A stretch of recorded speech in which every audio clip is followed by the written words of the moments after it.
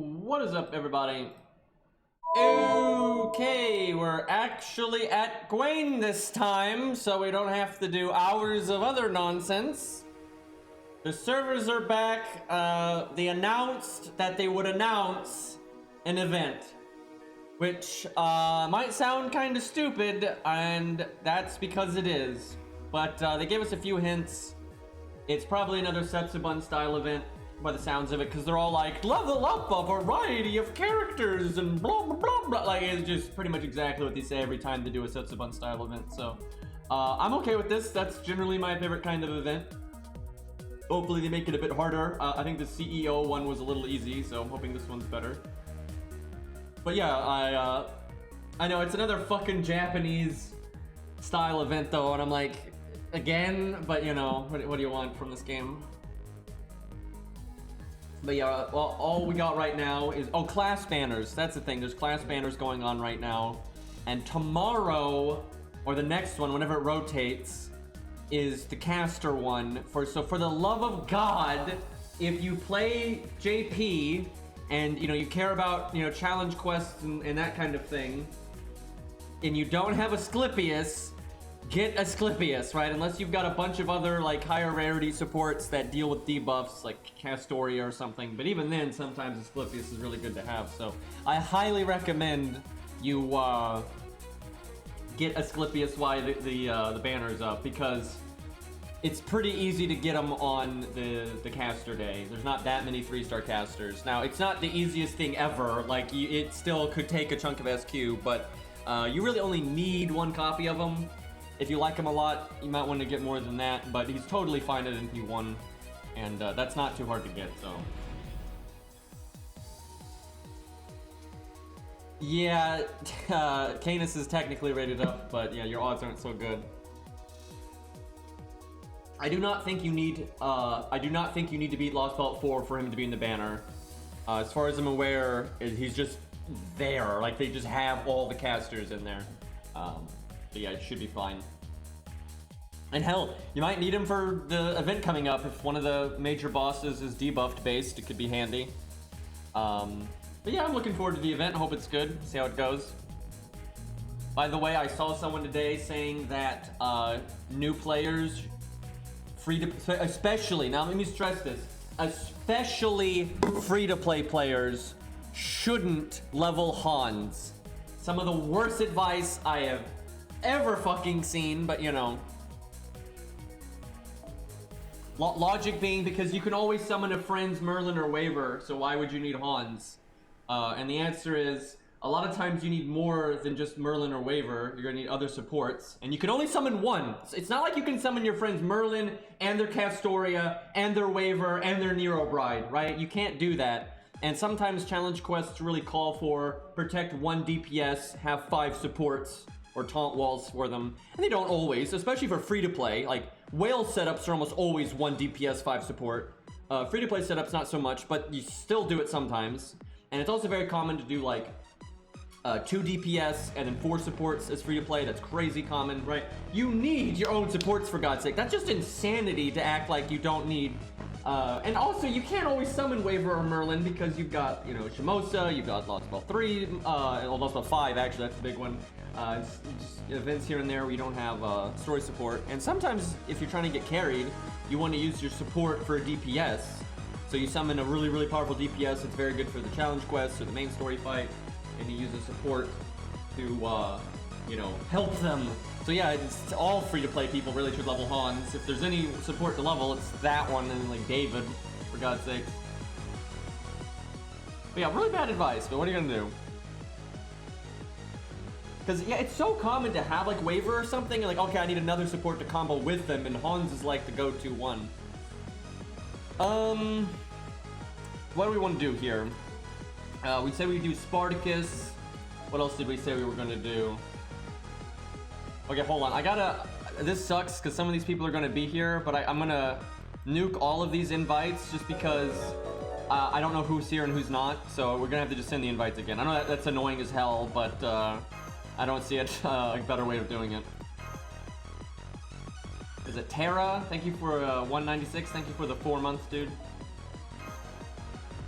I'll show the friend code in a second here. I need to make a bot command for it. And whatever you want to use against Gawain, put in the all slot. Okay, there's the code. It's pretty important though on an account, like if you're a new player and you're a free-to-play player, you want a nice rounded, you know, account. You know, you want to have an AoE and a single target of like, you know, every class generally. You want to have, you know, your bases covered with supports. You want to have a taunt wall or two. It's like that, and you want some units aimed at farming. Obviously, you know, Spartacus, a Rosh, those kinds of things. What I think is funny though is I think a lot of NA players are just so right now in the mindset of, you know, double scatty, so on and so forth. It's all, and if you're not doing that, you want a Rosh, Spartacus, Hohenheim. You know, it's all about the farm, and that's fine if you want to focus on that. But even if you want to focus on that, you need single target people, and it doesn't happen a lot on NA right now, but it's coming, right? And JP people know what I'm talking about. There are so many nodes nowadays where they're just like, LOL, it's 111, or it's, you know, 122, or, you know, 212, and shit like, they do so much stupid shit like that now. So like single targets are NPs and, you know, more challenge quest oriented units are now really good for farming too, so. Which is good, I would say. It's actually probably better that way, but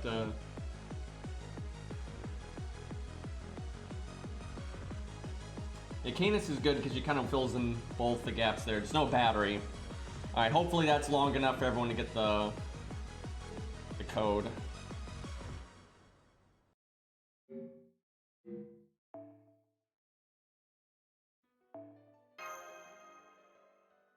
But like, you know, it totally is good to make sure you got some units for farming, but you definitely need units for challenge quests and main story and that kind of thing. And a lot of that stuff ends up spilling over into farming. I don't really need bullets on this account. I don't need anything on this account, but that, for some reason, did not update my friends list. Either that or I got 0 invites and I'm alone in the void. I've been canceled. It was because I said all the giant ghosts in FGO were the same. So, yeah, I got canceled. Ghostism. Normally refreshing your friends list works. I wonder if it's because nothing's changing on it. Let me, switch a CE here.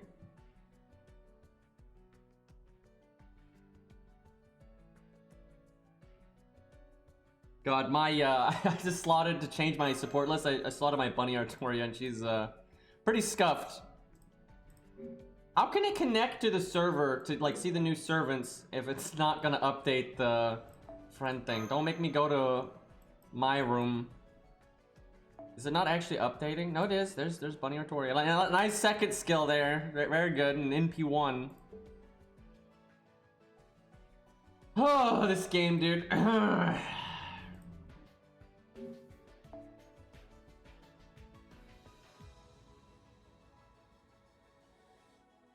Well, the mats will show up in events, say. I mean, hell, there's a chance some of those mats will be in the event coming up. It's very common in Setsuban style events. God, it's just not updating the fucking thing, dude. I'm just resetting the game. Anyway, it's very common in Setsuban style events that they have a few of almost every mat in the game in it, really. Because, like, every floor will give a predetermined mat. And then, like, every few floors you get a bonus thing. And then normally the mobs in the floors drop mats. So you'll get a pretty wide variety of things from the event coming up. What are her mats anyway? Let me look.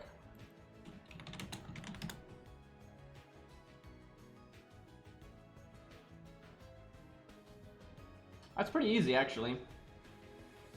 That's actually incredibly easy. Like, no bronze mats, and, you know what sucks is they just gave a lot of those mats out, too, recently. But, yeah, that's pretty easy. For anyone that's, like, playing JP actively, those are super fucking easy. Most people have so many of those lying around. There's my invites. God. I wonder how that's gonna do. We'll see.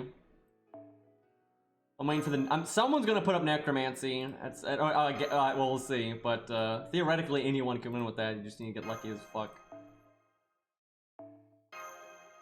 That's gonna do badly, though we'll definitely test some Lancers today. Might even start. Oh, there's the Nobukatsu. I want to see that one. 100 face. I mean, Curse Arm.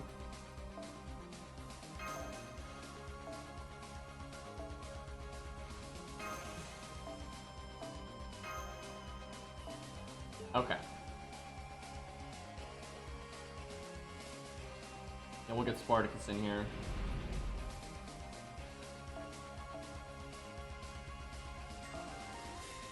Let's see here. Well, let's start with Ku, because I've already got him slotted, and that'll update the list, so...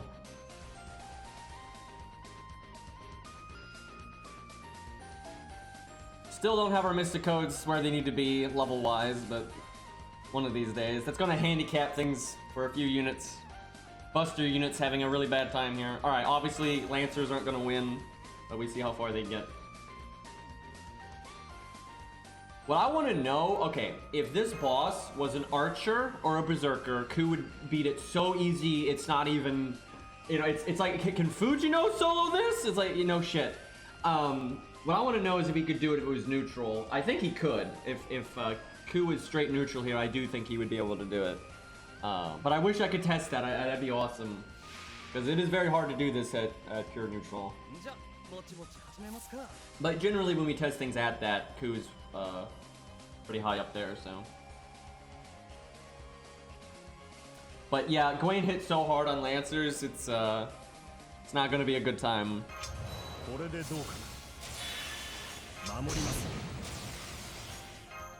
Oh, we don't need to do poison anymore because we've got the guts.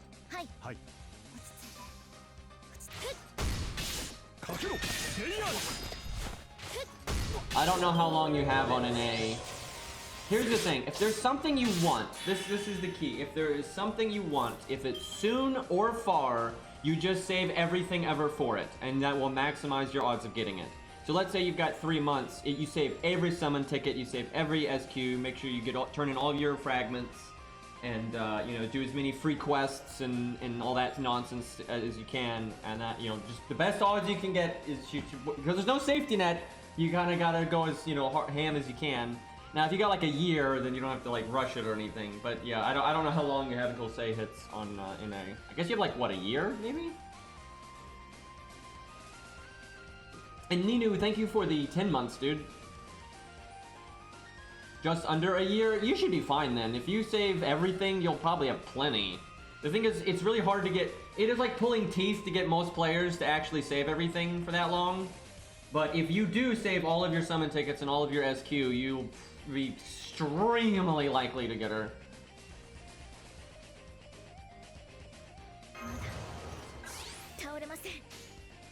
Because you'll have way more than 400 SQ. I mean, 400, that's the thing. People think 400, 300 SQ is good odds of getting a 5-star. It's not. If you're trying to have really good odds of getting a 5-star, you want to have way more than that. The 300, 400 range is like 50-50, right? Which means you have just as good of odds of not getting them as getting them.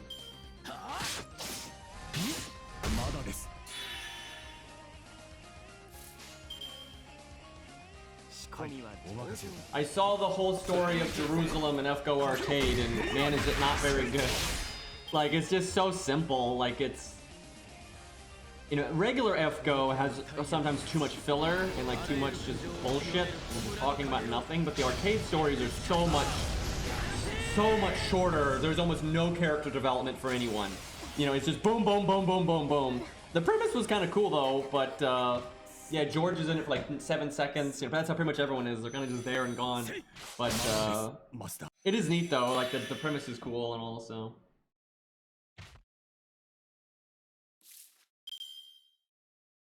this is bad. This is not gonna go well. I guess we have to use our guts now. Because like we need to at least get a turn or two out of our health, but there's no way we're gonna be able to accomplish that here.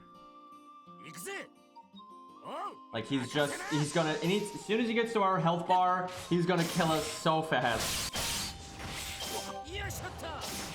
And as you can see, we're doing so little damage. He has 2 attack ups and 2 buster ups. That is probably gonna one-shot us.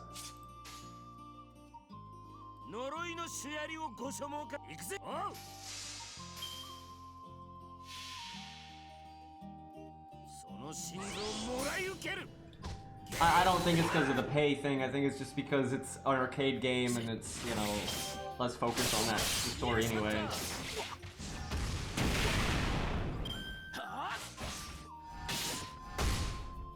Well, at least he didn't one-shot me. He almost did. I'll take that.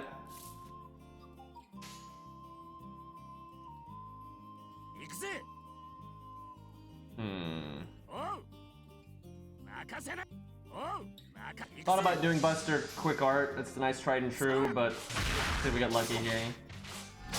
You know, I'll take doing 10k damage to your counter class that also has a massive damage resistance. So, you know, that's pretty good. Thank you, Divinity and command code.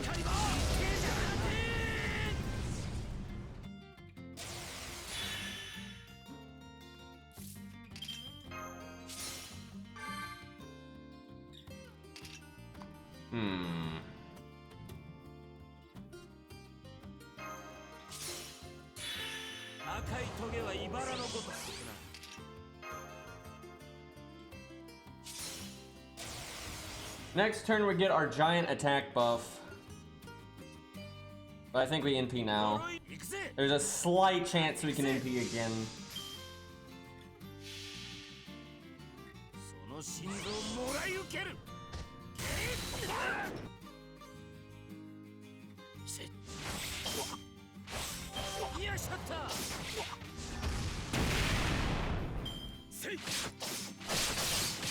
Gawain going ham there. I'll take the NP gain though.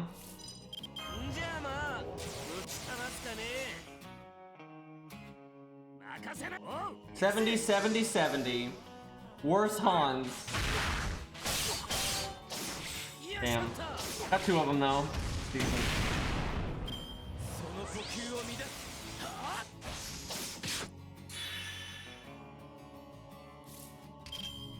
Alright, that's probably all she wrote for us here. Well, I do feel very confident that with how disadvantaged he is here, he would indeed win at neutral, I'm pretty sure. He's doing just fine, and obviously normally he wouldn't get like one shot by a normal card, so... And holy fuck, I gotta say, I mean, he made it to about half. That's nuts. Like, that's pretty fucking nuts for a goddamn Lancer. Like, you could use him as an actual cleanup unit here.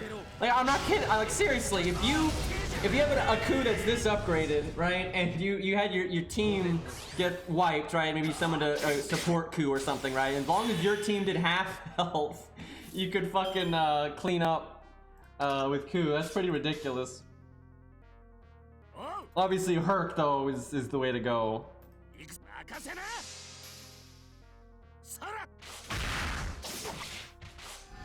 I think he made it just past the halfway point there. So 232, try to remember that for other Lancers. Not bad, not bad.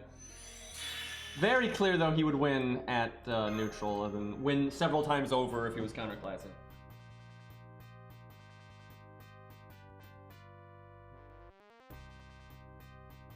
If he has Buster up, the NP does more damage for Gawain, yes.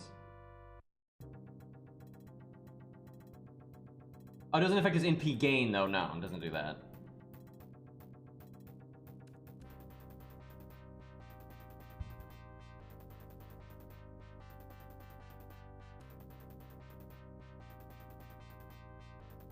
All right, let's see.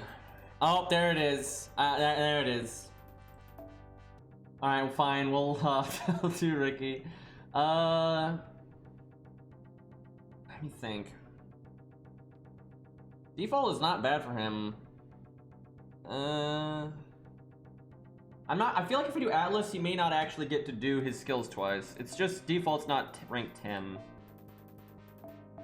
Oh, I wish I had the time to like actually farm on this account some just to get the Mystic Codes up. I don't give a fuck about anything else, but I really do. I just need this at 10 and this at 10, and that's it. And then we're like pretty much set. I'll try Atlas, and I'll just hope we get enough turns out of Necromancy to get her skills back, essentially.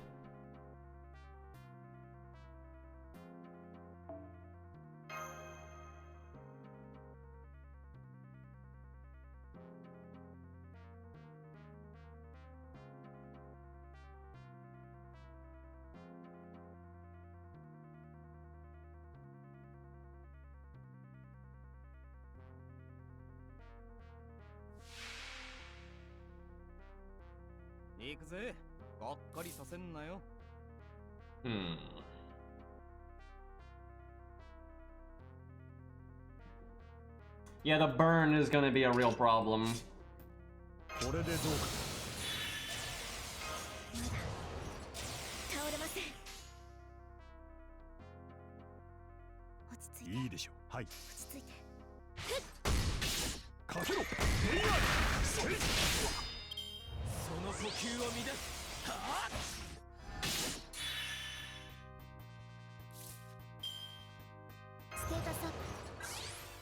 I need to remember to just cast everything turn 1 so I don't mess it up.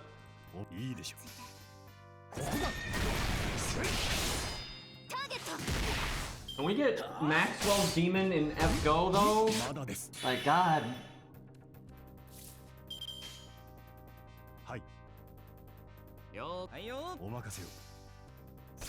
I've seen quite a few people that want him added. I'm honestly surprised they never added him with just the ungodly amount of, you know, events, you know, based around that side of the Nasuverse. It's crazy to me that they never added him.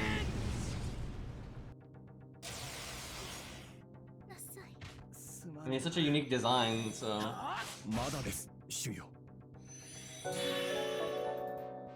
Hey, Arjuna, holy crap, 34 months. I cannot even believe I've been streaming that long. Okay. We wanna... I guess we have to do this just for the defense buff.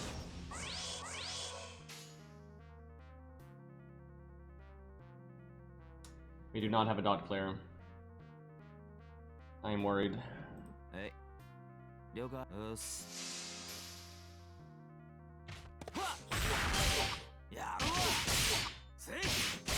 Okay, I like these crits though.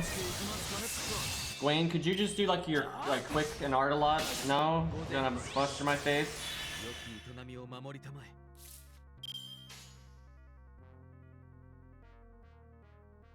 So I want to make stars.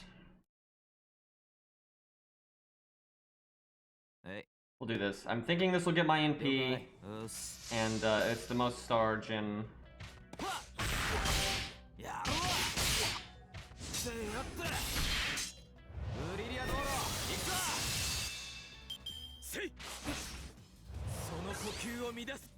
Wayne, no! He's only done busters, by the way. True gorilla. Alright, we're gonna need so many necromancy procs. I don't even know why I'm doing this. This is stupid. But we're gonna need 4 necromancy procs.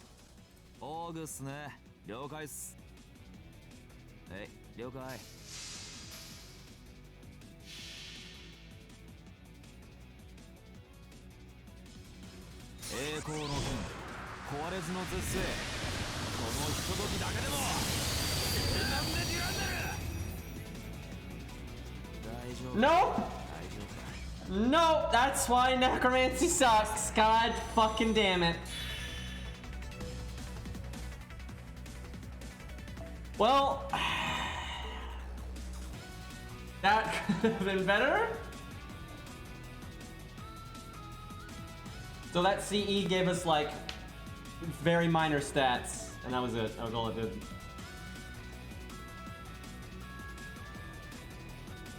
Himiko should... Rulers are massively advantaged here compared to neutral, so she definitely has a chance of winning. She's not like an amazing solo unit, but she's okay. But Ruler is really good here. If we had Anniversary Blonde, I'd be feeling better. Why is her picture not loading?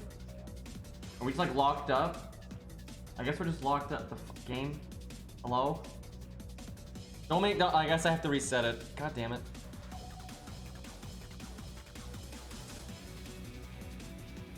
technical difficulties.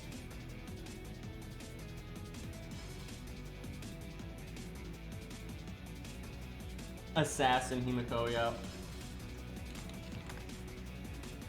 Presence Concealment A+ there.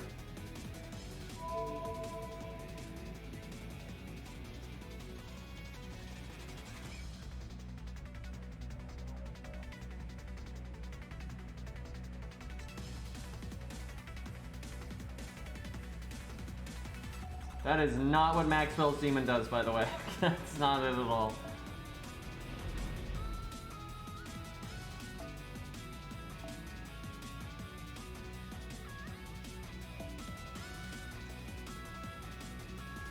Anniversary Blonde is probably her best, but because Gawain's got Skill Seal and all that, and our Anniversary Blonde's not leveled, we'll just do Atlas. Pretty close second anyway.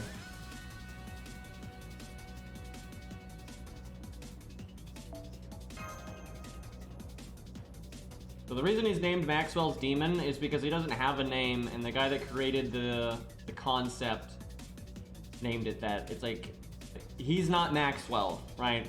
He is the thought experiment that Maxwell came up with. And basically it's a thought experiment that is like a way to have unlimited energy. Now, it doesn't work, it's not real, right? It's just a thought experiment, and it doesn't actually pan out because of the second law of thermodynamics. But it was like a way to try to get around that, but it doesn't work. But it was a pretty, major like thought experiment at the time, and it's still something people reference quite a bit, mainly because it doesn't work, not because it works. But he represents like the theoretical demon in the experiment, and really just Google Maxwell's Demon, not Fate related. You'll understand better. But what's interesting is how they represented his abilities. So if he's summoned, he's a lot stronger if he's summoned into an era before the thought experiment was solved, and he's weaker if he's summoned into an era after the thought experiment was resolved. But his ability is basically to make the thought experiment real, and he can give himself unlimited energy because of it. So that's really strong. And he's got another skill, I forget the name of, but it's EX rank, but I don't think they've ever detailed what that skill does. But he's really interesting. I actually think he's like fucking awesome, because such a unique servant, and they actually represent what he's based on very well, so.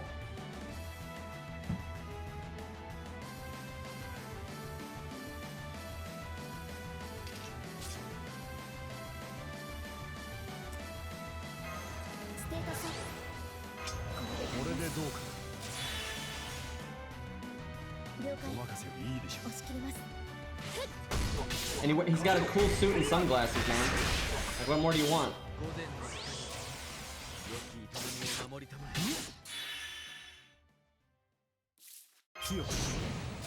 Don't know why I keep forgetting to cast that.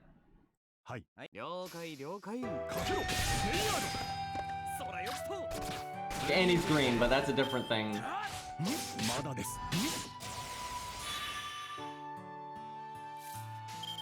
Man, I messed up those turns so badly that we easily could have gotten George killed there. Yeah, we did invulnerability, we didn't guts.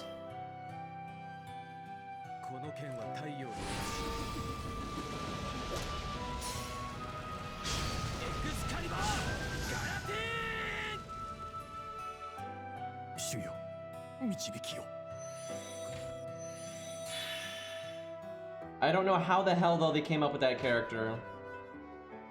Okay, what are we gonna do here? See, the problem with her in his solo, especially without Anniversary Blonde, is you're just not going to crit. Like, you're gonna crit so rarely.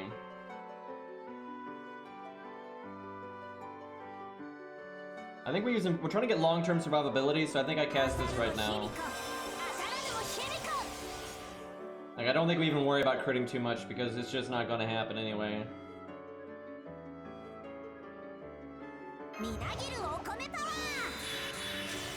I get a few lucky crits, but it's not worth counting on.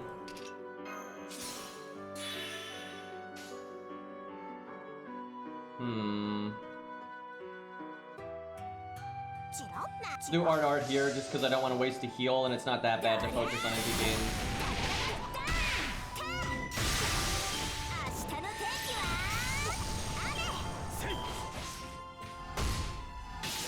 Man, I was hoping for like a quick there. Well, there's a crit though. Not the best timing.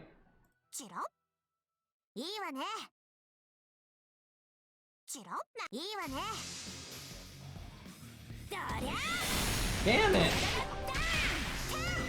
Those Hans, man.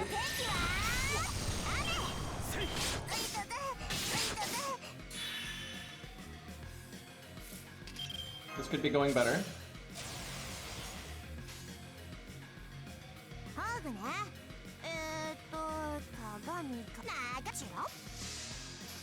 Come on, give me luck. Just bullshit luck here, let's go.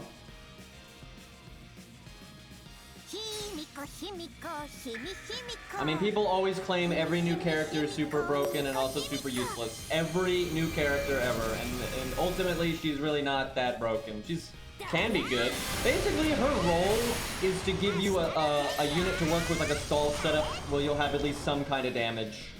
You won't have like amazing damage, like you certainly be so much slower than doing like a Castoria setup or a Merlin setup or like a full damage Merlin setup or a Scatty setup. But if you're going to do a stall setup with like, you know, Merlin, you know, Tam or, you know, Tam Nash or Joan of Arc and Tam or whatever the fuck, and you also put Himiko on it, you can have, she'll benefit the stall, right? You will be able to stall better. Actually, I don't think I removed these debuffs. I think we'll remove them on the next one. But she'll still give you a solid chunk of damage. And then if you put her on a team that's like dedicated to not stall, she's on like a Merlin setup and that kind of thing, and damage, she's good. She's a good damage dealer in that scenario, but she's certainly not as good as like, you know, a lot of her competition. You know, like, and for someone that's very similar to her, Orion is much better as a pure DPS than she is. But yeah, her thing is, you know, she has solid DPS, so then she can still work on a stall team. You know, like with Castoria, she'll give Castoria the overcharge, right? And that's really good. Okay, so we're not going to use our third skill. We need to save our second skill for his NP. If I think he's going to Guts here, I need to use my second skill now. I actually think he is going to Guts here, so we do use our second skill now. If we land a big buster here, he should be low enough. The shit thing is, though, if we don't do enough damage here, and he doesn't Guts, then we're fucked.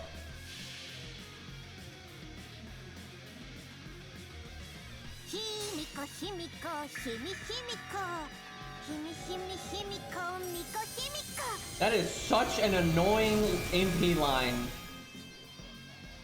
God.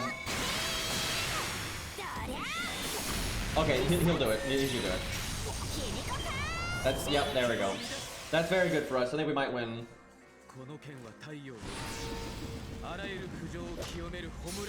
It's true, Orion really can be such overkill. That is true. I mean, I don't think she's bad at all. I don't think she's game breaking either, though. I think she's a big time saver if you're stalling, and she's a totally serviceable DPS sometimes. And just being a ruler is such a good class because you're so effective against every class ever. And this is the big one: when you're fighting multiple classes at once, ruler is super good against all of them, where maybe there's like a lancer that's better but only against the one enemy, right? That's a really big benefit to rulers. So yeah, her class is super good. This is looking good though. We just have to win before his next NP.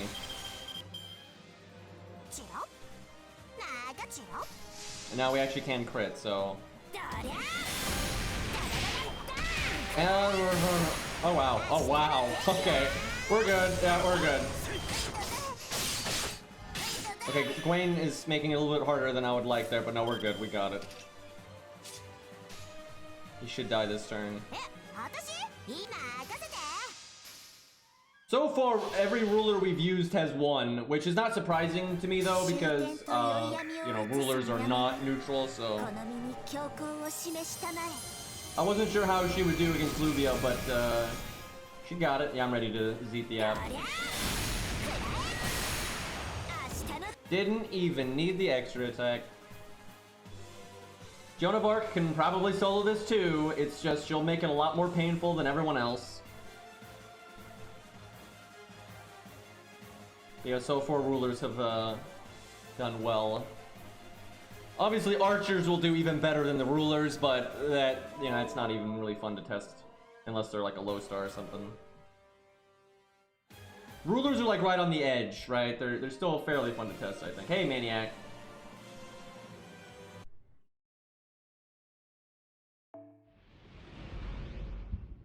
So, Maniac, we used a Avenger Ushi yesterday, and she won, but it was quite close. But it was not as upgraded as yours. So if it was yours, I don't think it would be that close. I mean, it'd be a little close. You know, Gawain may be an old boss, but he's still got a decent amount of, oomph. Oh, God. Oh, that's gonna be boring, though. That's an archer. I thought it was the caster one. That one I actually would have been interested in seeing how it does, but the archer one's gonna be pretty boring. It's very hard for an archer to be fun here, in my opinion. She is AoE, it's true, but I mean, she has, you know, everything you need for a solo unit, so I don't think it'll matter. Well, I don't know, we'll see. Maybe I'm overestimating her. Okay, a Rosh will have a hard time. Okay, a Rosh will have a hard time. I would not shock me though if a truly maxed out Rosh could win. It would. I'm not betting on him, but I wouldn't be like, wow, I didn't think that was possible, right? He might be able to.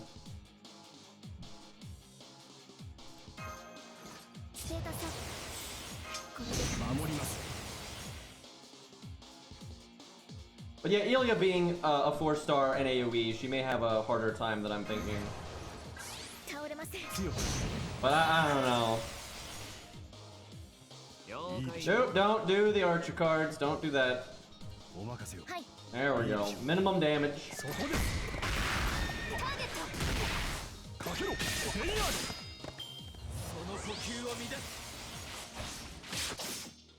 Like, guys, I wonder if Orion can do this. Probably do it in one turn if you get really lucky. Well, the damage in one turn, you'd need the turns to do the NP and that kind of thing, but you know what I mean. Scuffed combo right there.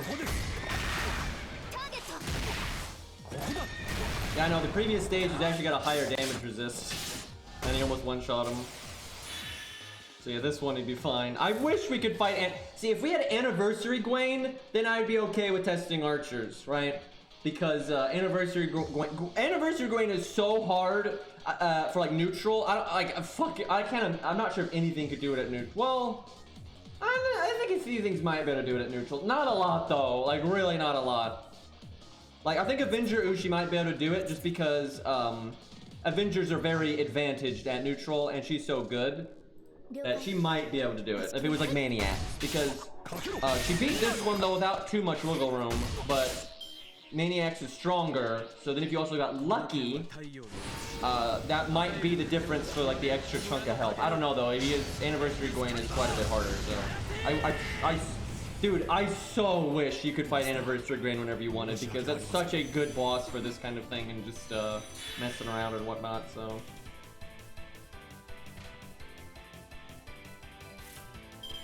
Okay, let's see. Her invulnerability is 6-turn cooldown, so I think we just cast it now. And then for the first NP, we'll use the Mystic Code, and then for the third one, we'll use that again.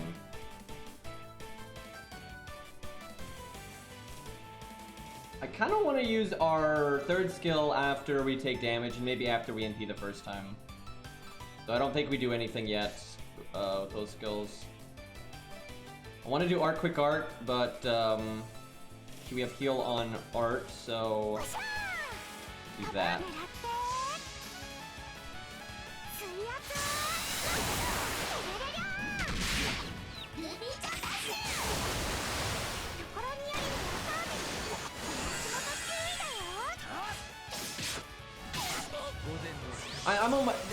I just don't think there's any DPS archer that can't do this if they're this upgraded and at least a 4-star, right? Because like Calamity Jane was pushing it a bit, but Calamity Jane is not 2K forward. She's not level 100. She's not max NP rank. I don't think there's any DPS archer that's gonna fail this, because like their damage output is just gonna be so high. William Tell's not a 4-star though. He's a 3-star. He also doesn't have a survivability skill. But even William Tell, I'm pretty sure can do this, right? Because we got kind of close even with him. So and I don't think it was completely maxed out. So there's just not there's not much in the way of DPS archers that can't do this. Honestly, Nobu can probably do this if she's super max. That's pushing it a little bit though, because she doesn't have if they don't have a survivability skill and they're AoE, then maybe not, right? Because then you're gonna die so quick that you don't have that, and your damage is lower. That then maybe not. But most of the DPS archers, you know, especially if they have a survival skill, it's not that big of a value check, right? Like it just isn't, because when you look at this is why, right? Some neutral people are beating it. Not a lot, but some neutral people are beating it. And several are getting very close, right? And the value shift between neutral and counterclass is massive. It's so big, right? You're doing twice as much damage and you're receiving half as much damage, right? That is such a big value shift that if people at neutral are like at least putting up a fight or getting close, that means when you're counterclassing, it's generally kind of just a blowout. Okay, now we cast the shit though. But it is kind of nasty if you're AoE and you have no survivability at all, because then because Gawain NPs so rapidly, there's going to be 2 NPs coming your way pretty quick, and you know you're probably not going to survive that if you have no survivability in the kit. So you're on like the real clock there. But other than that, yeah, Skittles by the way.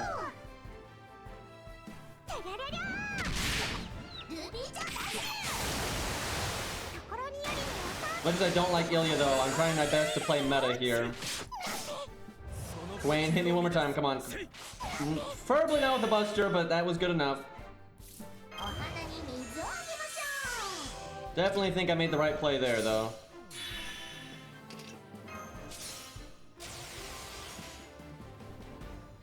As much as I want to do the heal, we just going to do that because we have quick up. She sounds like fucking Cruz in Arknights. God, not a good thing.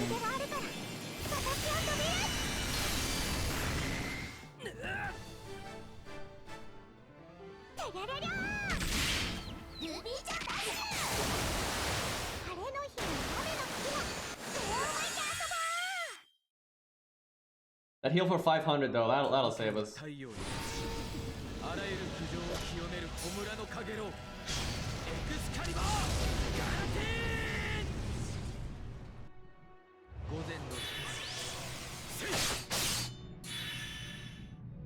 Man, if we could have NP'd again there, that'd have been pretty fancy.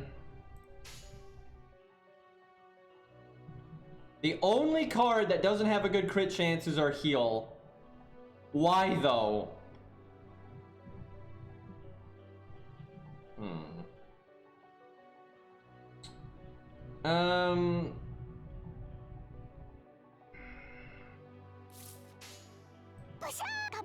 I don't know, it's... Well, and before I die at the end because of my health. Nice crit.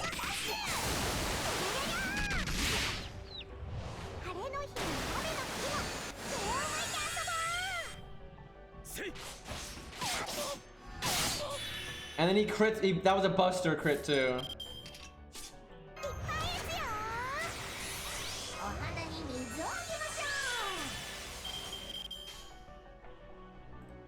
I think the problem here is just the command code needs to be on a quick card. Like that would just be way better, because at the beginning you do art quick or art quick art. So if you want to skip the heal, you pick the quick card that's not the one with it. So you do art quick art, and the one quick you pick is not the heal. And then once you get around to doing like NP quick and stuff, then it's time to heal. Because at this point, you really just can't use your fucking you can't use your art cards anymore. We're probably still gonna win. It'll be close, but honestly, I don't think it would be close if we had the heal on our quick card. I don't think this would have been close. Like that'd have been an extra health. Because like obviously we could have died there, but if we had healed, we probably wouldn't have died. Well, okay, we win because we got our NP, we have our attack up, we have our quick up, and we can do NP quick. So we got it. Let's talk. Look, she is AOE. She's AOE. And she has one of the worst survival skills for a solo because it's only a 1-hit invulnerability, and she still did it. And that's what I'm talking about. Like, just archers are not that. If they're that upgraded, it's not very interesting. Because I don't think there's really any archers that if they're maxed out aren't gonna beat it. Now if they're not maxed out, then you know, it depends, but okay, so now we're testing a Lancer again. So Ku made it to what, 2-3-2? So let's see, she's obviously not gonna do half as well as that because she's AoE, this is single target, and then oh hi Ari, and she's also just not very good for this kind of thing, so she's about to have a bad time.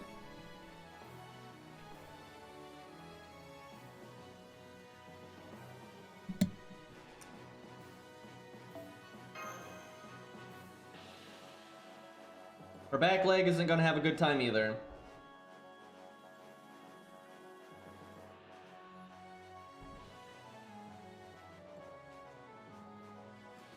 In before insta-death lands. That could have happened for Ku too, I suppose. I can think of a few worse units for this, yes. I can think of a few. Like Ben K. Like that ain't gonna fly at all. What non-archers have won so far? Let's see. Avenger Ushi, Luvia, and Himiko, but they're, you know, they're not actually neutral, so Sitting Master got really close and he had kind of bad command codes and we only tried once. I'm pretty sure Sitting Master can do it. Let's see. We actually haven't tried that many other ones though. But yeah, I'm pretty sure Sitting Master can do it. Because he was very... Oh, not only was he very close, I just remembered. God, he cast his third skill twice, which is the 50% attack down, and got guarded both times. You know, 80% chance to succeed, and it failed both times, and he only lost by like 1 turn. So yeah, he can definitely do it. Like that was some bullshit.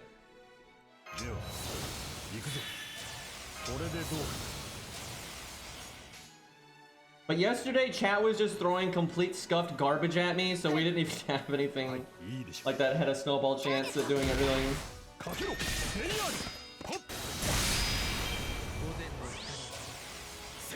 We have not tried Gramps. If someone has one, I would happily do that, though.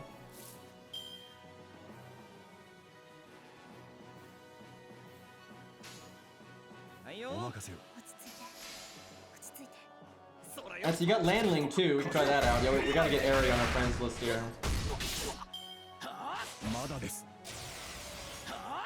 I haven't played Gramps for... Wait. This is... I guess I should have cast more of my defensive stuff. That's very unlikely what just happened. What the fuck? Game, please.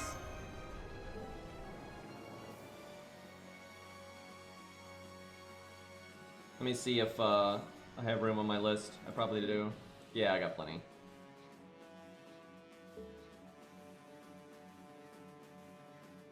Yeah, most of the big shots that we actually haven't tested yet.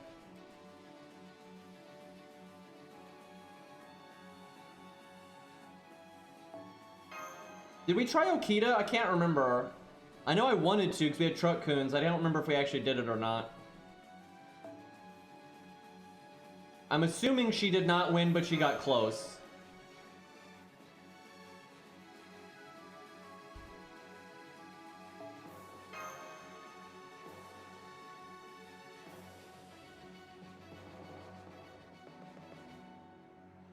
Because I don't see her quite being as good as quite enough. God, though, imagine if she was counterclassing. Like almost everything we fused that was like really upgraded. If they were counterclassing, they would win. Thus, archers being boring.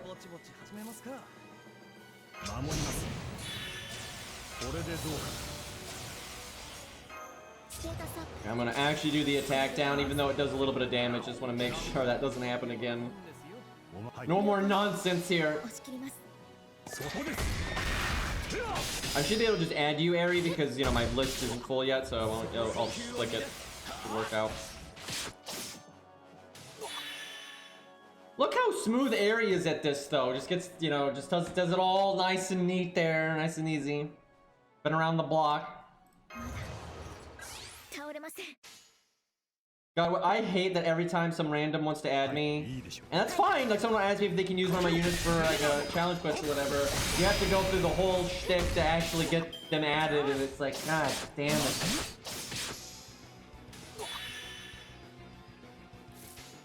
Now I'm just bitching.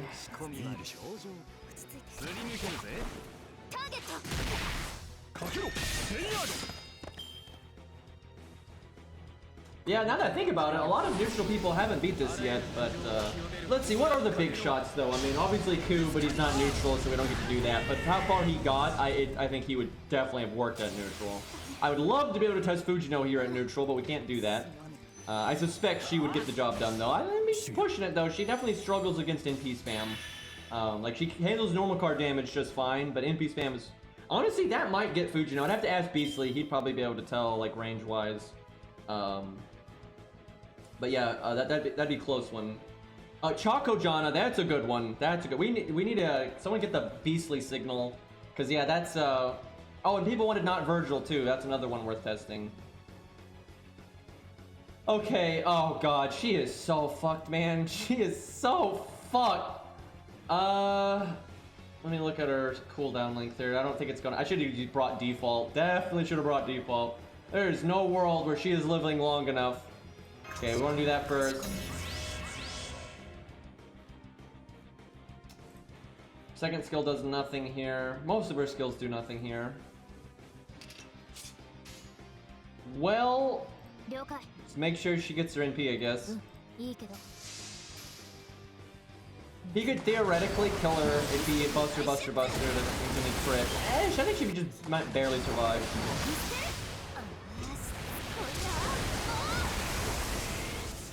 I hate that animation because it's just them like trying to make it look fancy without her actually doing anything. Like, she has got the worst animations, dude. They're so bad.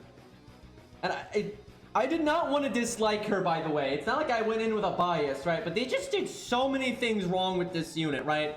Like, her animations are unbelievably lazy. She just looks weird. Like, she looks totally normal in Requiem, but then they made her look weird as fuck in this. And then her toolkit is so just meh, like, God. Probably the worst welfare they've ever done, actually. Nobu's close, though. Nobu's close, but Nobu's worse in terms of gameplay. But let's just like, her animations are at least like on par for the time and blah blah blah blah. Just let me get this insta kill here real quick. No worries. Do I want to re-roll my star? Yeah.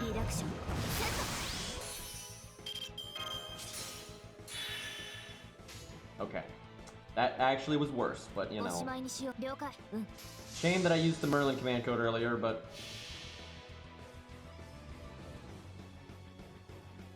Cha-Cha at least has better animations, though. Like, I mean, she does. Like, they're not... Hers aren't amazing either, but especially relative to what she's released. I'd say there's more work put into it.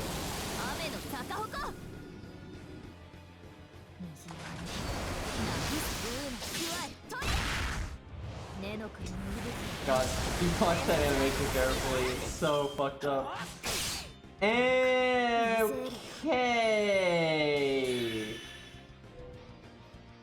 That is what I would expect out of most Lancers, though. To be fair, you're not really expecting most Lancers to live very long.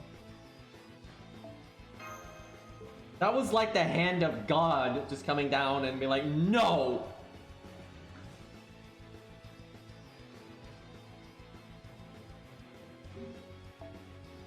I really want to try Gawain, but I need to max out. Okay, we'll add some of these other ones, but we gotta go one at a time. If I add too many people, we're not gonna be able to get the same units to pop up. Let me remove the people we've already used, just to be fair here, so it's a little easier. Whoever put that Ares up, though, very brave, right? They knew it was gonna go bad, but they wanted to see how she'd do anyway. Wait, which one was that?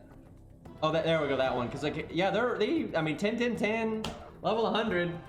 So yeah, they put in the work. All right, let's see. Who else did we use? We used we might give that one another try because that was kind of a joke. We used them. Although it would be fun to use Mothman here actually, but we used Himiko last time. I think that's everyone we used. I'm just trying to keep the list kind of small just so we can get to these guys and then bring in new people. Delete the green guy, yeah. Actually, if I pop up all the time, I might, because it's easy for me to add myself.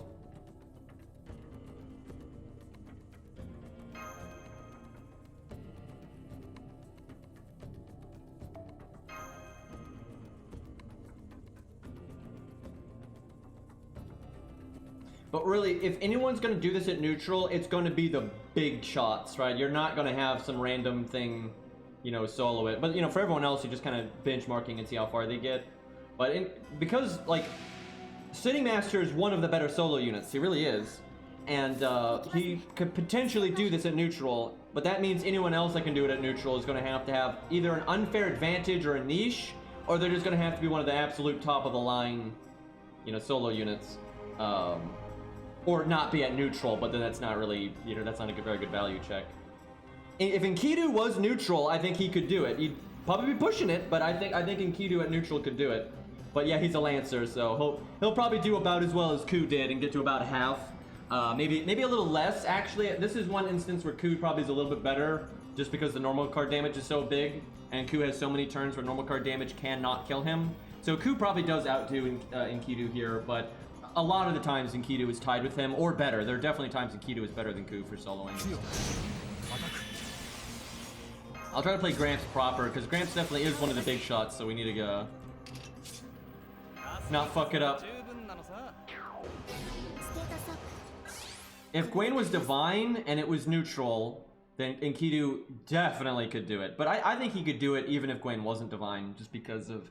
I mean, Ku got to past half, for God's sakes, or roughly half, so yeah, no problem. It is a shame though, a lot of the top dogs for this, if it was at neutral, if you could just like force Gawain to be neutral against the entire cast, some of the top dogs are either archers or lancers, which are the two things we can't test here for opposite reasons. That's kind of unfortunate. And a lot of other big boys are, you know, rulers or berserkers, and you know, they're not in the same boat there either, so it's not like quite a fair value check. I forgot to cast.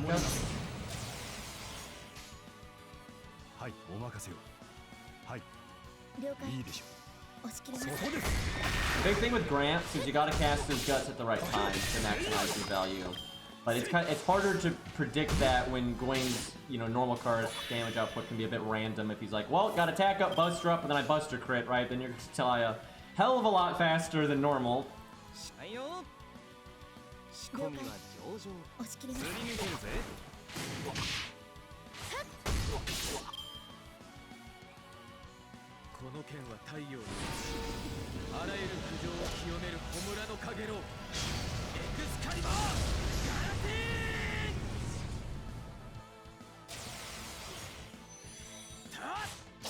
But yeah, Choco Jana is definitely a top dog in at neutral, so I'm really curious about that one. Yeah, I'll message Beastly.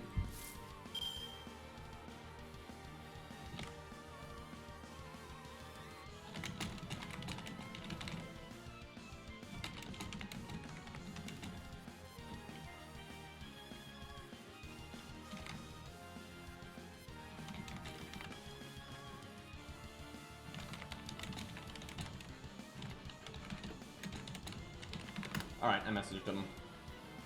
Oh god, Nobukatsu. He is an archer, so... But it's Nobukatsu. So I don't think it's gonna work out so good. This stage though. Got the style. Is that a water gun, for God's sakes? Okay. What am I even doing? I guess we don't want a third skill yet. Actually, no, I guess we do third skill. We just need the... Yeah, we just get the regen. It's not... What am I... But it's not like we're gonna NP. I mean, like... That ain't gonna work.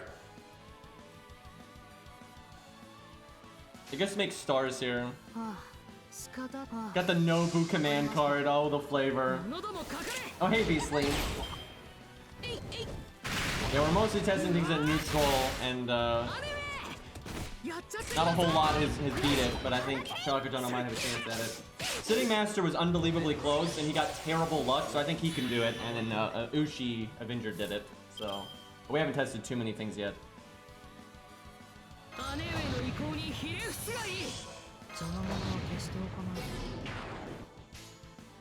Watch me not crit here.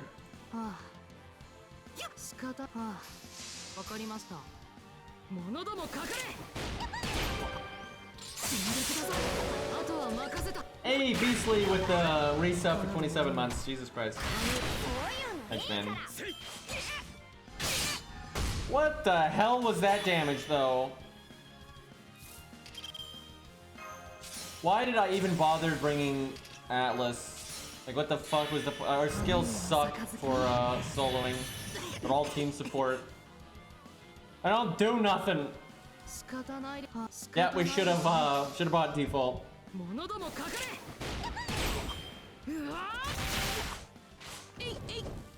Pyro was soloing with Nobukatsu and forgot to cast Guts. I didn't use DNP. That's pretty incredible. So was he like BMing on the last turn and then just killed himself? Trying to do like a Buster Chain.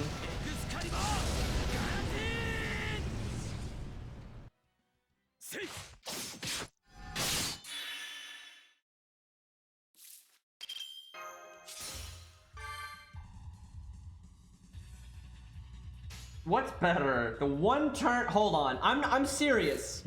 It might be better to kill myself here because it'll use our guts, so then Gawain will kill us right after. But then I can do a Buster Chain with Buster Resist down and crit up and decent crit chances. That's probably more damage than I'm going to do next turn. So I think it's if I don't crit though, then it's not. If I don't crit, it's not worth it. But I think this is... I legit think this is the right play here, because, yeah, next turn we're going to do hardly any damage anyway. I could potentially do more than double damage here. Now, if I don't crit, though, this is definitely a mistake. I'm back! If you don't have guts, he's not there at the end, which is kind of amazing. That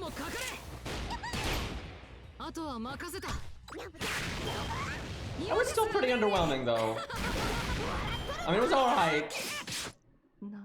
Who did better than Nobukatsu? Oh my. I mean, what do you want, though? The man is a 1-star support that kills himself. what do you expect here? Alright, can we get Beastly the code? 'Cause I'm assuming I don't have him, let me yeet, so we have more space here. I respect the effort put into that unit, though. Yeah, I'll put in the code here.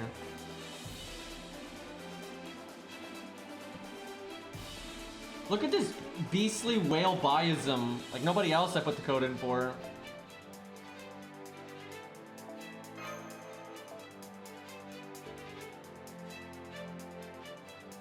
Alright, we're either gonna do Gramps or Choco Jana, whichever one comes up first. I guess that's Choco Jana. Is she ready? I'm assuming this is what you want to go with. We'll do Gramps next. Oh, fuck though. I wonder if Gramps is gonna want Anniversary Blonde. Probably not. He probably wants Atlas. But yeah, our Anniversary Blonde isn't leveled up yet. So that could be a problem. That's why I haven't used a lot of, I've used like Gawain and stuff. Gawain versus Gawain hasn't happened yet.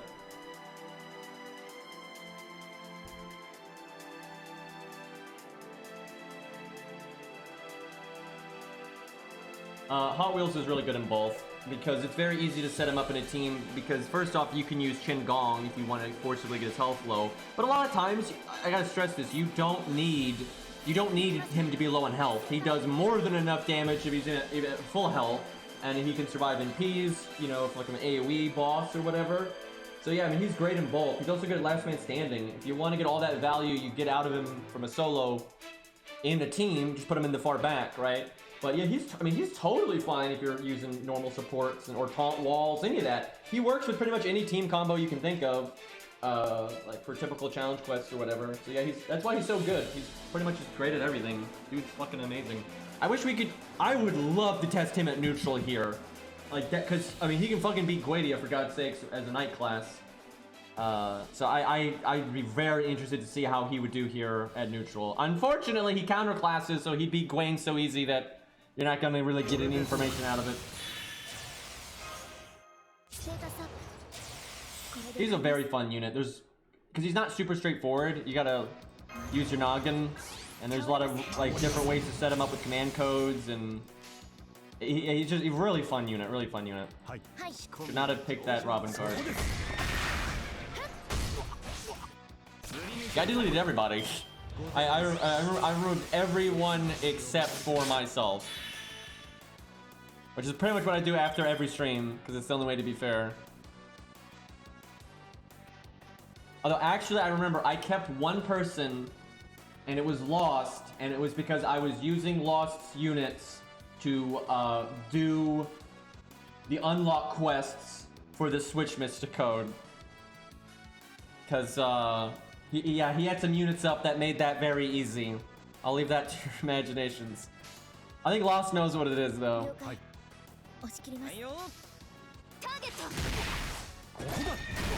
I don't think I kept Zerp actually. I just re-added them. I'm actually pretty positive we deleted Zerp.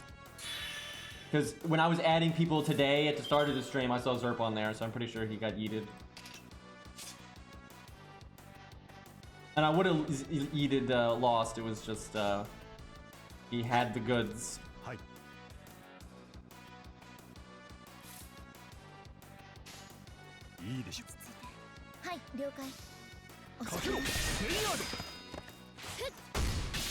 Pin K, yeah, that's the one. Okay, we gotta be good here. We can't be bad. Even if she can beat this, it's certainly going to be hard as fuck. So we gotta not make mistakes. I think we do the thing where, what is it? You don't use invulnerability early. You use Guts, and then when Guts goes off, then you use invulnerability. I think I just Guts now. Let me, it's either I Guts now or I Guts next turn. I think I Guts now.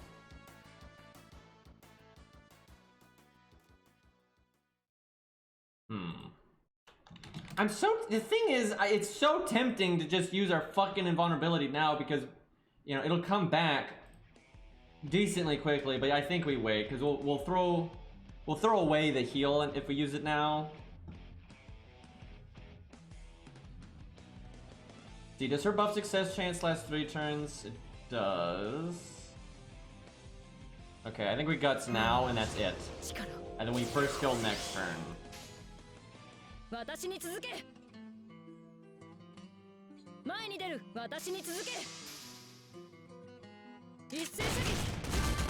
Gawain wouldn't hit someone with such a nice hat, would he? Like that's a pretty nice hat. Okay, I probably should have focused more on NP game. No, we got it. Okay, the dream would be he doesn't kill us this turn. That would be so good for us. But he probably will.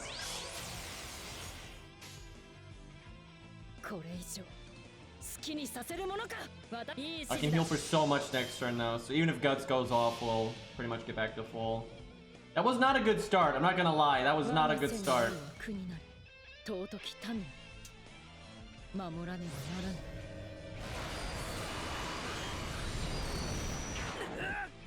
Nice voice line, by the way.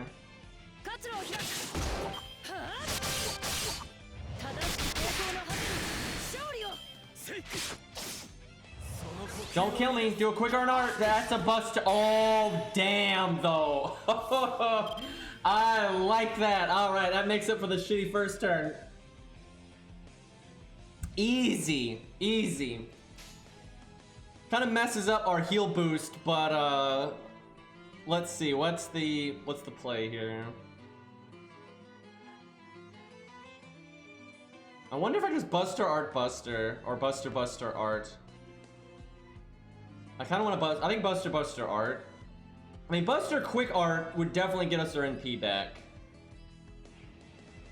It's just 80% though. I mean, when has 80% ever gone wrong for anyone? Like, I've never heard of that ever going wrong. God damn it, Hans! You just take the pen and you put it on the paper and you make some squiggly lines, right? And you fucking... Jesus Christ, dude. At least we got our NP anyway. Damn it, though, we don't have our buff success chance. Shit. I guess you kind of want to cast that sooner than... Because, yeah, that's really not ideal, not having the buff success chance there. She's got that massive damage cut, and we just whiffed it, so... That could be better. We can get back to full health, it's just our full health doesn't mean that much when we don't have the damage cut. What, isn't our damage cut 2k? Yeah, it's 2k for 3 turns.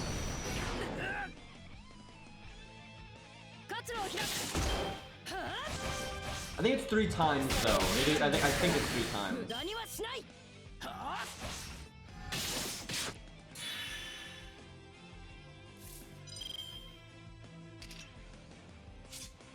I think we wait 1 turn here.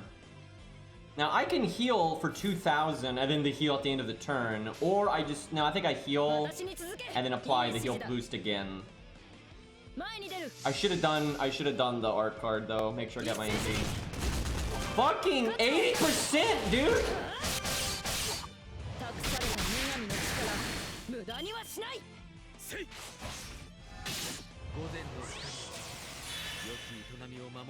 If we fucking had our NP, we could make him gutsier, which would make him waste the battery.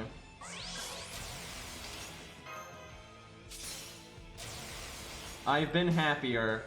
I've had better days. Okay. Let's see. Actually, I want to remove the debuff, so we'll probably guard the seal. That's actually really big.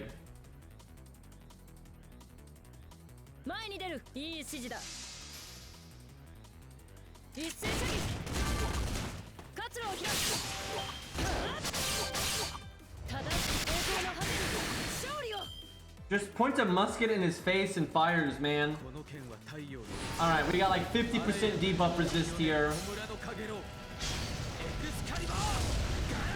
Easy.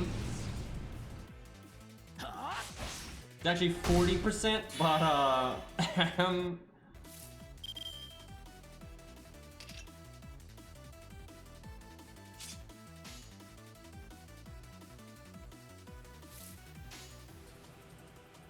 do I use her? No, the Buster's not back yet. Shit. Do I do the heal boost now just to get a slight? No. Faith?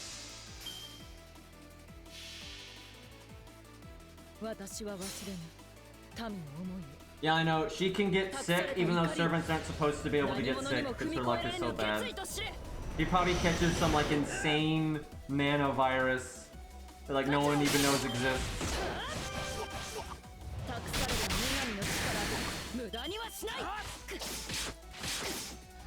Ooh.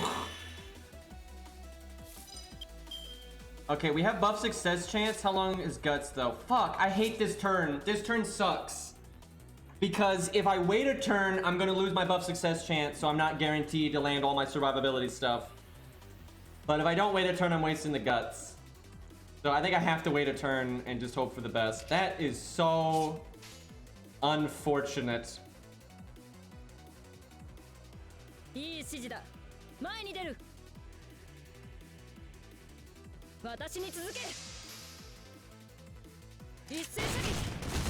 Damn it! What are with the crits today? Hans is just back there laughing at us. Yeah, I figured that was coming.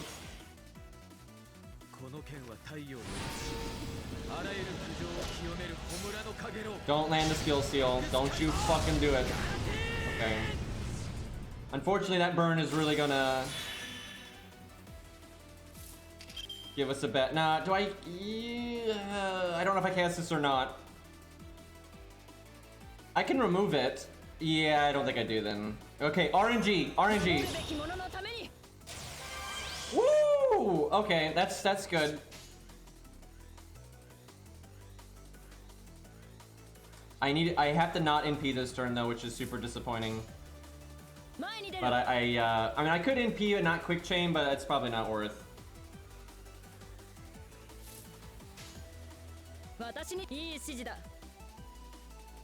Good double buster so I can double heal boost. Yeah, double heal boosting the heal at the end is better, I think. To do like that. We're gonna get so much health back here. I think the next NP that was gonna kill us. That's kind of the problem.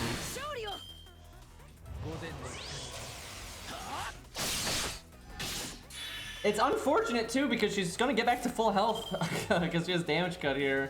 But yeah, I think the next NP's got her.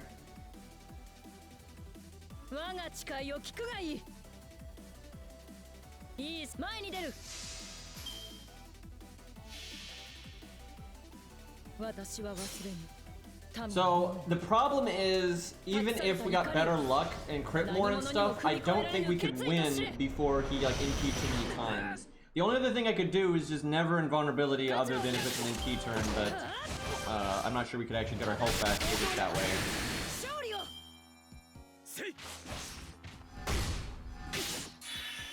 Cause yeah, look, we're able to run our health back. Man, that sucks, because yeah, or in 2 turns we'd get guts, but yeah, he just NP's too fast for us.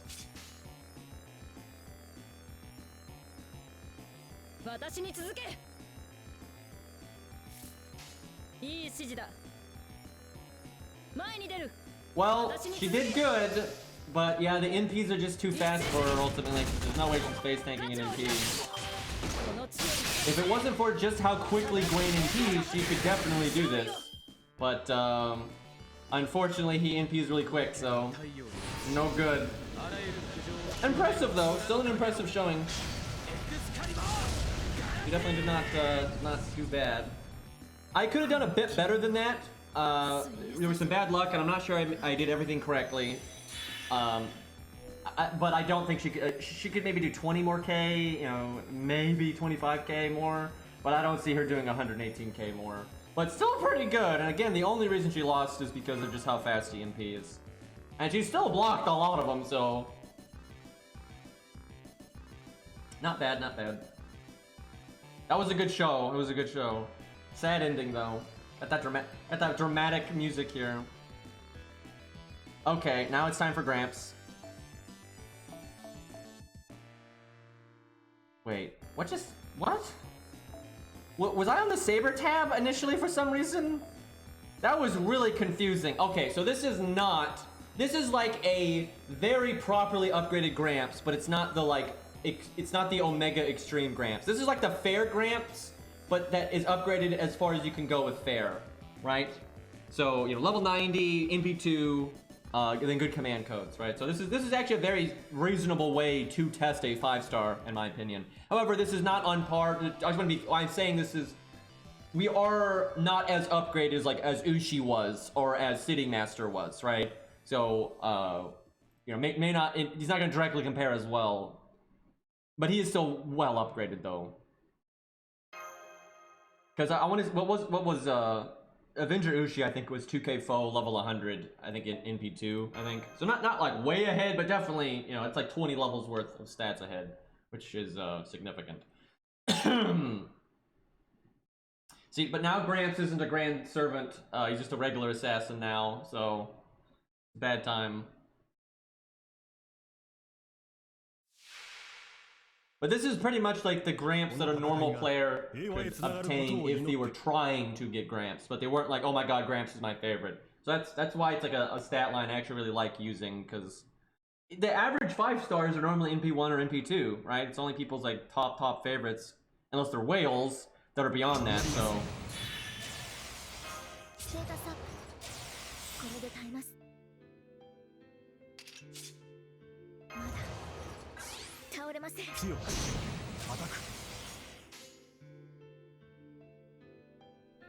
Give me 1 second. I'm gonna go start making this tea real fast. It won't take very long. I can tell I need it. Let me get Gramps out on the field so we have a more dramatic picture here. You know, the trash turds aren't exactly the thing to be showing off here.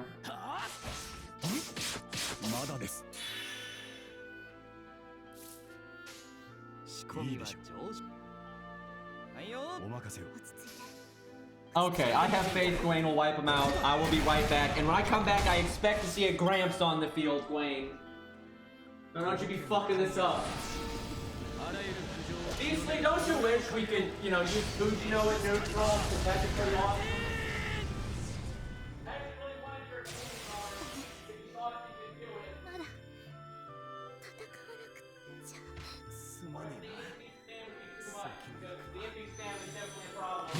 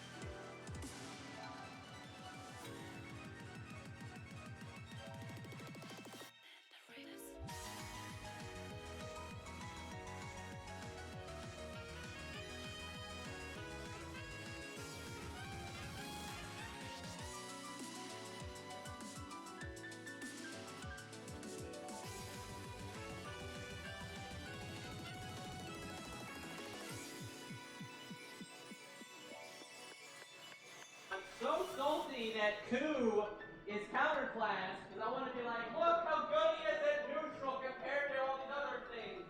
But I can't.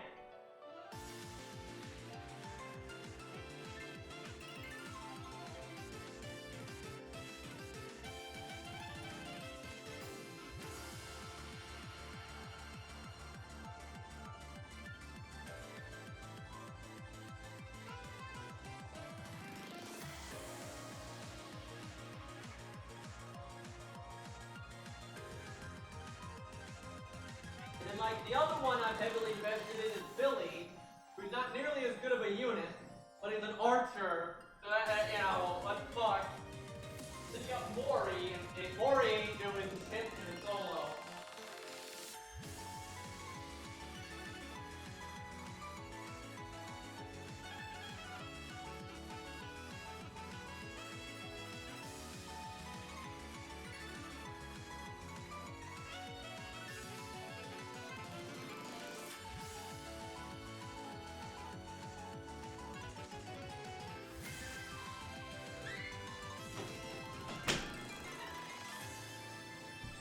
Alright, I'm back. Got my tea, although it has to cool off, but you know. Okay, let's see. What the hell is my plan here? Probably invulnerability the first NP. I want my guts then to block the second NP.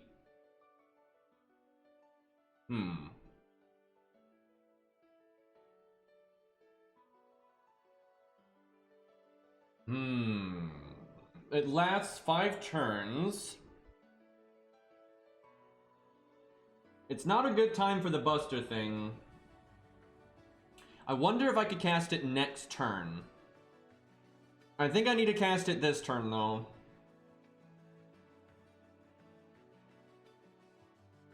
I don't know. I might be able to get away with...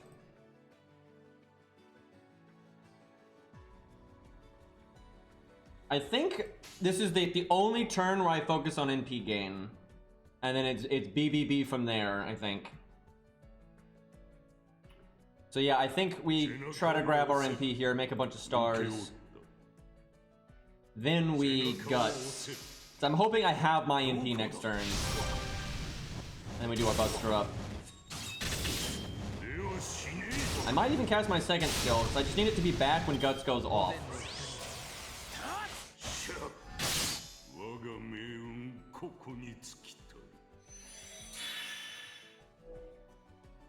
What? Don't worry, guys. Don't worry. Gramps, though, used to be the Grand Assassin, and everyone acts like he can beat Gilgamesh, and he's just so good at everything. I mean, have my rematch with Gawain, and oh, I slipped in the sand, got my dress caught in a crack, and I died. Okay, let's try that. Let's try that one more time. One more go. So we actually gave the grand container to Gawain there, you see. Yeah, you know, Gramps is old, so you gotta watch your back. It's tough, man.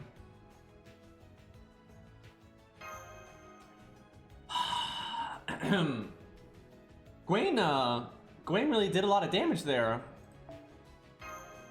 Like how he hardly ever does that though, right? Like we fought him enough times that he doesn't normally do that.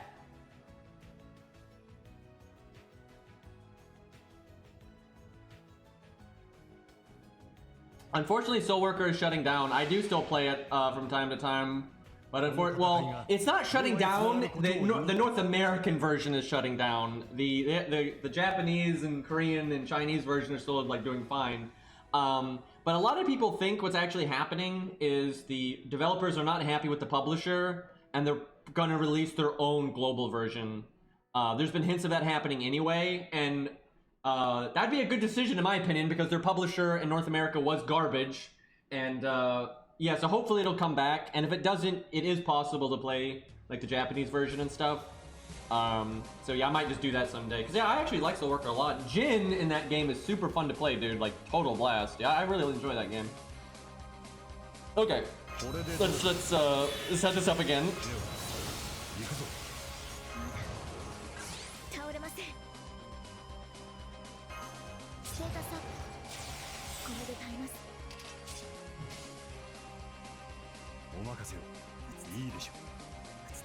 Why did I put the counterclass card last?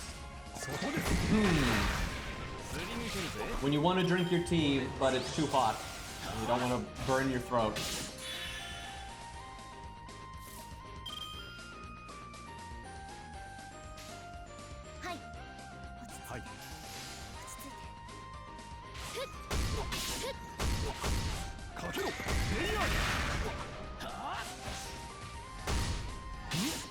Are people mad that they lost their channel points because the really bad RNG there?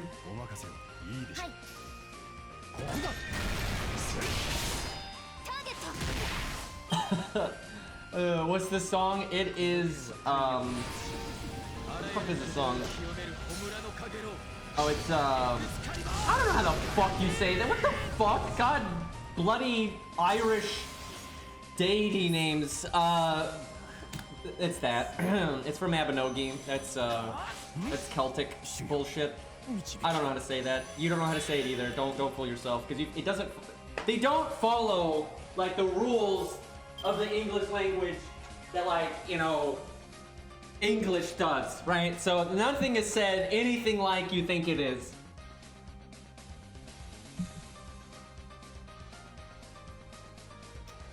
I truly think I made the right play last time, though. I'm gonna do the same thing.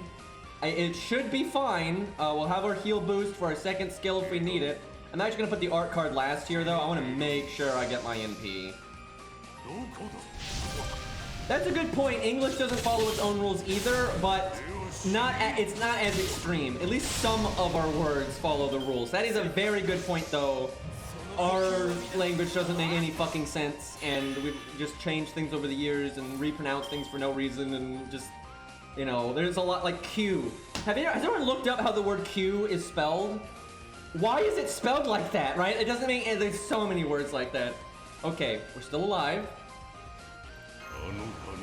Get this nice big juicy heal in here. It buffs her up for days. Now I need that guts to not go off until the next NP. It's very important. Ari, you did a pretty good job with the command codes though. I think these picks are good. I approve. They're making sense. I've had a lot of command codes while doing this where I'm like, you know, really wanting to switch like one or two things around like very badly, but this is pretty good so far. I like that about command codes. Oh, this tea is good. I don't even know what it is, but this tea is good.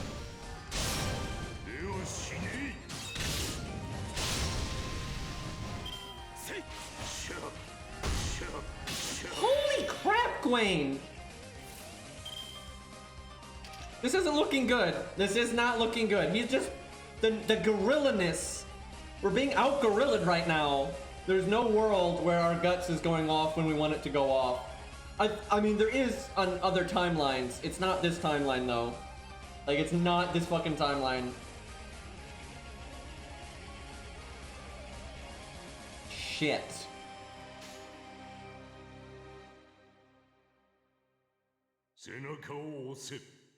That one has the bonus damage, though. We'll probably put that last, even though the crit chance is bad.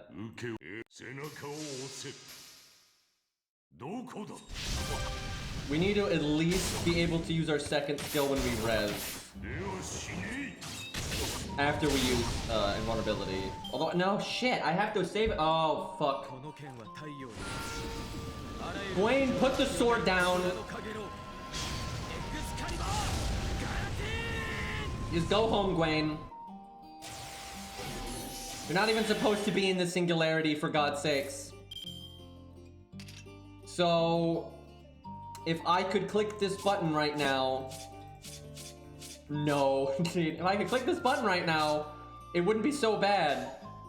But I can't do that. Fork. Maybe Gawain's gonna throw. We might get him low enough that he guts, so then he only has 2 actions. And if he does like a quick, we might be alright.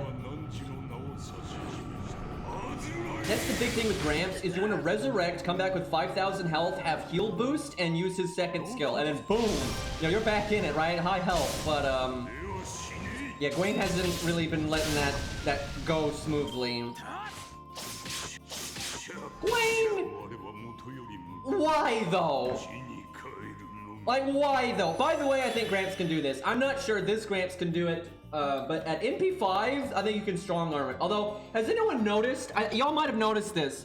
5 stars that are level 100, MP5, and 2K foe are really fucking strong, and they beat a lot of things by just dropping their stats on it, right?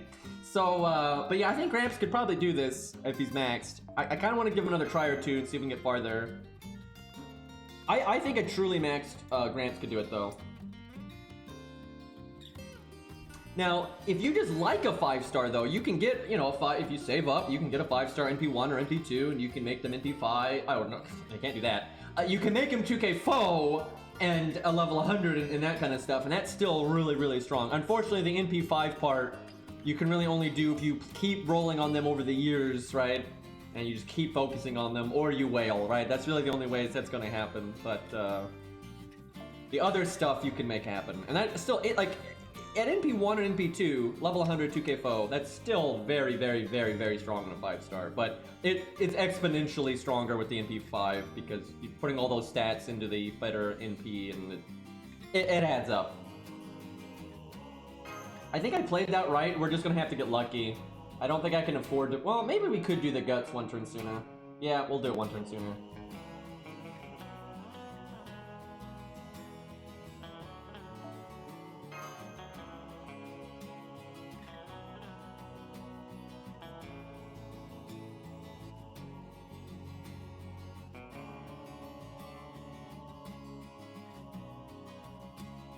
I mean, I honestly doubt Gramps destroyed him. He probably got lucky as fuck. Even if you even had MP5 and all that, I think you'd have to get really lucky. And if you're taking advantage, like obviously, if you have the taunts, you can do better. But you have to get, you know, like some degree of luck, right? Because you have to get cards. I don't know, though. MP5 is pretty big. But I can pretty much guarantee you that video is RNG fest. Because who's in A, he doesn't have his buff yet. But I do think, you know, all the bells, because the bells and whistles really add up here, and they'll stop you from getting one shot so easy and that kind of thing. I definitely think Gramps can do it. But I don't think you're going to have a 100% win rate. You might have, I do think you probably could get a 100% win rate though on JP though, because JP with the buff, that's probably enough.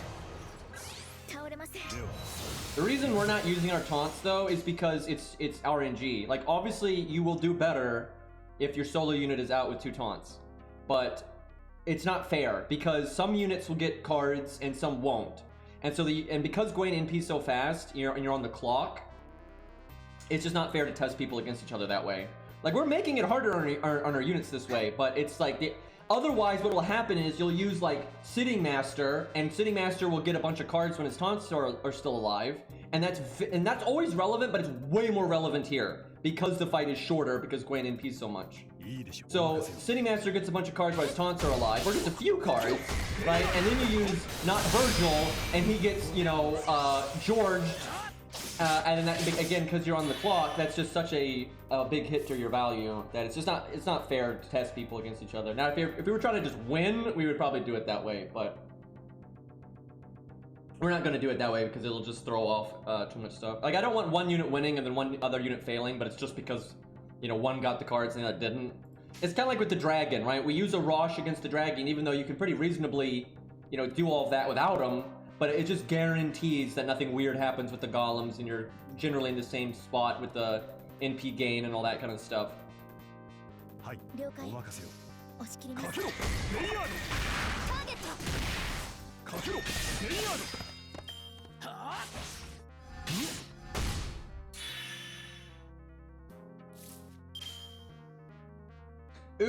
Avenger Ushi though might be able to do this if she's truly maxed out, and then regardless of RNG. I'm not sure, but she did well enough because she had a little bit of, I remember with her what happened was we got really bad luck at the very end, but we still won. But we had no wiggle room. But if we had gotten lucky there, we would have had wiggle room, and then we weren't maxed out. So that makes me think potentially, I'm not sure, but I think potentially a truly maxed out Avenger Ushi might better do it. If you play right, with like nearly 100% win rate. Almost nothing will have 100% win rate though, because there's always that one in, you know, a million run where the boss like triple buster crits or triple NP charges or, you know, just whatever the fuck, right?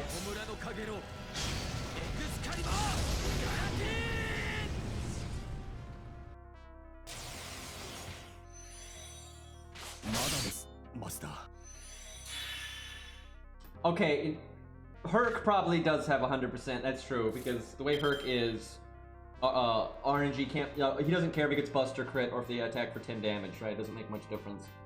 So yeah, Herc, a maxed out Herc probably does have a 100% win rate, as long as you just always see red press red. If somebody, you know, just started clicking random buttons, then you might still lose. But yeah, if you play Herc correctly, and you never misplayed, like you used evade at the right time and all that, Herc would probably have a 100% win rate. There's certainly archers that would have 100% win rates, for sure. Because a lot of archers can overkill this like mad. Like Fujino can probably kill like 2 Gawains, I would imagine. Okay, I guess we're gonna do this right away, even though the bus drop's not ideal. I mean, I could just see red press red now, but I think on the first turn it's fine not to do that.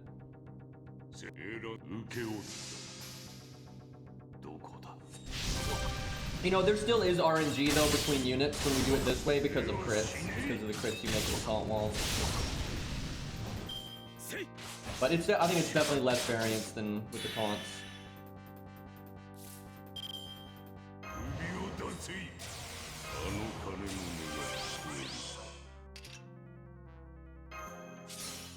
Okay, on paper, this is better than last time. Do I heal myself? I can do heal boost and heal myself for 1,500. Yeah, I think we do that. But we got 80% crit with double buster up, attack up, and anti-mail. Okay, I'll do it next turn. We'll cast the heal boost and we just won't use it.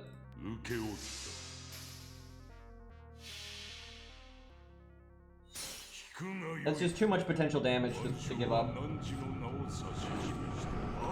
I tell you though, if he can beat this on an A, with like a more normal setup, and when he's maxed the fuck out, I do think on JP then he may have a really, really good win rate.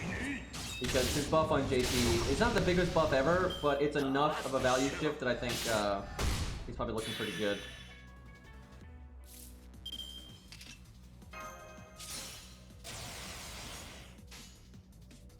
Okay, we want to do the heal boost before the heal, so we double. And then obviously anti-mail there.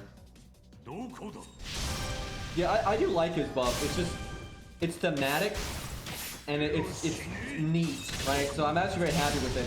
And although it's not the biggest value shift I've ever seen in a buff, it's a decent one still. It's better than Kiyohime's or Moriarty's. Feels bad. But he's not a unit that's super needed in, right? It's like it's okay. It's okay if he. Oh, hey, I'll take that. Yeah, it's okay if he didn't get like some super impactful buff. Oh, we're getting lucky as fuck on this one though. Look at us getting our shit here.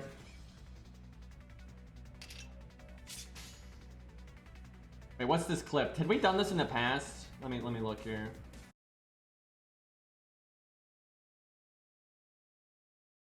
Stepped out as she could be. Are you fucking kidding me with that?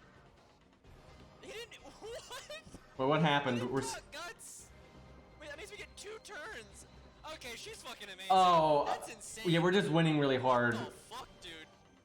Yeah, he just cast guts when he already had it.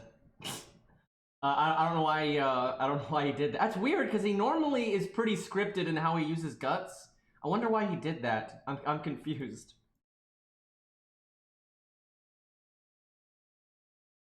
Even if he crit, it wouldn't matter because she had guts and everything, so she won there. Fujino was level 90. Oh god, so that wasn't even a super maxed out Fujino.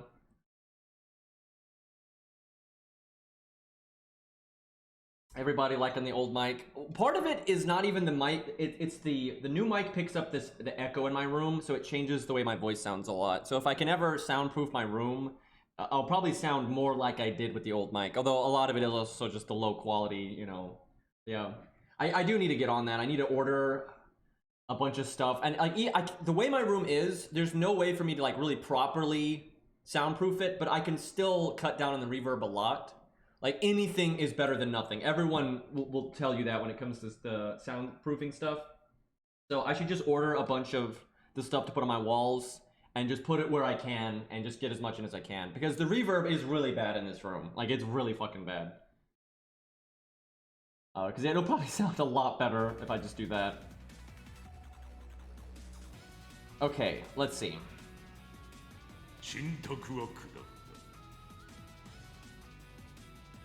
50% crit. Yeah, we don't need the heal boost right now anyway. Wait, actually, we kind of do. He could kill us, and then our heal comes back next turn. I guess we just throw out the... throw the 50% out the window.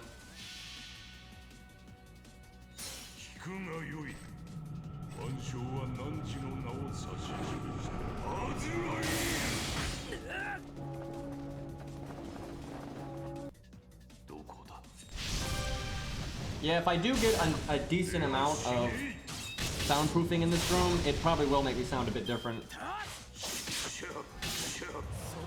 Oh, that was lucky. This is a pretty lucky run right now. Alright, we want to cast that next turn. Oh, that's perfect! That's perfect! It's proccing on the final turn. You like dream of this shit. So we can do heal boost again.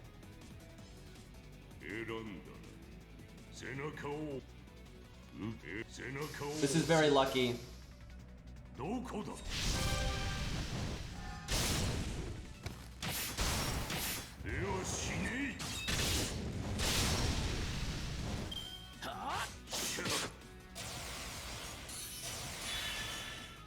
Shame I didn't get my NP though. Maybe I should have invested into making sure I got it. Alright, back at 8,000 health. I like that. Unfortunately though, this is where just being level 100, higher NP rank, and the 2k foe, like this is where the muscle would really come in, because within these turns that we've had, we would have done so much more damage. Like we still need to win pretty soon, because unfortunately his NP is gonna kind of make our defense buff. I fucked up. Okay, no, we can win. You don't heal there. You don't heal there. You heal next turn. You let him NP you. Yeah, that Ares got it. Yeah, okay. Time delay. But yeah, you do it next turn, and then you'll be where we're at right now again, right? Shit. And that also means I kind of need to not do BBB because I'm gonna throw the heal away. Well, I'm gonna do it anyway. Maybe we somehow face tank this, but I don't think so. Oh, the humanity. Okay, we'll try again. I think we might be able to beat this at level 90 NP2. You gotta get lucky though, and that's what sucks, is that because I threw there, I threw away all that good luck, right? We had a pretty damn lucky run there. Well, we had to learn though, like, seeing it is how you find that stuff out. It's like, oh, okay, clearly that's what you need to have happen. So I love this debuff resist though. That's the one good thing about casting it when we did. I gotta say though, even with me doing that wrong, I think we would have won if we were super upgraded, right? That shows like how much value you could get out of that.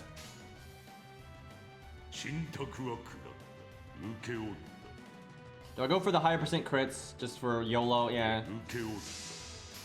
Yeah, seriously, if we were fully upgraded, I think he would win here by this turn. Like, just being NP5 is such a big damage increase with how many times you've NP'd, but then also level 100 and 2k foe, that's 20 levels worth of stats.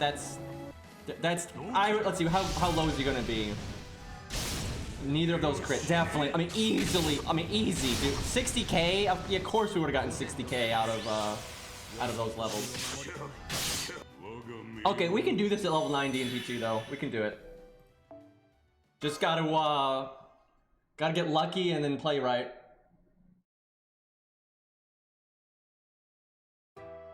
Yeah, we literally could have won on that attempt if Green Boy did not press that button on that turn, right? If that was the only thing that changed, we would have won there. Well, actually, we still could have lost if we got unlucky. Gawain could have still been like, lol, lol, triple buster, and you know, but we would have been very likely to have won on that one. And hell, we don't even have like the best CE and all that kind of stuff. Like, we're pretty far away from being maxed out here. Game, I wanted to see the... This is a very good CE though. This is very good, but it's in a solo like this, it's probably not the best, but it's still very good, and it's a high level too. I actually wonder though if Gramps would be better with a long-term CE for this fight, just because it is going for so long. I don't know. I don't use Gramps enough. Because you've got, yeah, I was just thinking about that. It's something like, if Art of Death was leveled, I would say yes. If it's not, it's pretty iffy. It's close. And there's even just limit over 0 and stuff like that. We'll stick with this though, because it can work. And this is also a very, very budget-friendly one, so it's kind of fun to beat it with this. I'll be very impressed if he beats this at level 90 in P2, because, like, I mean, Jesus. I mean, most of the other stuff that's been doing it at neutral is just, like, so fucking upgraded that, you know, it's not as much of a stretch. Yang CE, yeah, that would work. That, and hey, Ludes, but yeah, Yang CE would work.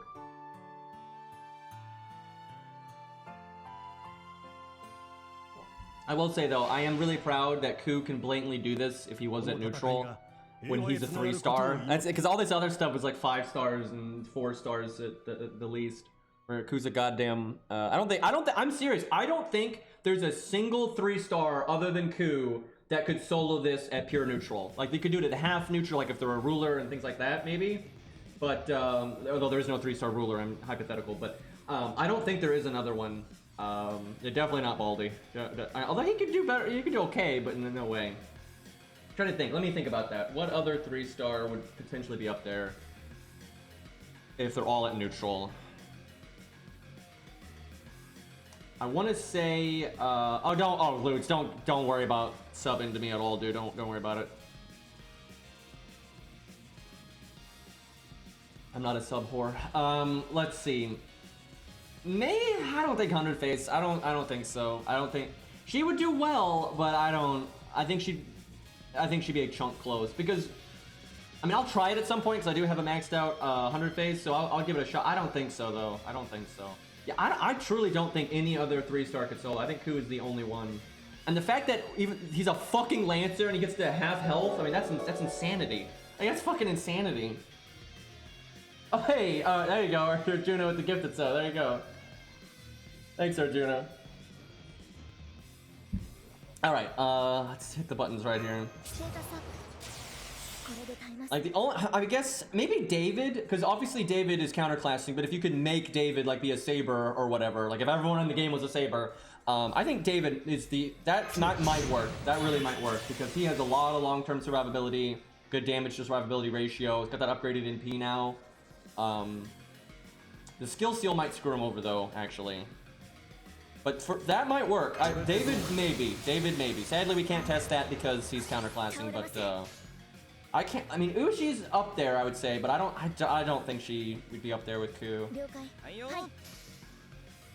By the way, that's why Ku is so good, because his wall value is just so much higher than what you can generally get out of a 3-star. Like, Ku's a fucking 3-star that, when maxed out, keeps up with maxed out 5-stars. I mean, that's ridiculous, right? He's like the only fucking unit like that. Ushi's up there, though. Ushi's up there, and for team play, Ushi really is up there. But for raw value, just straight, like, value, not quite. Though I haven't tried her since her buff, so maybe she'll... Well, we should try her neutral. If someone's got a truly maxed out Ushi, like on par with mine too, I'd be happy to try it out and see. But she got some value there. It's survivability, though, that's the problem.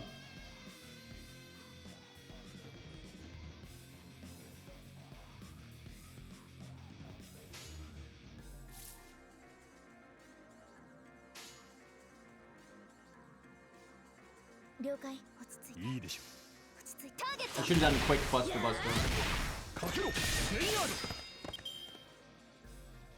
I normally give my Prime to Loots too. I don't know if I've actually used my Prime this month or not, though. I'm horrible at that kind of thing, man. Like, I know I whipped my Prime. It's free, right? So there's literally no reason to whip it, but I've done it several times. Gawain! Buddy! What are you doing, champ? God damn it. The 90 Ushi would not work. I don't think a 90 Ku would work if he was at neutral, though. Oh, man, maybe, but I doubt it. Well, no, I don't know, he might. Because, I mean, he did so well as a Lancer, he might.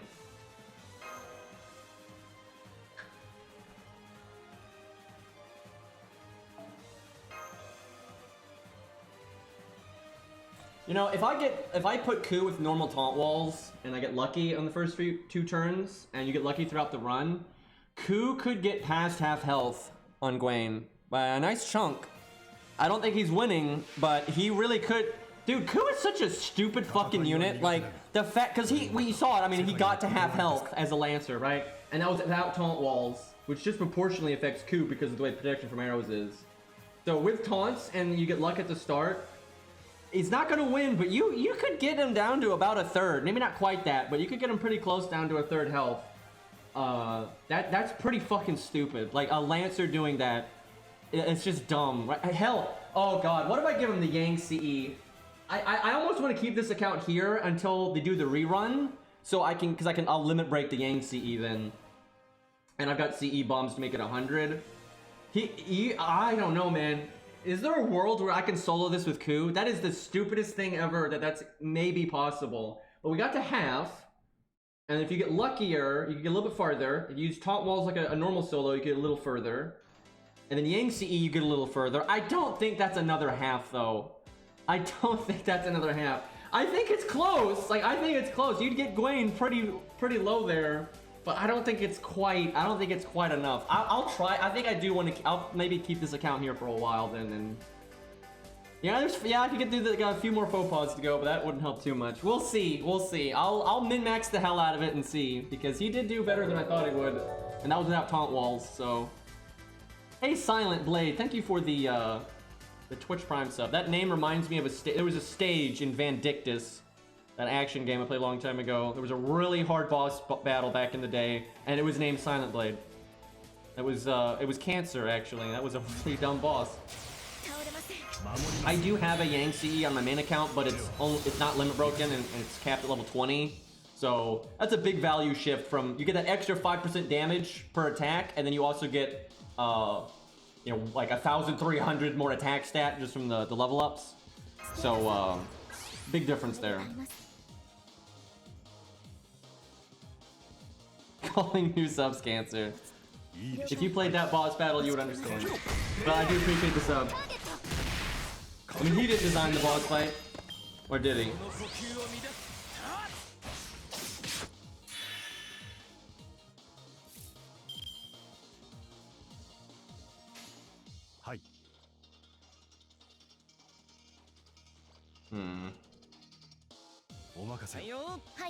Trying to do bad combos. Really weird brain shift when you're trying to pick the worst combo possible.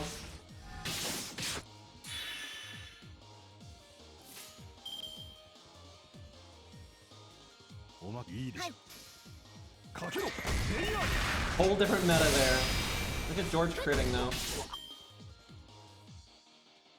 I love that Buster animation on George though, it's great.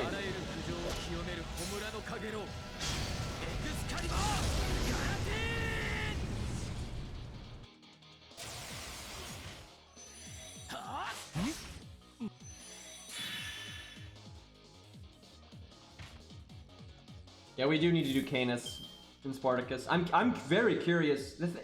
We can't really do Canis though, because we have rank 1 Anniversary Blonde. Thankfully, we've kind of decided to keep this count at Gawain for a very long time, so a few months. So I'll get it to 10 so we can test it. But I am curious how she stacks up. Okay. Cast this now.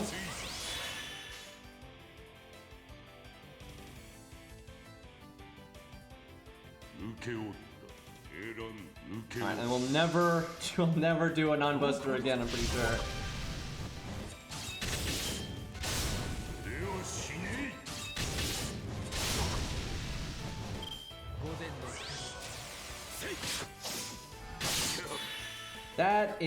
That's probably GG. I don't think you can weather that. Even at level 100 and 2k foe, I don't think you could weather that. Actually, you might. You would still have... like, what? 3,000 more health in this or something, and then you'd heal? Yeah, honestly, if you were truly max, you might still be able to weather that turn. Because you'd only have to make it one more turn. I mean, we could technically still weather it now if we're really fucking lucky.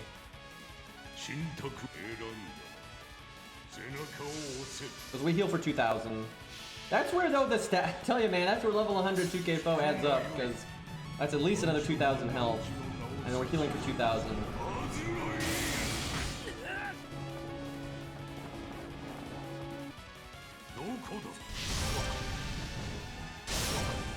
I like the crits, though.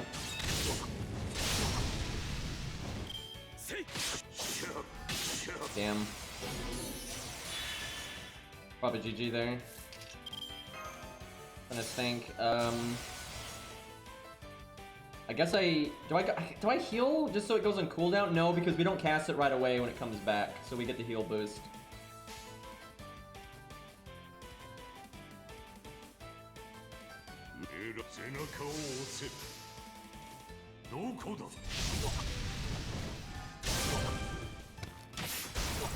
That looks very painful right there. By the way, I know a decent amount of people that think Gramps needs an animation update, and not like a little bit, like big time. And I'm like, what? These animations are totally fine. And like, sure, if you wanted to touch them up a little bit, like down the line, fine. But meanwhile, Mozart, Sanson, Phantom, you know, Blood Axe, all that stuff is so much worse off.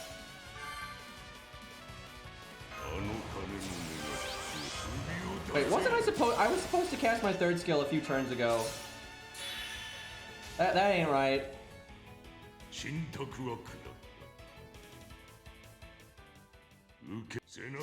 Yeah, I was definitely supposed to do that earlier.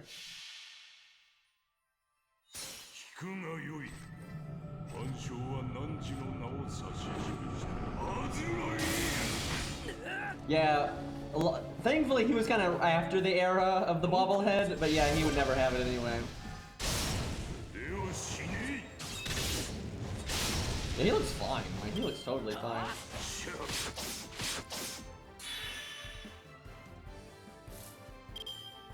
Well, we can heal again. RNG, please. To heal for 2,000 again. That is quite a powerful thing you can get out of command codes. To heal for 2,000 twice. It's no joke.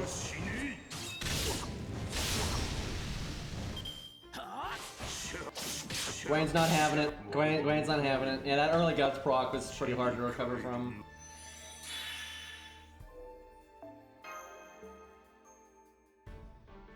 I bet you this would be pretty. I'm thinking though, even at level 100 2K foe, you're not gonna have a 100% win rate, but I do think you'd have a pretty high one. Maybe 50, 60, maybe even a little higher than that.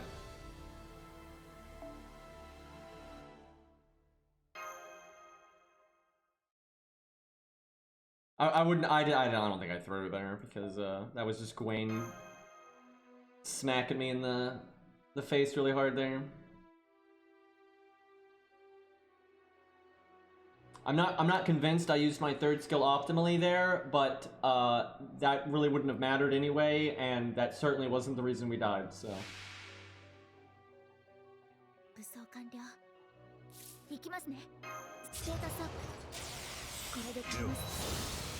Now throwing would be not casting a single skill on the fodder. That would that'd be a big throw.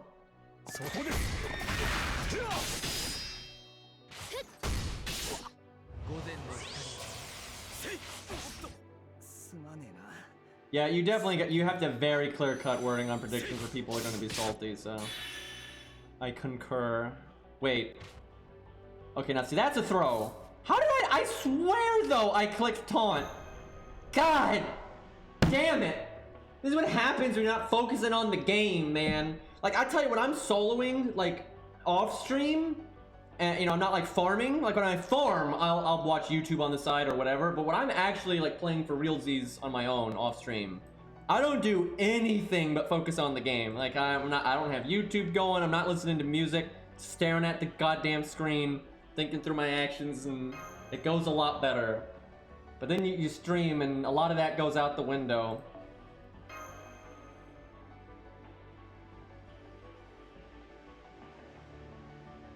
It's easy to focus like that though, because it's not that if you're doing a mundane task like farming, then it's a problem. But when it's like, okay, it's time to make a video, right, or something, then it's easy, because it's easy for that to gain my attention, because my brain is then thinking about, you know, what should be done in the video, and if I'm going to do a BM combo at the end, and then just it matters a lot more to play properly and that kind of thing. So it's pretty easy for me to do that.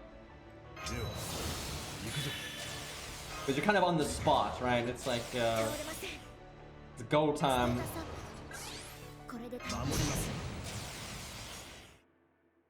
Genshin's been fun. I've been enjoying it. They got a really big patch coming up. I think they're adding a new boss. It sounds like, I'm so disappointed in this. It sounds like the new boss they're adding, you can only fight in the story. Now maybe they're gonna surprise us, and after you beat the story, it's like, oh hey, here's a node where you can fight him for funsies, because we've done that before. But it does kind of sound like you're only gonna get to fight him temporarily, which I'm like, why though? It's like, you're gonna add a cool new boss. I bet you what they're gonna do is we're gonna fight the new boss temporarily, but they're gonna add him permanently later, like in another patch. That's what it seems like to me. Genshin does not have story replay, but it doesn't really need it, because most of the bosses and major things that you fight in the story can be fought in another way, like on the field or in a dungeon or something. They do have a weird thing though. Most people don't know this. You can go into the archive and go into like a story replay that gives you a narration for like what's going on in the chapter, and you can replay all of the voice lines from the game. Like, you have every voice file right there that you can just play in order. Like, you can read through what they said, and then if you like, you can basically read the story as a book. But if you want to, you can click the play button and have the voice acting from the main story. It's really weird. It's weird that they did that, but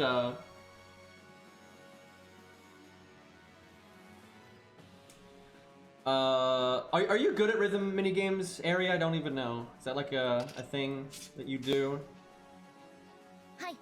Because I know that happens sometimes. Is you'll have I am okay. Because I know sometimes you'll have like a game that's like, you know, mostly an RPG or whatever, but then it like introduces a side game mode that's like, you know, an FPS or whatever. And then you have like the FPS guy that's just like, oh, I fucking got this, right? So it's kind of funny. Okay, no way to not use a Robin card here.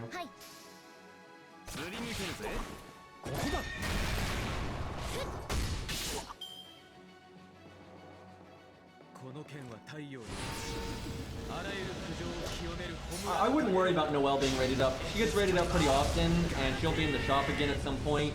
So if you're like a big Noelle fan, but you're also trying to save for a 5-star that's soon, I would just keep saving for the 5-star that's soon. Unless you have a lot of excess SQ saved up. By the way, I will never not call it SQ. Because if some moron doesn't know what I'm talking about, I don't care. Like, I don't care. And like, especially if you watch me and you know what FGO is, and then you don't know what I'm talking about in Genshin with SQ, you're just like, I can't help you anyway, right? Too far gone, and I am not going to name the like in-universe specific bullshit for every goddamn currency. I don't even remember what Arc Knights is called. But I'm not gonna remember Arc Knights and Epic 7s and Genshin and fuck that. Like, it's all the same. Everyone knows what you're talking about. The premium currency used for rolling, right? We got it. I love these command codes though. I tell you, like, these are all on the exact cards. I wouldn't change anything. Like, I would not change a single thing with these command codes.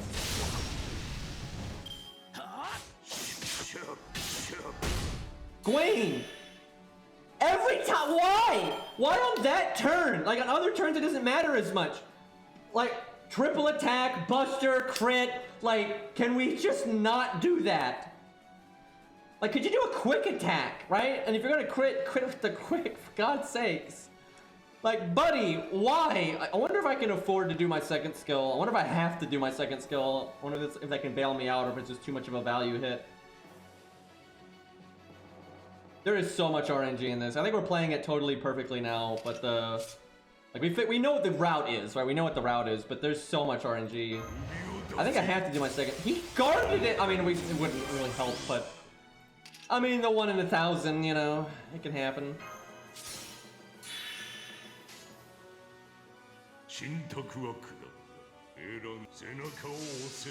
Get my health back up. Hey, Persona.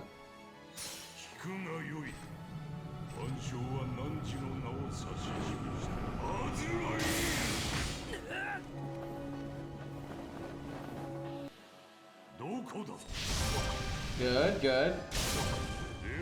One crit's good enough for me there.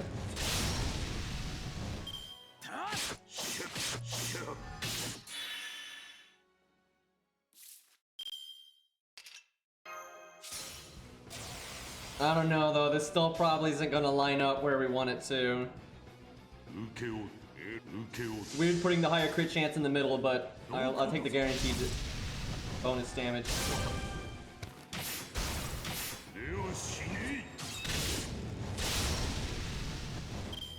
By the way, that new command code is very good because, yeah, I mean, sure, it does nothing against females and genderless, but it's just such an easy mode damage boost. And you can use it with the Gilgamesh one if you're fighting a servant, so you have 2 cards that just have a massive damage boost. Very nice. Hopefully they add a female equivalent one, but they probably won't because video games, but what are you gonna do? Yeah, we're 1 turn off. That big crit earlier is gonna put us like 1 turn off where we need to be here. We need him to proc Guts next turn, but he's gonna proc it this turn. That sucks. If he didn't just crit the shit out of us there, I think we would have been all right.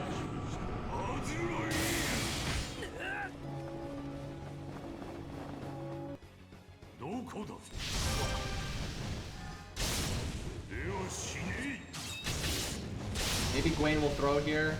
Quick charge, damn it, it's not low enough. God. It's over! because obviously I could cast my second skill now, but so no, it's not over. We just have to not die now. We have to not get here.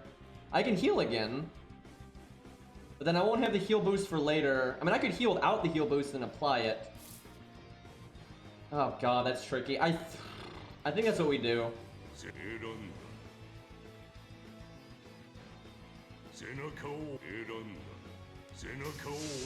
Come on, Gawain, be merciful for. Oh god, he's gonna quick charge. I bet you he's gonna fucking quick charge. We're at about that health range now. Gawain, no! I don't have my guts. It's back next turn. Gawain, no! Yep. Well, that thing.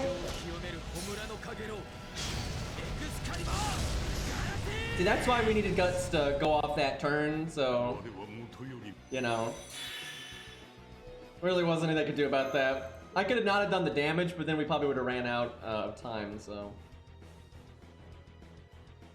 Okay, so we just need Gawain to not crit the daylights out of us, and we'll be all right. Gramps is a really good solo unit though, because anyone that's actually like, okay, I want to use Gramps for solo. Oh, yeah, we're doing this. You're gonna grade them to 100 and that kind of thing, and then we would have had more wiggle room for guts to not go off that turn, and they would have gone off next turn, and we probably would have won. So, because you know, yeah, you can't. For real, it's not a fair expectation to be like, oh yeah, you're gonna have an NP5 Gramps. Okay, probably not, right? Even if you want to be like the Gramps guy, right? But if you were trying to be like a serious Gramps solo person, you're gonna have them level 100 and that kind of thing. So, and that's the main thing that's stopping us. We just don't have quite enough health. Like we can do it. We can get guts to go off on that turn, but it's shaky because Gawain does so much damage. That is the nice thing though about Ku, is just the fact that you'll get him NP5 no matter what. He's and he's a 3-star, and he's just, if you do max him out, it's pretty good. So, and it's so accessible. There's no world where our win rate, if we fought Gawain 1,000 times, there's no way we're gonna have more wins than losses, right? But if we were 100 and all that stuff, I think at level 100, 2k foe NP2, you'd be looking pretty 50-50. Maybe a little favored for Gramps though. I'm not sure, but probably maybe a little bit. But then if you're MP5, I do think it favors Gramps definitely. So that's pretty impressive for neutral. Not quite as good as Avenger Ushi, I don't think, but definitely comparable. Because she wasn't MP5 either, although she was level 100 and all that. But.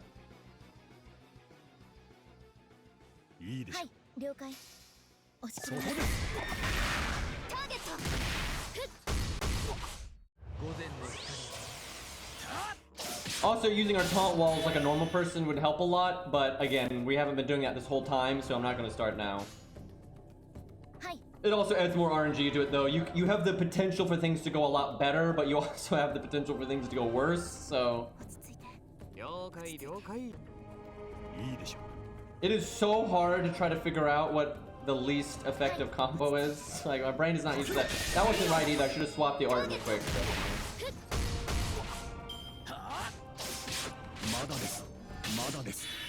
Double David with a Merlin would probably work here, yeah. I would think so. I mean, David alone can solo this, though. I've done it before.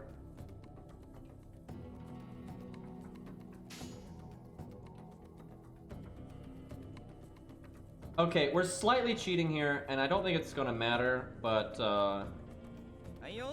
we're gonna do that just cause. I don't see the way this solo goes. It's not about getting a random crit. It's about not dying and having your guts go off way too early. So this won't matter. But we're a little cheating there. It's not a BBB turn, and we get our NP gain anyway. Like, if it was a unit that doesn't always get his NP in time on the first turn, then that really would be cheating, but Gramps always gets his NP here, so it's not really a difference. Besides, we still might not crit.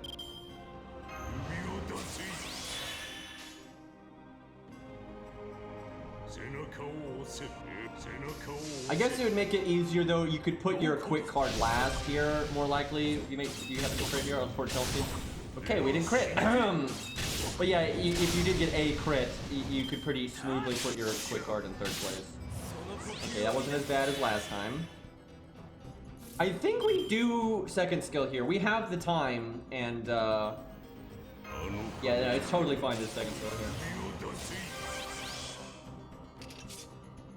This is looking good. This is looking very good. That first turn is a big one. Because now you have the defense up, so, and you have a lot of health to work with defense up. Wait, who's Charm? Who are we talking about, Ari? We're talking, what's her name? Purple Boudica? I forgot her name. Just Purple Boudica, good enough. Parvati, there we go, that's the one. Yeah, that's the RNG taunt I can think of that. If she was neutral, she'd be pretty fun here.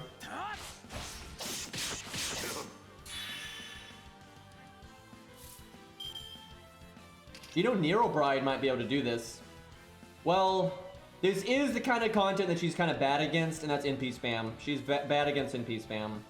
If she was level 100 NP5 2K foe command codes, faux pause, she might be able to win in time. I doubt it though. Yeah, probably not. If the boss wasn't so NP spammy though, I think she'd do really well here. The question is, could she do it at like, you know, lower stat stuff? Alright, we're looking good here as long as something atrocious doesn't happen in a minute.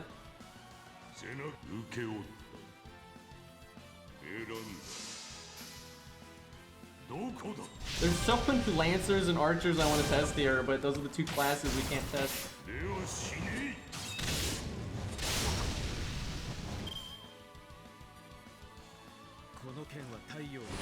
The level 99, that's the big stat drop. This Ask Gabe, man. Tough. Protection from the Faith being really good here.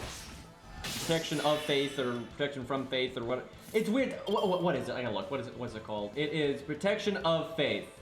So if it was protection from Faith, it's saying like you're getting the protection from Faith, but it would sound like you're being protected, you know, you're protected from the Faith, right? I guess it kind of, protection of Faith kind of works that way too, I suppose, but.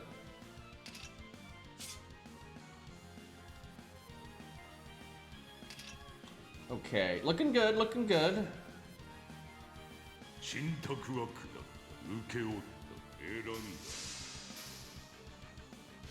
This turn is shaky though. This is the turn. This is the turn. We've done a lot up to this point to give us the best odds for this turn not blowing up on our face, but this is pretty much the turn that makes or breaks us here. And again, if you were higher statted, this turn would be a lot more favorable. Because we could have like 11k health right now, or not 10k. We might have about 10k health right now. Little over 10k health. Woo, boy!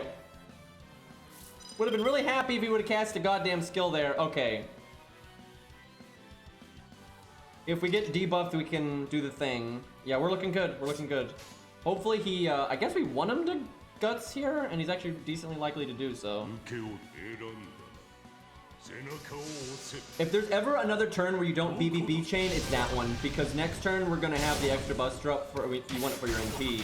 So if there was ever a turn to like make crit stars and MP gain, it was right there. That I actually think it would have been better for me to have done Buster Quick Art there.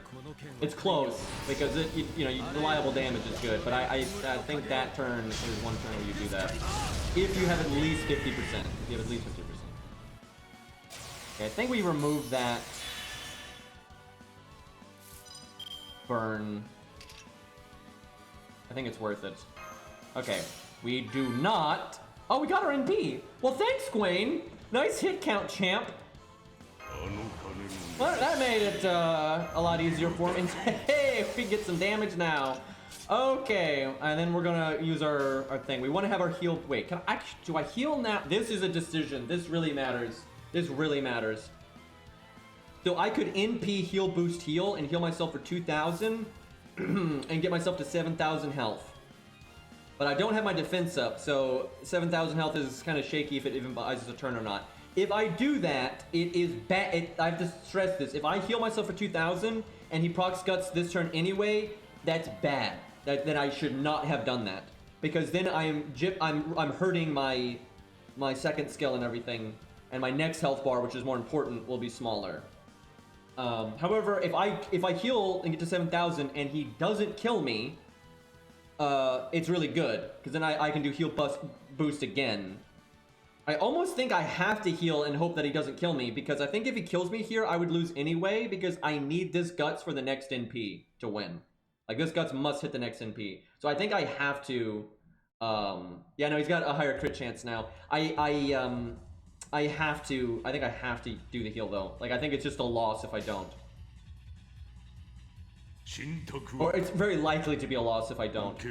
Because, yeah, I need guts to go off for the NP.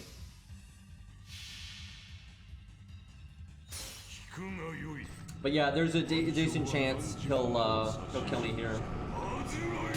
So this is another big gamble turn. I'm telling you, this would be a lot more comfortable if you were... although this turn wouldn't be that different if you were Grailed. I mean, you'd have done more damage up to this point, so you might win before it catches up with you, but you would have 5,000 health there pretty much no matter what. Gawain! Fuck! All the double buster nonsense, and then if he cast a skill, we could have weathered double buster. We could have weathered double buster, but we could not weather triple attack with double buster. We could have done triple attack though if it was like, you know, art quick or maybe even buster quick, but shit. And yeah, now we don't have the heal boost here, and then we're gonna die to the next NP. So our only chance of winning now is killing him before he NPs again, which is not gonna happen.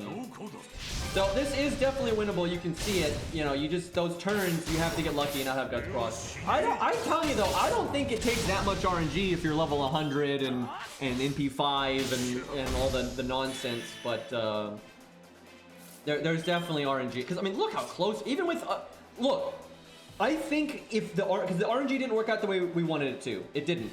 But I think we would win anyway if we were higher upgraded, right? If we were level 100 and blah, blah, blah, blah, I think we would win anyway. And then if the RNG does go good, then you'll really win. That's probably the last one for Gramps. It's clear that we can do it, but at this point, we'd just be resetting for those 2 key turns until it went our way. And I don't think that's worth the time.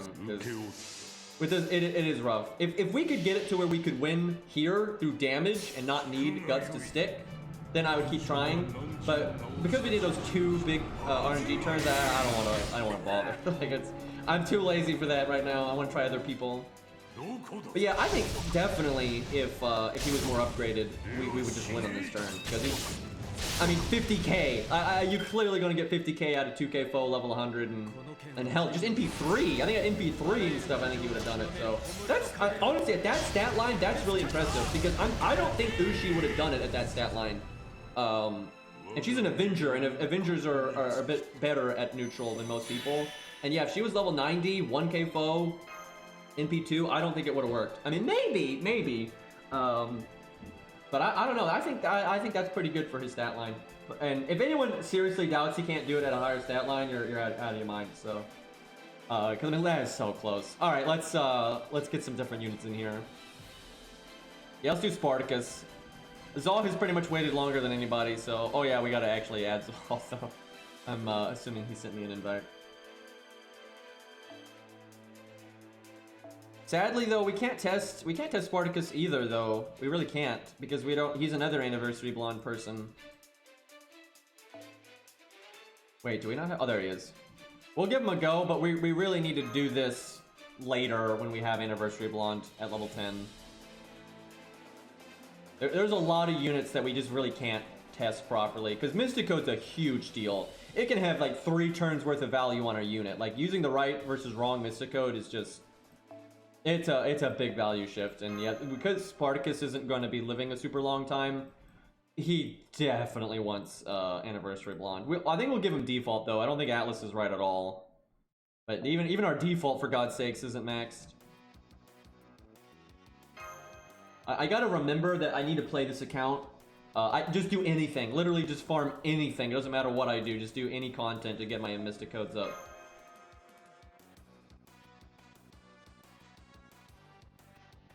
Zerp, that was so fast. I'm scared.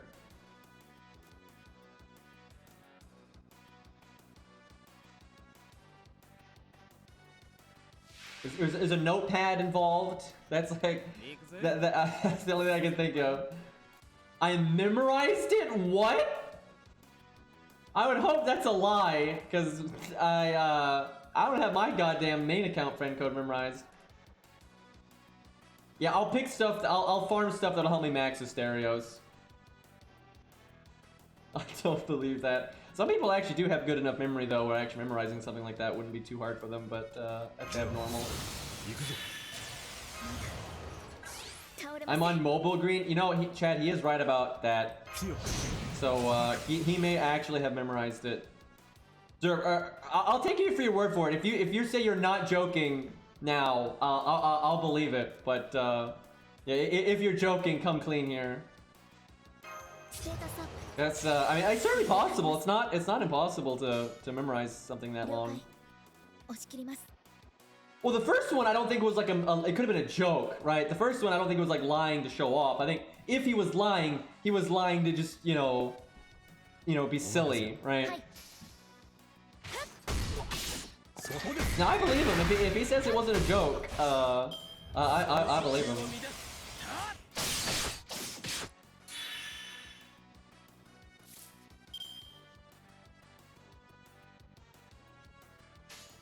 Did I cast Guts? Yeah, I did. Okay.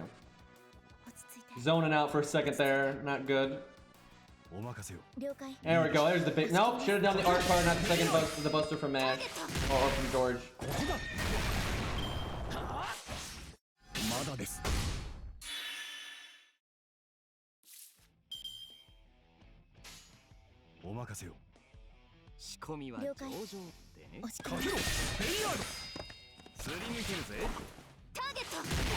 Alright, Spartacus. I guess Berserkers are kind of half counterclassing in a way, you know, because they take the extra damage. They're a little bit less advantaged than Rulers. They're almost the same as Rulers. But they're definitely better off than it being a pure neutral generally. But it depends on the unit, though. It depends on your toolkit. Like, certain units cannot capitalize on burst damage, but some can. But honestly, loads of Berserkers can solo this. But Spartacus is a 1-star and he's AoE, so I don't think so. But like, dude, so many Berserkers can solo this. Nobu Berserker can solo it, Hijikata can solo it, obviously Herc and Kualter. I mean, so there's almost most of like the big, just I mean, I think Beowulf can solo this, for God's sakes. But they're not quite as well off as Rulers, but it depends on their toolkit though. You know, if the more they aimed at burst damage they are, which is what Berserkers normally do, better off it'll work out. Can I get away with not using my second skill? No, we gotta do that right now. There's no reason to not anyway. Oh, will we get our NP from Gawain smacking us? I'll say yes. I should have moved those cards around. Oh no, that's about right. Ooh, I'll take the 18 crit there, 18k. Okay, at least I get one turn out of Guts. That'd have been super annoying. And hey, I might get another one.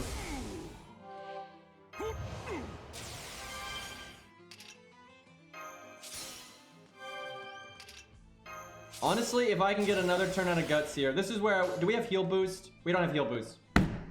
Damn it!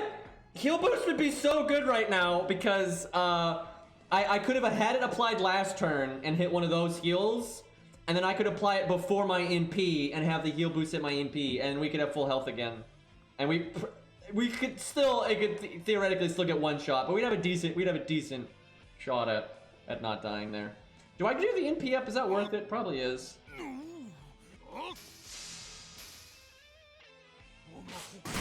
Ooh! How about these crits though?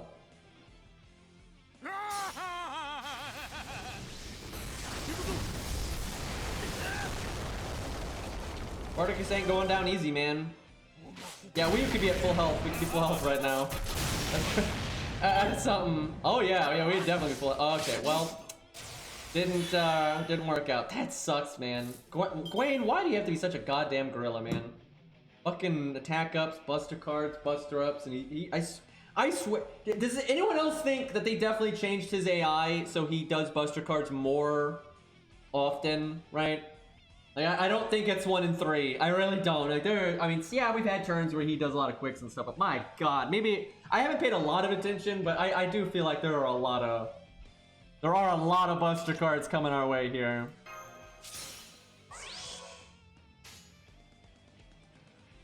I really do think, though, heal boost would be worth. We gotta fend off the dot. You know, if I do one turn where I don't Buster Chain, I might be able to NP one more time.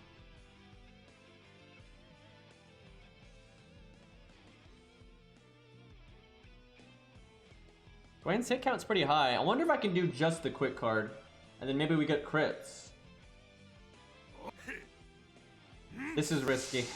This is risky. The dream with Spartacus is you're able to buy enough time with evade and healing and all that to get your guts back and just get one more turn out of guts. I don't think that's necessarily enough for you to win, but that's your best case scenario. That because I think it's. I'll see. Well, if you get skill seal, it's not really possible.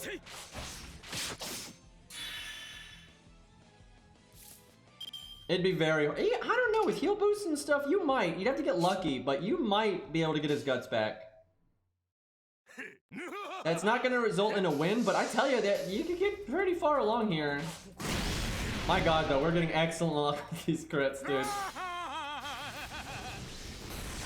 I don't think their actual decks affect anything. Well, it's hard to say. It might affect their RNG. I know they don't have their actual decks, because I've seen Ku and William Tell do triple Buster. Right? I've literally seen that.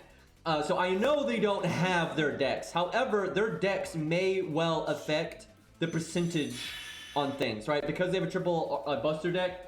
Like that may be right. It may be like, okay, one quick card means they have like 15% chance to do quick or whatever, right?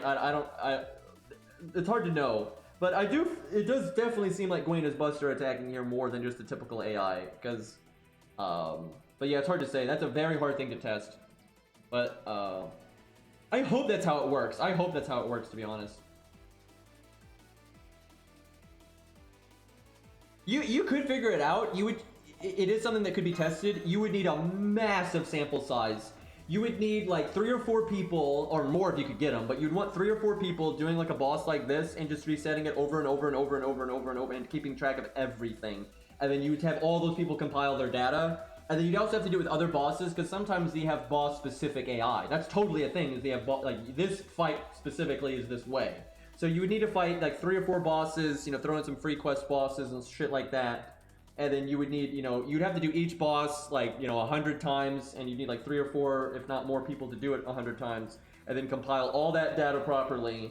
And you could get a proper sample size that you would be able to figure out if they're matching their deck off percentages or not. But that is a lot of work. Like, that's it. Like you'd want to crowdsource that, right? That'd be the way you'd have to do that. But yeah, it's possible to figure it out. But I don't think anybody's going to bother to do that.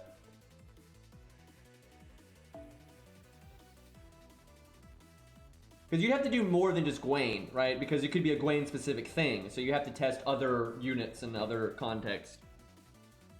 Okay, I wouldn't mind doing Landling, but maybe we do someone else for a little bit, just so we're not using Ares stuff so much. We got the twins. Let's do the twins. That's a totally worthy.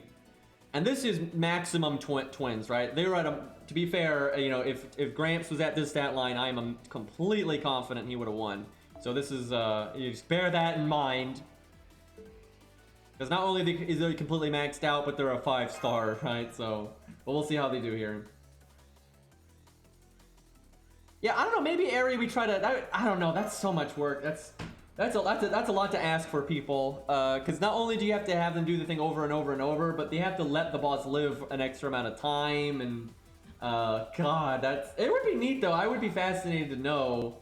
It's also useful information when you're fighting a boss and you want to know, okay, what are the odds if I die to normal cards here? Knowing that they actually follow their deck would be a useful piece of information. So now we know for a fact they don't follow their deck to the point where they have their deck. That's just, we know that, right? Because we've seen many bosses do triple quick that don't have quick, or do triple buster that don't have triple buster. But their deck may well affect the percentage chance of like their wanting to do this action or that action. Yeah, the person would have to know the animations pretty well. There are plenty of people out there like that, though. And you can bring up the wiki and look at the hit count as you're doing it. Like if you record your session, and then if you're not sure, you can look at the hit count, things like that.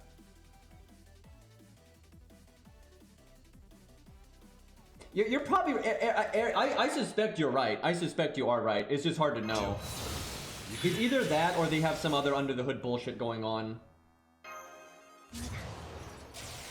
And they just pick based on the boss and they do like weird percentages and stuff. Because this is something I've definitely noticed over time because I've played this game so much.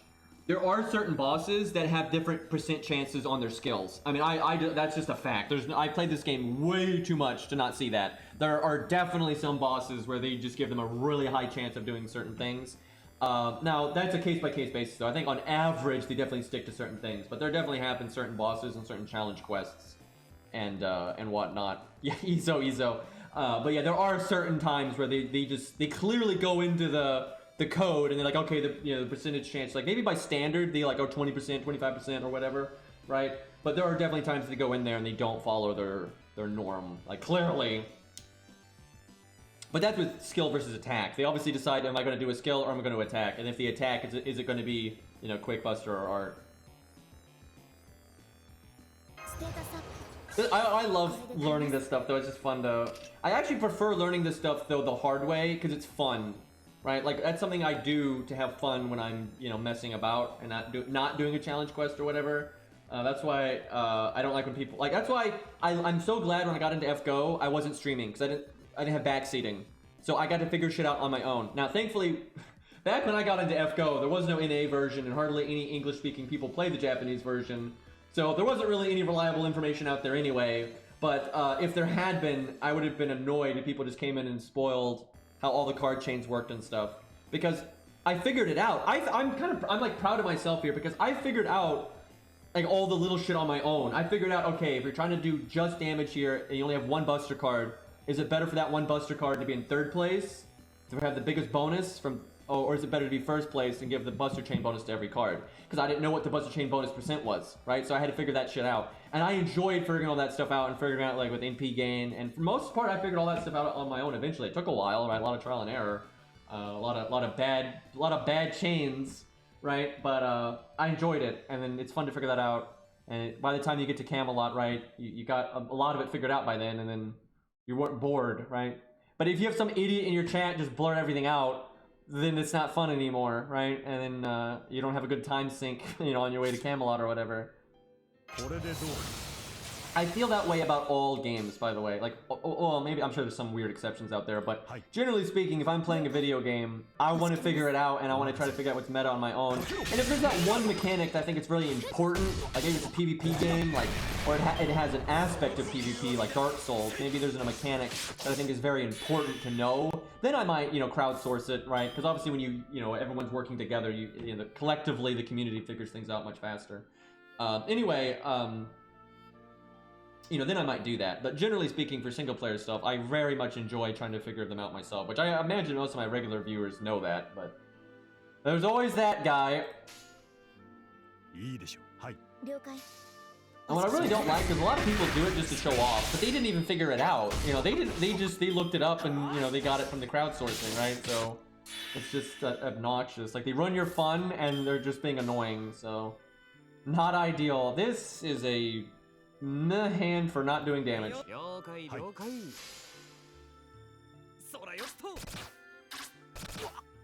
This fight got me into the game too. When I heard about this fight, well, I heard about just Camelot in general making the game a lot better and having like proper boss fights and stuff. And then I heard also that the business model was way more fair. So it wasn't Gawain specifically. However, I did know that Gawain was the first one. I knew Gawain was the first one of these like new bosses, this new style of bosses that was much harder. So I knew he was the gatekeeper, so I was looking forward to him the entire time. So he was kind of the thing that was on my mind. Alright. We have Atlas that incentivizes me to use... This turn is awkward though, hold on. Because maybe I try to get my NP and I don't cast anything and then I cast everything next turn. The sooner you cast it though, the more long-term value you can get out of it.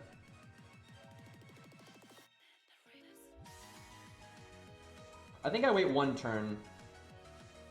then I absolutely must have my NP next turn. Like, no, I know if I don't, I am hurting my my value is gonna tank.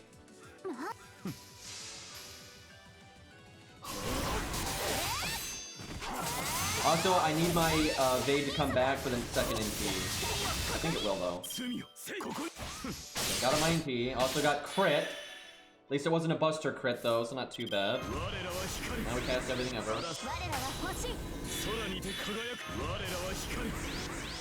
I tell you, Ziggy's twins are pretty damn upgraded. Normally I follow the crits, but I would like to heal myself, so I might quick. What about quick art? I think we quick. I think this kind of sucks though. This is not going to necessarily result in a guaranteed loop, but I want that health.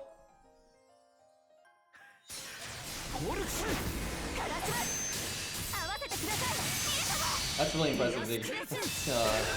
That's some good stuff right there. But according to this one guy in my YouTube comments, they're a bad saber. Not, mind you, not that they're just not like an average one. Maybe not just the best.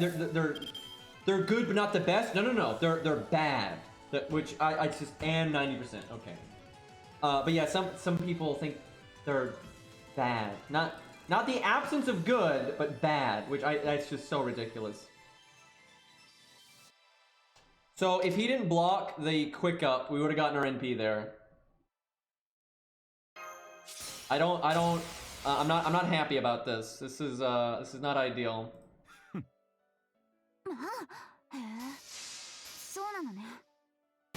I don't even remember what their reasoning was. They also got upvotes. They had like 10 upvotes on my in my YouTube comments, dude. I can't even fathom. I can't even fathom, dude. And again, you know, there's an argument to be made, like with Canis. Let's use Canis as an example. I think there's an argument to be made, like, let's say someone says Canis is A tier. Like, I don't know, maybe she's like B tier, you know, maybe B minus even, or, you know, that's reasonable. I don't really agree, but, you know, you can, but D tier? D tier. Like, S, A, B, C, D, like, are you kidding me? And if you have plus tiers, I mean, that's just absurd, right? If you've got like S, A plus, A, B plus B, C plus C, D plus D, I mean, that's just stupid. Like, there's no world where she's D tier under any context. D tier is like Phantom and you know, Jekyll and Hyde, right? There's no world where she's comparable to them, like, at all. Like, she's so much better to them, even if you, like, want to,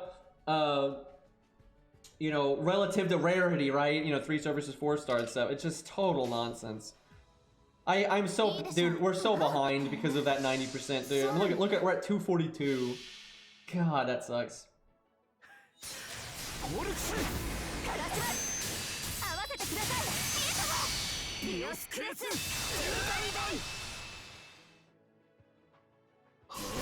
Do some people actually evaluate them as different units? Because that's stupid. They are the same unit, ultimately.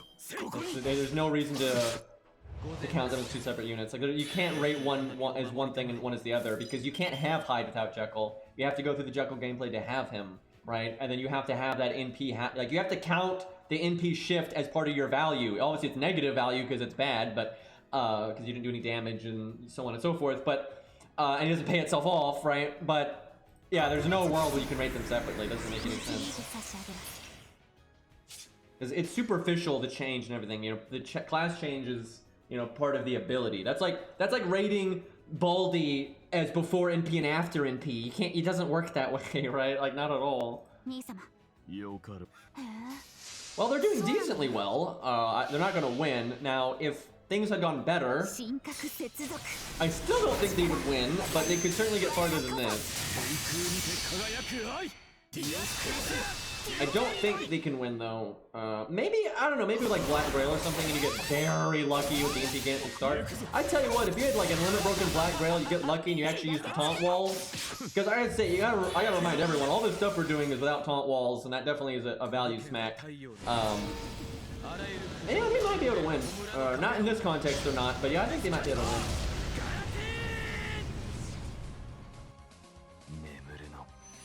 Good charge though. Yaku got that far without taunt walls, so we literally can't test Canis though. Like, I mean, she's okay with Atlas, but in this fight, I mean, if you want me to test her, we can test her, but I think it's so unfair. I think we should wait. Like, she'll get so smacked, and she can do so much better if we do it later.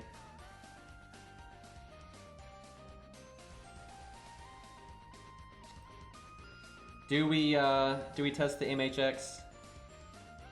Let's do Kama. She's only in P1 though. That's kind of hopeless, I feel.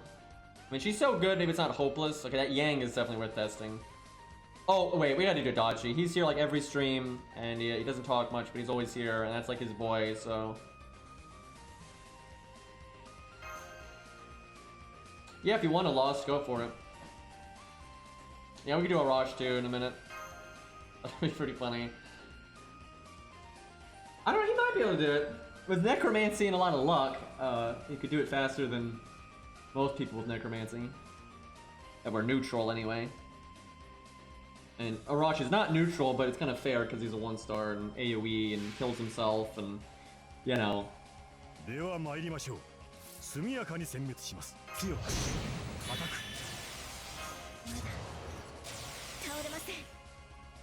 He's Grailed to 100 on NA, he's not Grailed to 100 on JP yet, but he's getting there.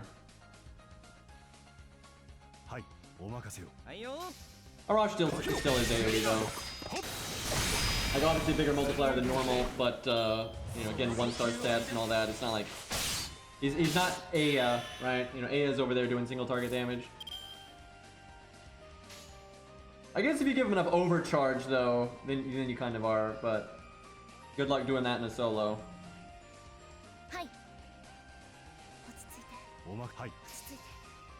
Probably should have done Nash's card, even though she's yeah, I should have Nash's card, because he had that 50% crit chance. And he is lower level than him actually.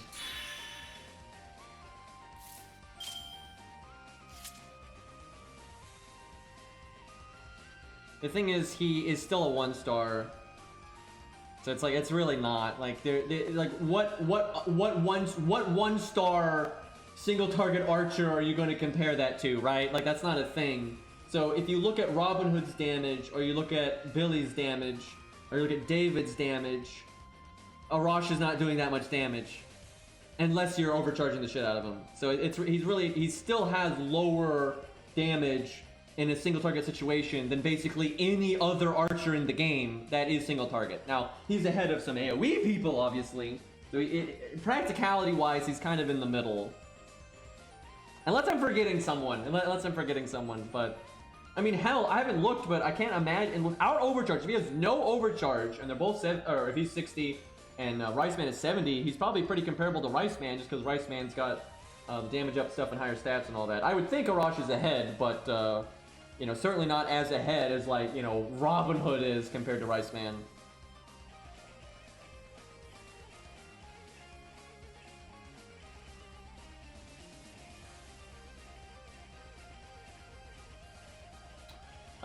Okay, Guts went off. I forgot to cast defense up, but it doesn't matter.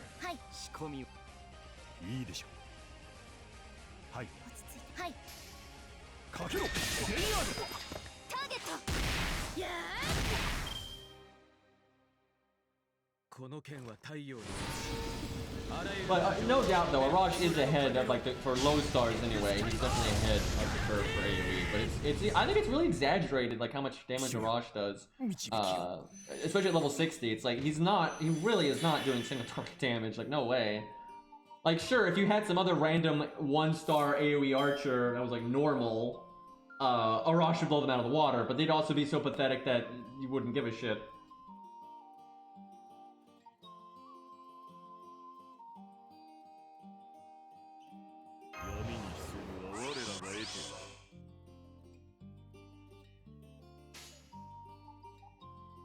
Then you got Medea, who also, you know, better stats than Arash. At least Arash has, you know, a way to like boost his damage. She has no way to boost her damage. And then, like I say, if you're gonna be an AoE, like it's so much better to be an AoE. Like if you're gonna flip like the roles here, AoE is so much better because at least it hits 3 targets, right?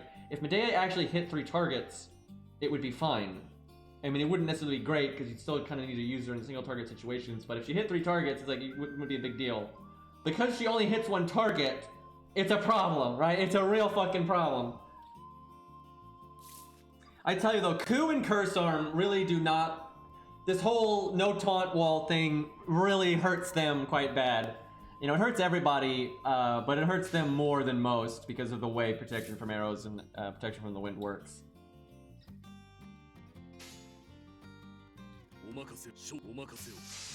But yeah, I guess Arash is weird when I think about it because he doesn't have a like-to-like comparison because he is the only DPS 1-star archer. But I kind of, in my brain, I kind of sort things by like the 1 to 3 stars for the most part because they're all the free-to-play units. You know, in the long run, it doesn't really matter.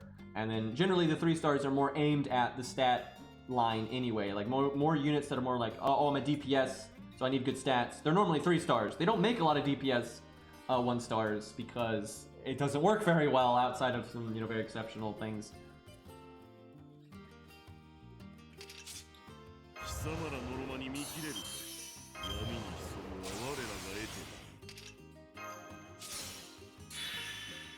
I am worried. What do I do here? It's that.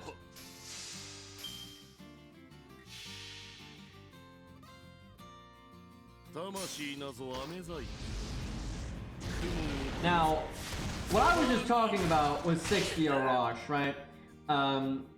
Arjuna's Arash is not that. It's not that at all. It's level 100, and I think it's 2k foed and all that nonsense, so it'll definitely have decent damage. But still, it's absolutely not going to be on par with, like, you know, Aya and stuff. Unless you overcharge it. If you overcharge it, then it's fine, but... Oof, this is rough, man.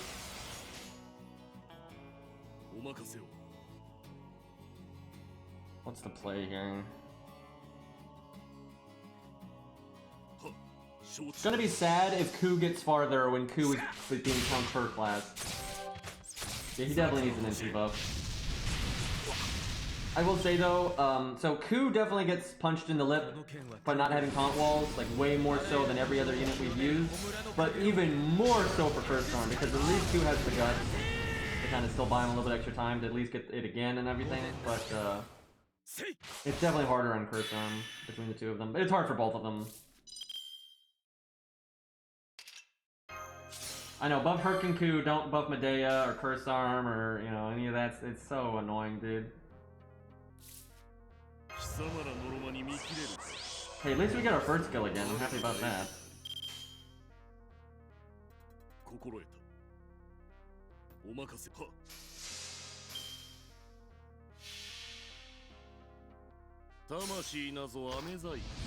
And then you've got Shin Gong. Now that's a wacky one because he's got a higher multiplier than normal for AoE as well, and then has also the overcharge, and also has Slayer higher stat line. And I actually think they gave him an even more favorable. Didn't they give him? I haven't looked in a while, but I want to say he has an upgraded art single target multiplier on an unupgraded AoE NP. It's either that or it's just a normal single target art one.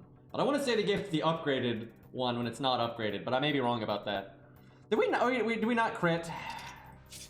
Because we made the stars with our first skill there.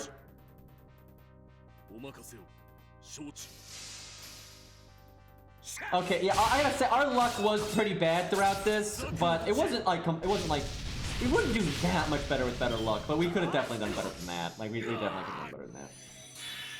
But yeah, that's kind of sad that Ku did better than Curse Arm when Ku is a fucking Lancer. Actually, I'm gonna look. I want to look at Shin Gong. I want to see. Because off memory, I wanted to say he was more favored than Arash was. Let's see, he's 1,500.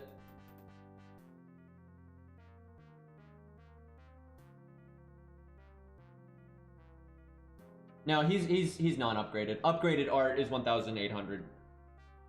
So yeah, no, he's just regular single target art. Still good though, and you also get that crazy overcharge as well. It is funny though the difference on Arash in Qingong from when you have no overcharge at all versus just one. They both get such a big shot in the arm there. Yeah, let's do Arash. That's a nice Kojiro. That's a bold CE choice. It might be right. But we have a lot of stuff to test here. That'll be an interesting one right there. Because they're not the Archer variant, so they're not as good. But they're not... Yeah, I'm really curious how they do, actually. I don't think they're going to do great, but I think they might do better. I think a lot of people would expect them to do absolutely horrible. But I think they might do kind of okay. I didn't see Arjuna. Oh, wait, there we go. Must not be in the all slot. Yeah, there it is. Breaking the rules. That doesn't matter though. You know, I know.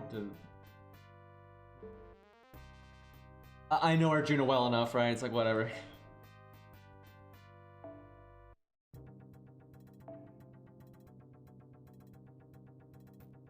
It's just a lot of times the main reason why I want it to always be in the all slot is one, so it's just uniform, and so if someone in chat's not talking a lot, I don't have to like, oh, who's who, and I don't have to look, oh, that because someone in my chat, their name may not match their username, and they might say, hey, can you use my Zigguard, and, right? So then if they're all in the all slot, I just look through the all slot until I see Zigguard, right? Where if I don't know them, I don't know which ones to switch over to the Saber slot, right? And it's a whole mess. But with Arjuna, it doesn't matter because you know, I know who Arjuna is in the game and in chat. So. I don't know how Doorman would do. He's a night class, probably not because it's a night class. If it wasn't a night class, I would say no problem. But this like we almost beat Lion King, right? In the interlude, but that's ultimately easier than this, definitely. Not by like, you know, miles, but it's definitely easier than this. So I don't think he's got this. Although I will say his dots completely ignore the gimmick here, so that's a thing.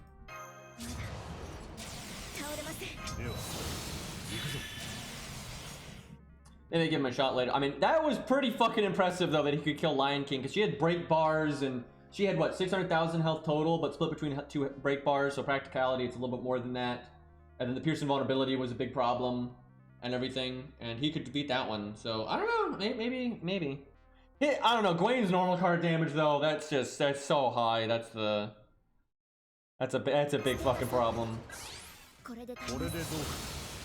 But this, in some ways, this fight is easier for his gimmicks because the break bar doesn't exist. Because the break bar is annoying as hell for him, and you don't have to deal with that here.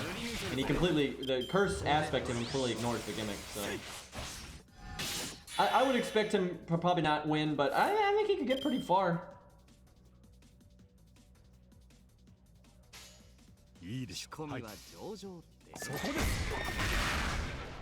That's true, she did debuff clear too, that was another thing. That she debuff cleared twice. Yeah, I don't know. The main thing is, I think Gawain's normal card damage is just too much. It's just too much. So you're not going to be able to get that many dots off like we did against Lantoria. Like, she hit pretty hard too, but not as hard as Gawain. Like, no way. Gawain's a monster. Give me 1 second. Gotta get water.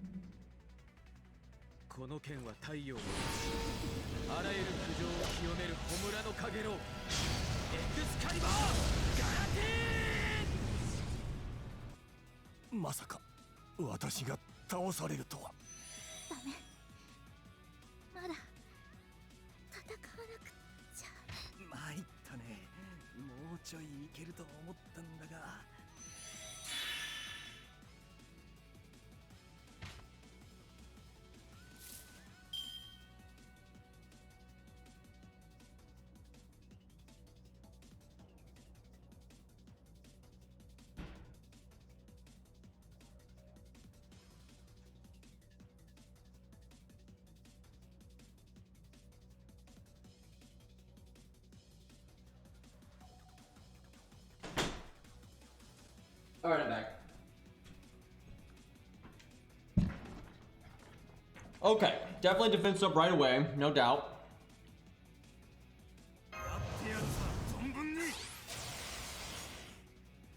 The question is, are we only gonna ever NP once?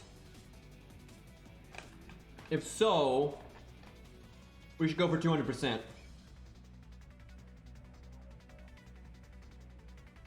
Hmm.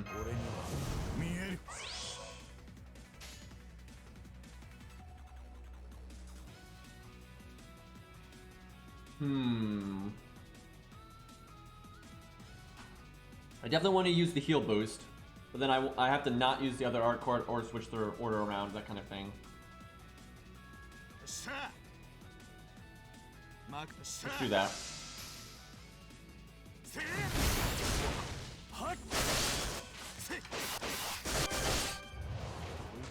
Oh god, what misses comes that hit? Also, Gawain, please.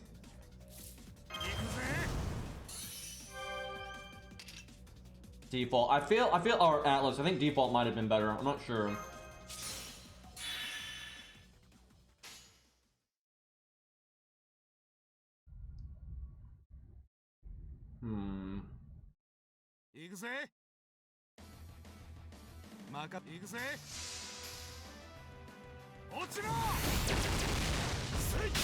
I love this music though. Don't worry guys, we gave ourselves debuff resistance and it's not an NP turn. That actually, I would have been totally okay with that if he had procced that on the NP turn.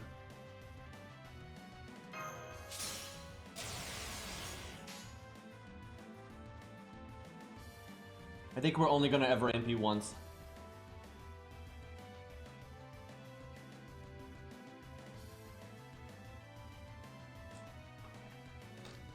I think we need the 1k heal command code. I think that would be better if you have it. Because of the heal boost, we can probably get enough turns out of it.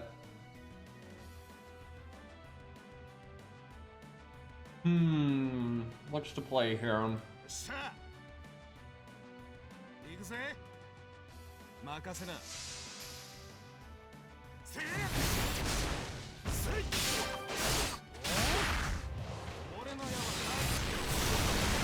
Oh look, he brought the debuff resist again.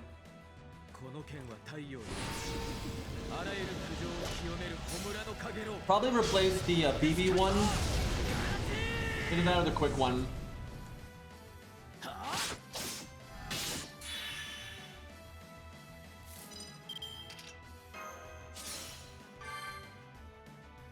Man, that sucks. We have the debuff resistance, and I think he has magic resistance, and we didn't guard either debuff.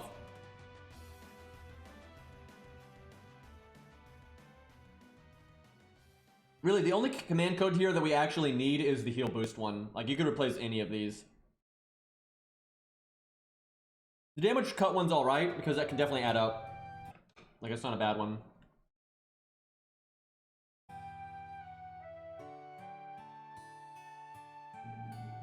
The 1k flat damage isn't too bad either. Because we're counterclassing though, you probably get more out of like the Gilgamesh one or the anti-mail one, but I'm not actually sure, but probably. But you definitely want heal boost on. You want heal boost on something. You want regular the 1k heal on something, and then some kind of damage up on one of the busters. And I'm really not sure what about quick though. I don't know.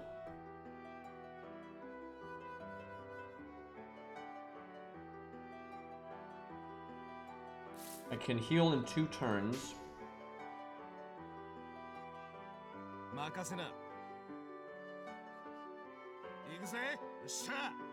Okay, please proc the 500 heal, because it'll heal for quite a bit. Double heal up. Yeah, there we go. That's good. I wish we had our thing at, like we had default and at 10. He might even be able to live long enough to get healed twice. Okay, we heal next turn, so we want heal boost and not use a heal. Which means I have to not use my other buster card, or use the other buster card first. I wonder if I want to go for 300%. I know he gets a huge boost from none to 1, but I think the next boost isn't that big. Let me look here. No, it's pretty big. It's big. Yeah, he goes from 0 to 2. He goes from 0 to 200%, and then he goes to 400%. So no, we want to get 300%.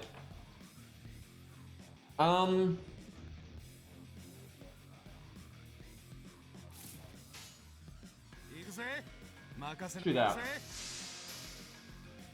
Let's get it done.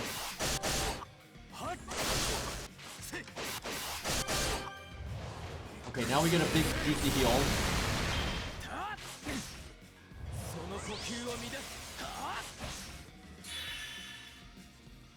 Fuck.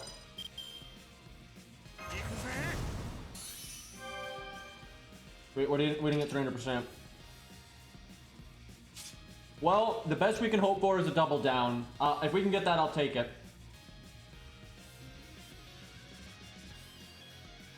I definitely wouldn't use Merlin. I would focus on more just straightforward damage and straightforward survivability, I think.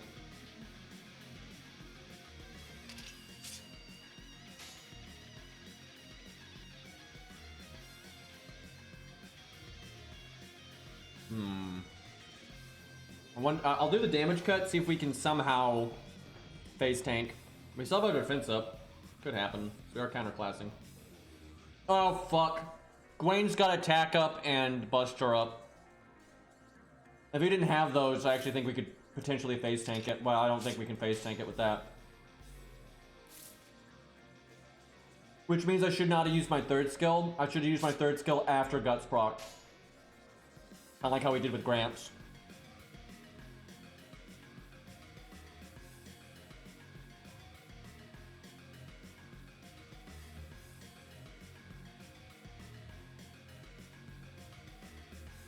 What's max survivability here?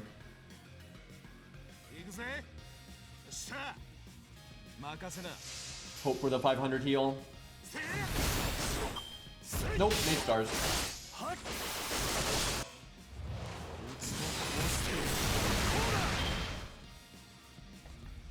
Don't do it, Gawain. See, if we had not used our third skill, we'd be in the exact same boat. But I can heal myself.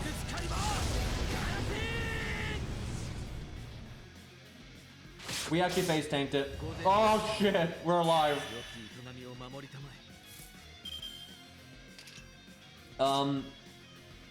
This is bad though. The dot is gonna kill us if I don't heal for enough. We could theoretically heal for enough. I think we just go now though. Like going next turn might be if I let me see. I think it hits for 1,000. I'd have to proc the 500 heal and the heal boost, and then do the normal heal. It's only 1 in 3. So I think I just do the Buster Chain now.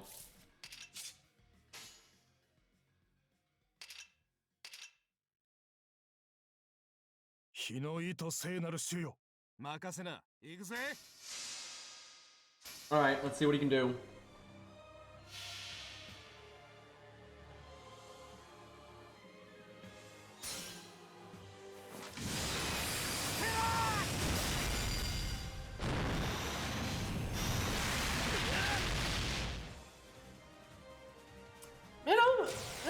That's not bad. Not enough, but it's not bad. He had no damage up in the Mystic Code or anything, so. He may be an archer, but again, he's a fucking 1-star and all the other things, and you know, killing himself. So.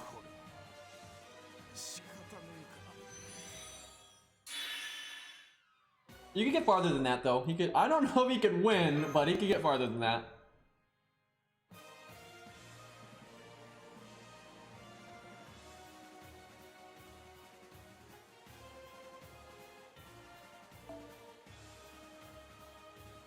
That's pretty cool, getting that 300% though. That's fun. Oh man, look at Zaw one-upping me. I got the NP3, but he's got a level 100.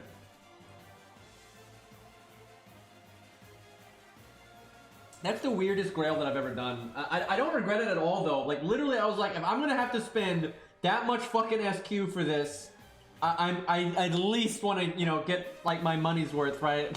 Like in terms of being able to solo and everything. So that's why I grailed her to 90.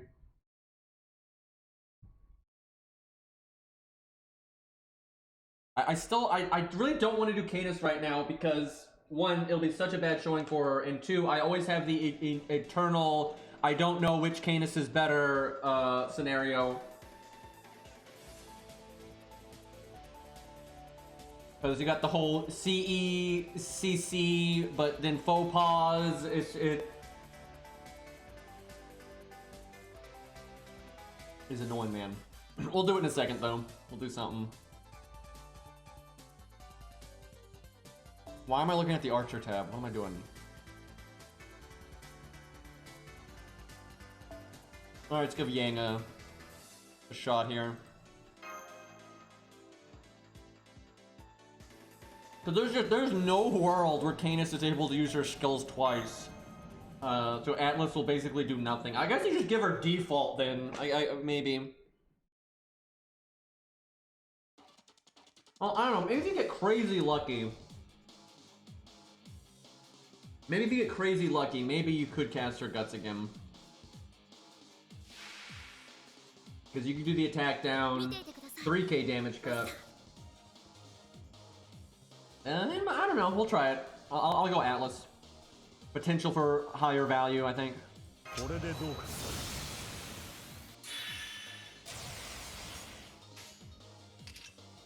Just watch Gwen Buster crit and run everything, and Guts goes off on turn 1, and I just lose my shit.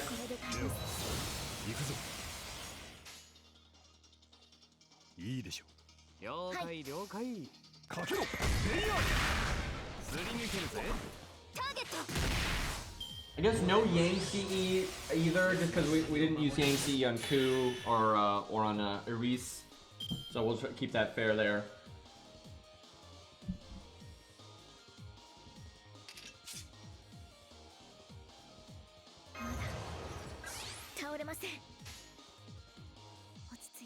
Hi.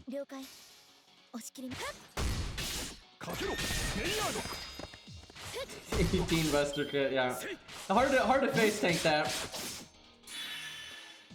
She'd make it less than that though, 3k cut and then the attack down. But if he attacked again, she would die. Or proc Guts, you know.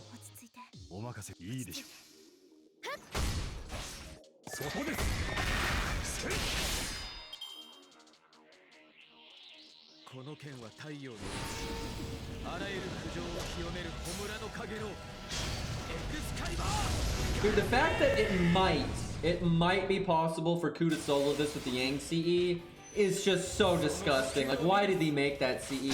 Okay, this isn't even fair. Look at Gwen. Okay, no, one of them wore off. Okay.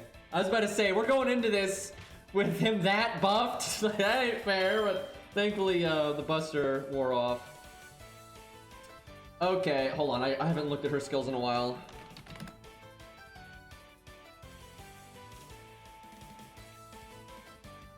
Oh right, debuffed her first skill, but it doesn't. It makes more stars. That's about it. And then the taunt works on anything.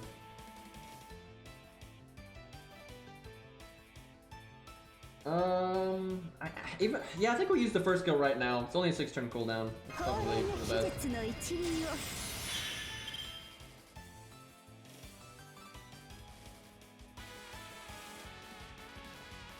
I think I used the third skill next turn. Second skill doesn't matter this turn either. Okay.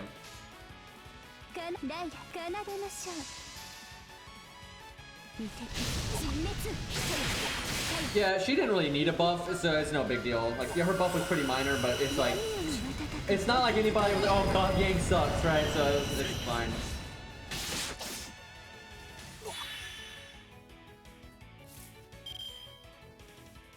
Fuck. I really thought that sucks. I guess we just do this then. I wanted to use that for the next one, but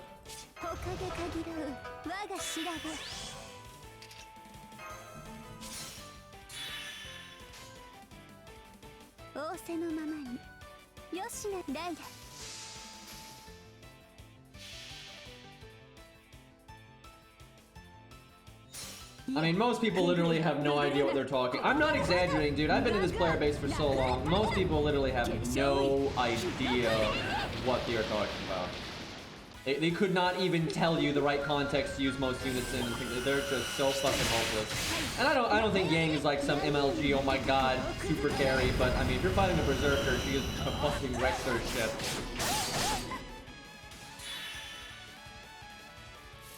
Keep getting this 90%, man. Not the best feeling one ever had. Do we have the heal boost? We do not, so we do... Maybe I do quick... Nah, we'll do that.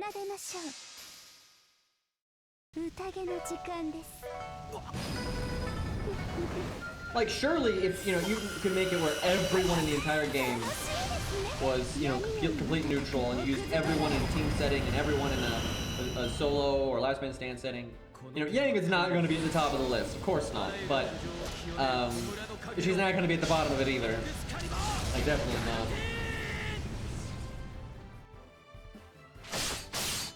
Normally, I stream with so many different ways, depending on my account, because FGO, but the standard way that I stream is I use a app called Samsung Dex, and it basically lets you use your monitor as the display device for your phone, and then I just tell OBS to stream that.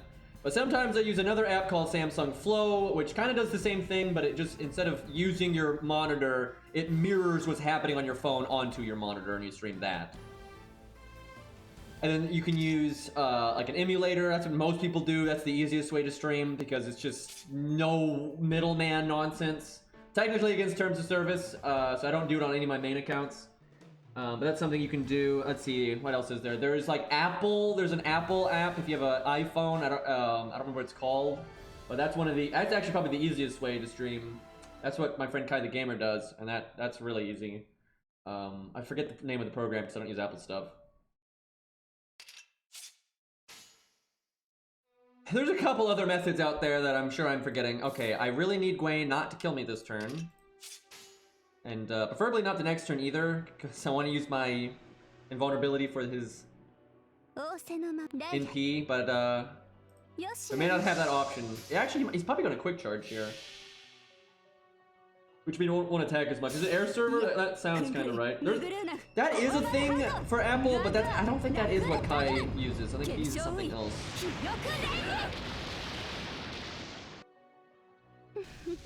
I don't know. I'm not the guy to ask for iPhone stuff. Most of what I use is also Samsung specific. Like Samsung Dex and Samsung Flow only work on Samsung devices. Streaming Android, if you're not Samsung, is definitely harder. Okay, he quick charge. Works out. Is there any world where I'm gonna loop here? I don't think so, so I'm gonna do this. Honestly, this is a pretty good performance. I mean, yeah, it's not the best we've seen, but it's not bad at all. Like, this is totally fine. And we ain't dead yet.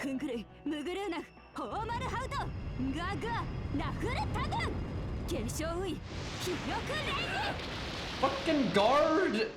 That's a pretty big damage hit for us right there. That sucks. That was definitely a nice extra shot in the armor could have had.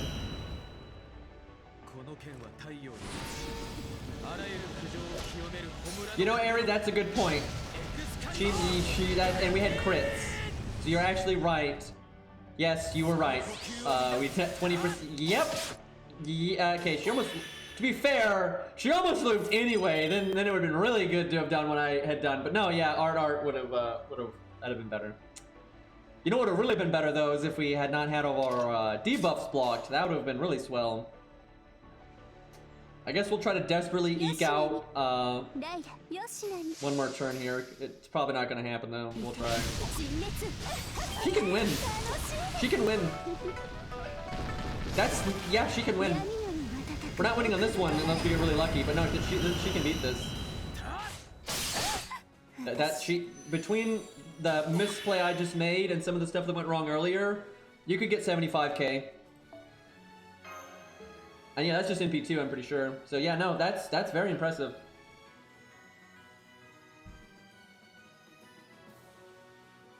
Like that's pretty damn legit.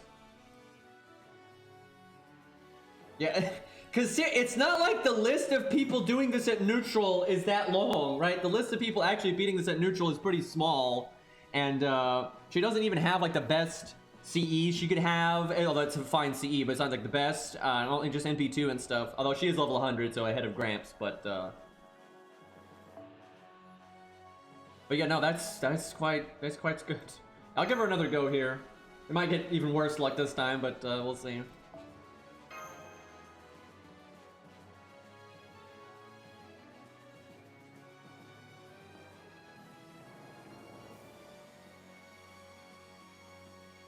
Is Beastly still here? If Beastly's here, we'll do not Virgil.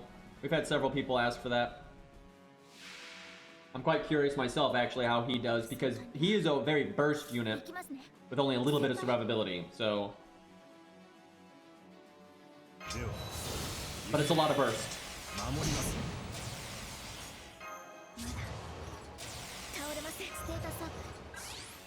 You know, we don't need to bring Robin anymore. We don't need the attack down anymore.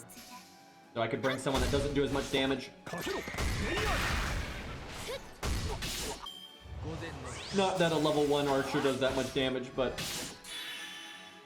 less the better.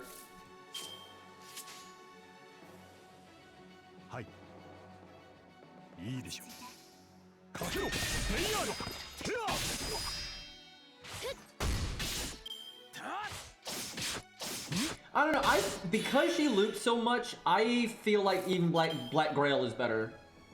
Or maybe even Art of Death.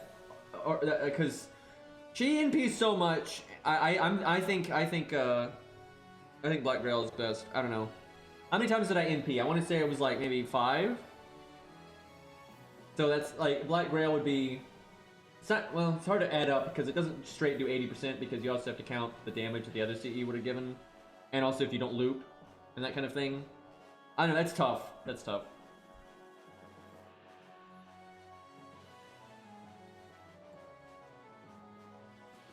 Like, if we were going overboard on... if we were going overboard on repeat NP gain, then I would definitely say Black Grail. But we're kind of iffy, so it may be better. I don't know. I don't know. 80% damage is a lot. It's close. It's close.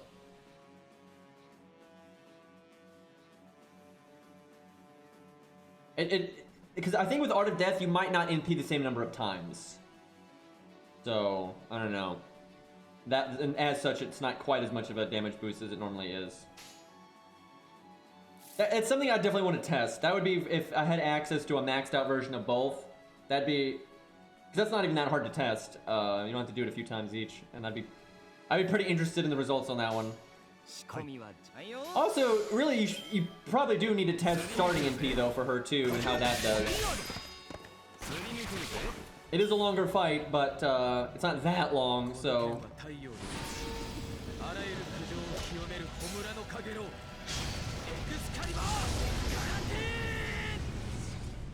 Yeah, it did play a part in looping, definitely. But there were times that we went overboard, but there was also times that we barely didn't get it.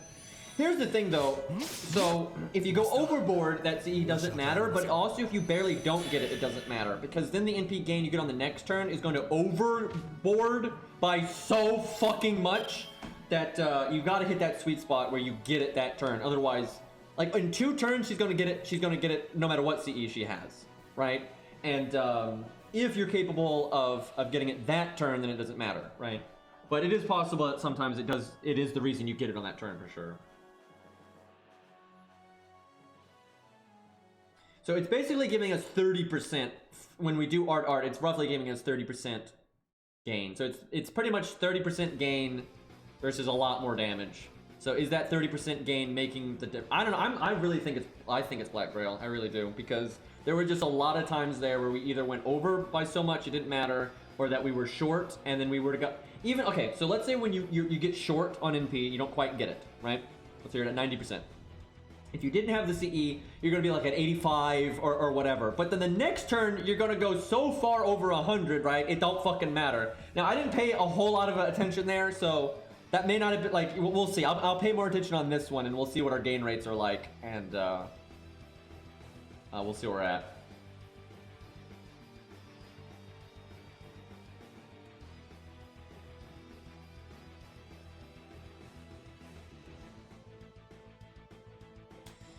Yeah, that's true. Yeah, that I definitely agree with Ari. If you switch out the command codes for Star Absorb on the art, then it definitely Black Grail, because you'll have a much easier time looping at that point, and then you're just doing so much more damage. Also, I'd like to point out, someone said Art of Death is less damage. It's not. Art of Death is more damage. By quite a lot, actually, because Art of Death applies to not only your NP and your normal cards and your non-art cards, it applies to your extra attack. And for the non-NP, it's adding more damage. So Art of Death is absolutely more damage. It's just Art of Death doesn't help with gain rate at all, right? So and it's not that much extra damage. It's only a chunk, but it is more. And then you have the Yang CE that's even more bonus damage for some fucking reason.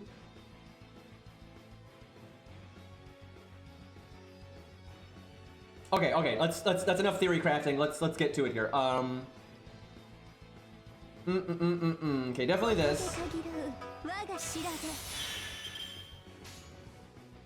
I wonder. Okay, getting our NP. Let's see if we can get our NP right now. Because if I can do that without using my second skill, that's going to be amazing. I mean, we're always fighting humanoid bosses, though.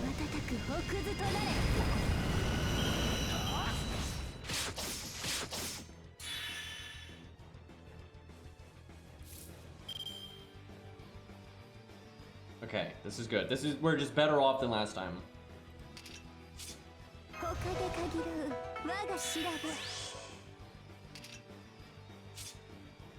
I feel like I'm doing something wrong right now, though. I don't know why. I can't shake this feeling. I feel like I'm doing something really wrong. So you know what would be probably better is even if we use our second skill, not using the Merlin command code.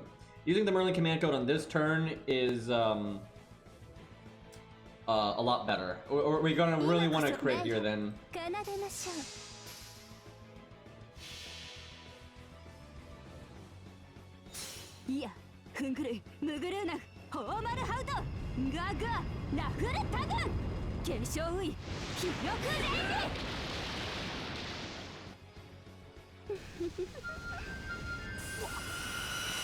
Well, damn it.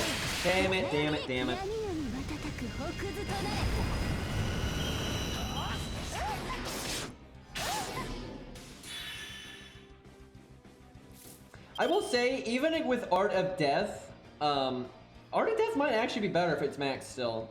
It's really close, because the NP gain may really matter.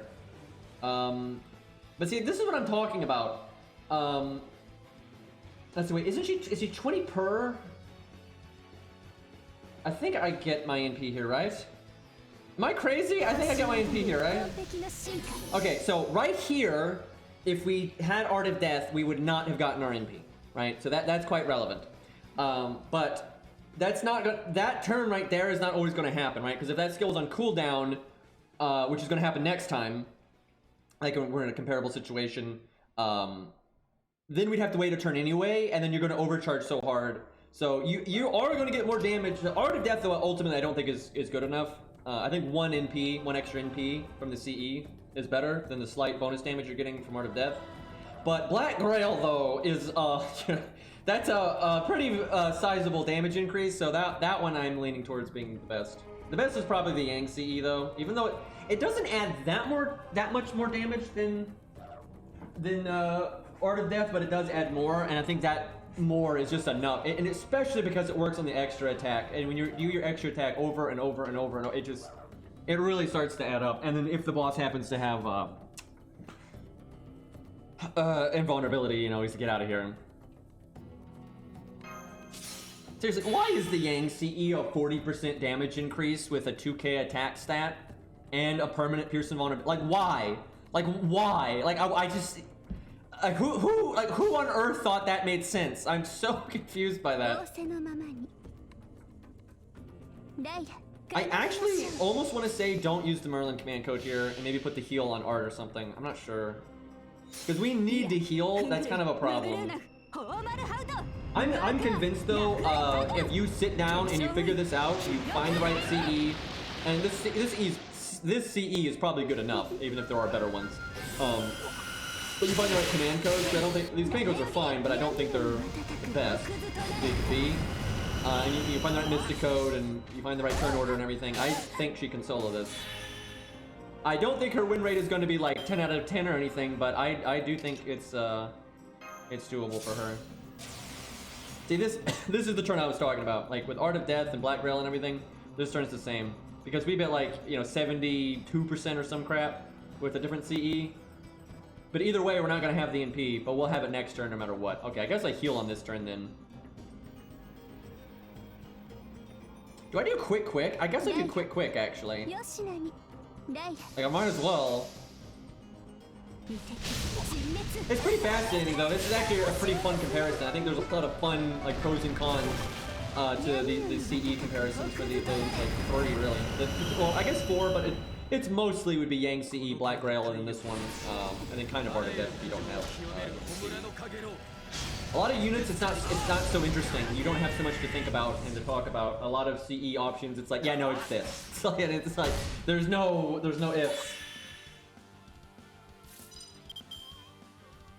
It's like normally the ifs are based on the fight, right? Normally if there's any like this apples or oranges, it's based on does the boss have a defense up or not? Do they have a high hit count or not? That kind of thing. But then, so other than that, it's pretty clear cut. Unfortunately, I think I have to do invulnerability here. We're lower on health this time. That's game though. Like how you win is using your skill there for the next NP, which is what we did last time.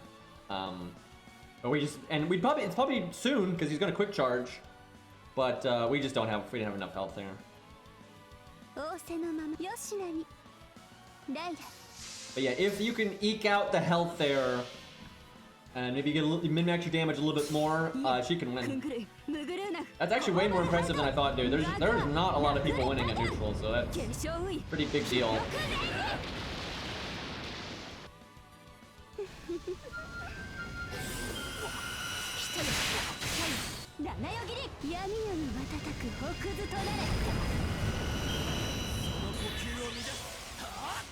Yeah, I figured he was gonna quick charge there. Man, that means we were only 1 turn off. I think we were only 1 turn off. If we had just had a little bit more health, so we could have survived that turn, which is not even that hard because he's gonna do the skill there, so only gets to attack twice. I probably should have tried. I should have tried. Because yeah, I think if we could have just waited to cast invulnerability and cast it here, I think we would have won. That is sad. Well, we're definitely dead here, so I guess we don't do the art and we do this instead. Sad!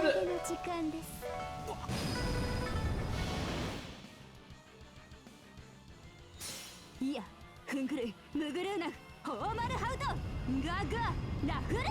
I'm not a big fan of most of the foreigners.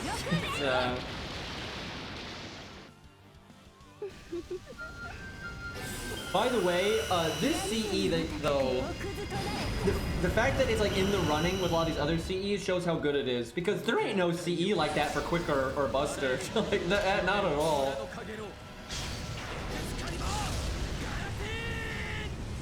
Oh yeah, I don't mind MHXX. She's fine. I kind of forget about her. There is one male foreigner, but they're not in FGO. Well, unless you want to count Voyager, but Voyager's supposed to be a Voyager, not a foreigner. Like, it's literally not his class. It's an FGO thing. So when you look at, like, the canonical class, it's not... I don't really count him. Also, he's not really a man. He's a boy. It's totally different, right? He is Voyager, right?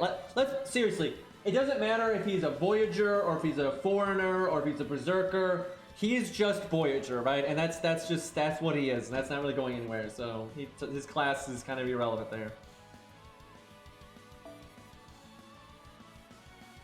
There's several units like that where I just don't even, like, I don't consider Asterios, like, now we're talking gameplay, not lore, but in gameplay, when I talk about Berserkers, I don't even think about Asterios. And it's not because I don't remember Asterios. It's just his gameplay, it's not a thing about being a Berserker at all. He does not do Berserker things, he does Asterios things. Nothing else really works like him, so Asterios is just kind of Asterios when it comes to gameplay for me.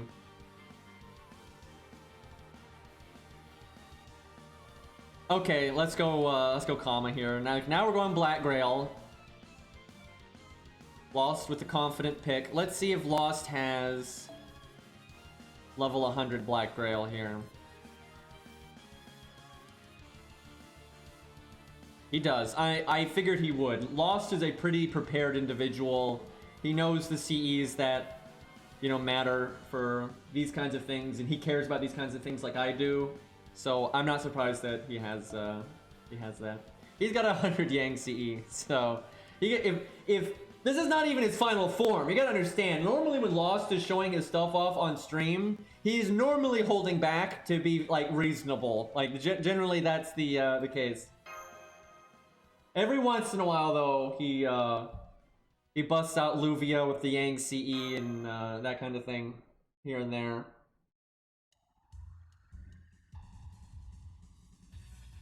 It is clearly possible that Yang can beat it. We'll need some RNG on the right turn, but it is clearly possible that Yang can solo it. Probably like a 30-ish% win rate. Although if she was more upgraded, maybe you could and picked a different, you know, setup, you could maybe get higher than that. The main thing is the biggest key turn is that one turn where he can kill you or not. You need to save your invulnerability. That's the linchpin. You know, I'm not sure you could min-max the damage and stuff enough to win before that would get you. Now, maybe you can. Maybe if you find a slightly better CE, slightly better command codes, and higher NP rank, you know, maybe you can win. And even if that scenario happens where he kills you early, maybe, but maybe not. And in which case, it literally doesn't matter, so.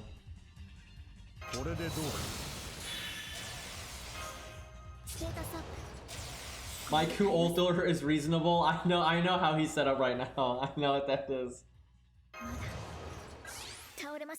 Where did these emotes come from? Everyone is that like a popular streamer? Because I've been seeing those green emotes everywhere and they're really good.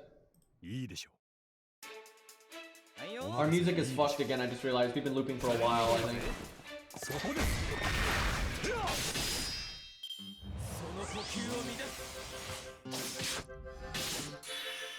Genshin streamer, cool. Good emotes, man.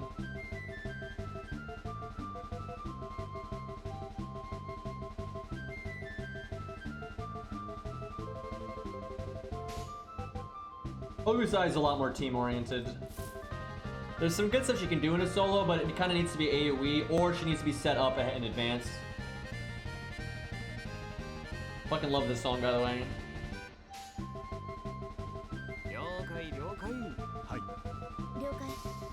I was gonna say, it really speaks to the quality of like Sonic old school music and Kirby old school music and things like that, because universally when like so many Kirby songs come on, you know, chat's all, yeah, right? Where you don't, so many other, you know, big games and stuff, that just doesn't happen, so. God, I love that area, it's great.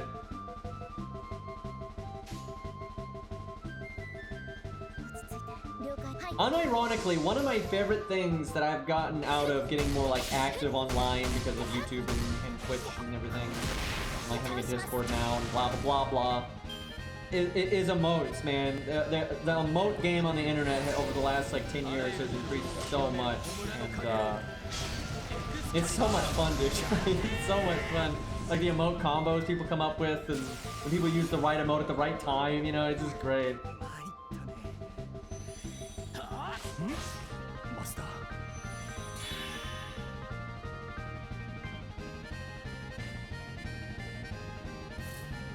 Okay, what are we doing? We're using Atlas, which is pretty standard for her. I'm kind of glad Atlas is standard for Gawain, because his debuffs are annoying, because it means our scuffed Mystic Codes is not as big of a deal. But it is a deal for a few units out here. Wait, I gotta do Canis.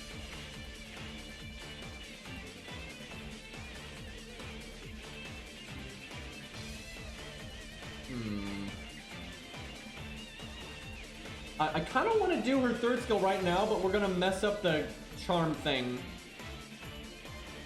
It's a 6-turn cooldown. We also don't have a crit chance worth speaking of yet. Her guts last forever, so it's probably best to just cast it now. Man, she'd benefit from taunt. She's not quite as extreme as Ku and all that, but yeah, she definitely wants the taunt walls. Definitely hurts her not having it. I think we just cast that, and then we do like try to get to 50% here.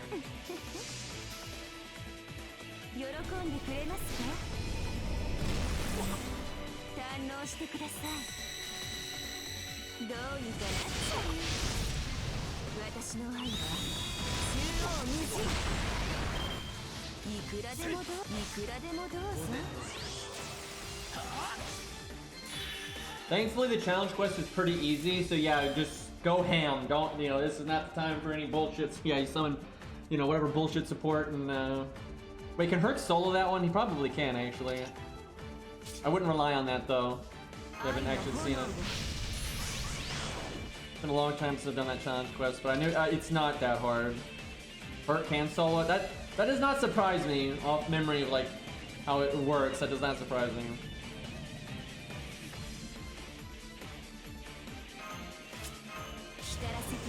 Wait,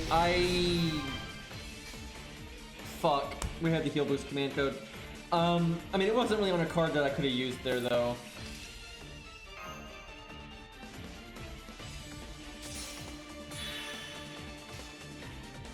Okay, please charm.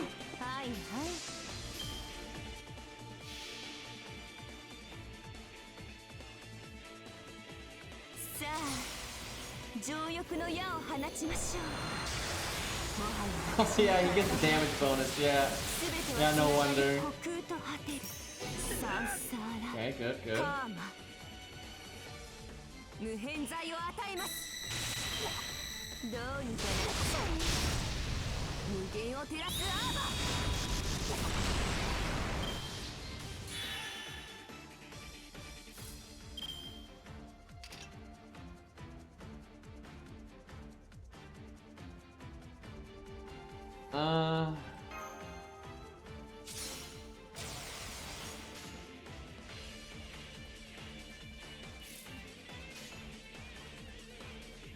I'm not gonna be able to heal again anytime soon.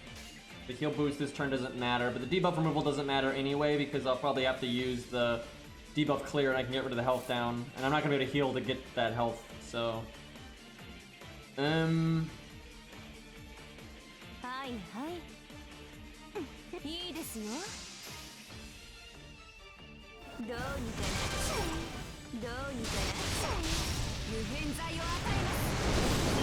You know, maybe I should have just done Art Quick there. I mean, I'd probably get my NP here, depending on what Gawain does, but guaranteeing another NP would be pretty swell. Uriel actually would get fucking destroyed here. She is a horrible solo unit here, even with her charm. If she was at neutral, she would not be able to do it. Like, she would just die so fast. She doesn't have an evade or anything like that. Also, you can get guarded on your charm, and then that's pretty much that. Like, if she was neutral, she absolutely would not be keeping up with the other stuff at neutral. She can do alright at counter class, just because, you know, counter class, but yeah, at neutral, no way.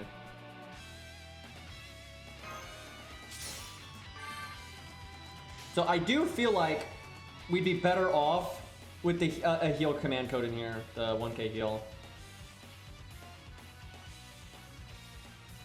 Okay, what do we... And I think we should have a heal plus on quick. I think heal plus should be on quick, and then I don't know where to put the other one, maybe on Buster. Because like next turn my heal comes back, right? But I can't really do the heal plus right now, but we want it.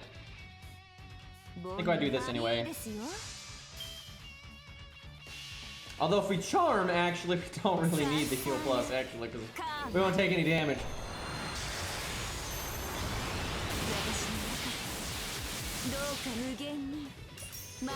Yeah, ultimately, Uriel's kit, never mind stats, Uriel's kit is just not half as good as Kama's. No way.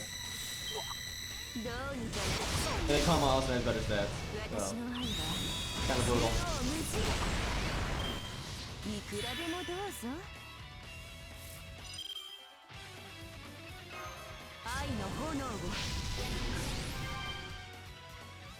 We're at full health right now. We still have... Oh, I fucked up. I mean, it's not that big of a fuck up, but I fucked up. I should have done that after Guts. That might kill us. That makes me really stand by what I said earlier about the heal, because the one way to make sure we don't die on that one turn is having a normal heal to hold us over.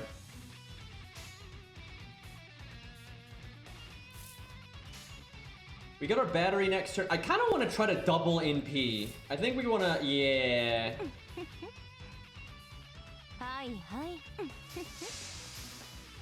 Oh my god, if I can pull this off, this is going to be funny. Wait, I think it's going to quick charge me though. And that's still fine, but...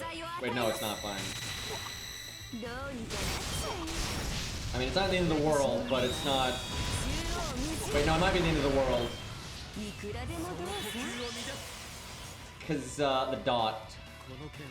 Like, we don't need to cast a skill, but, oh, thank god, she brings herself back with 2,000 health. Okay. And she just guarded it anyway, because she's got Essence of a god and Magic Resist. Okay, I'll take it. Okay, so this turn is very risky, but if it goes well, we're gonna win, I think. We basically need to not use our Charm Plus, but we need to Charm anyway. And then we need to get to 50%, and we need to use our third skill, and then do that again, right? That's the goal here. Can I get away with quick, or do I need to do art? I'll try quick. I haven't been paying enough attention to know if this will work or not. Charm! No fail, land it.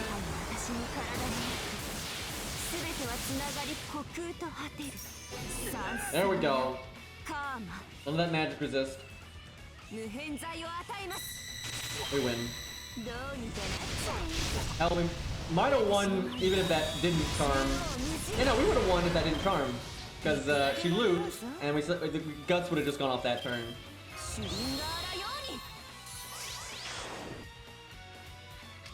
The charm plus as in the charm resist down. You know what I mean. Same thing.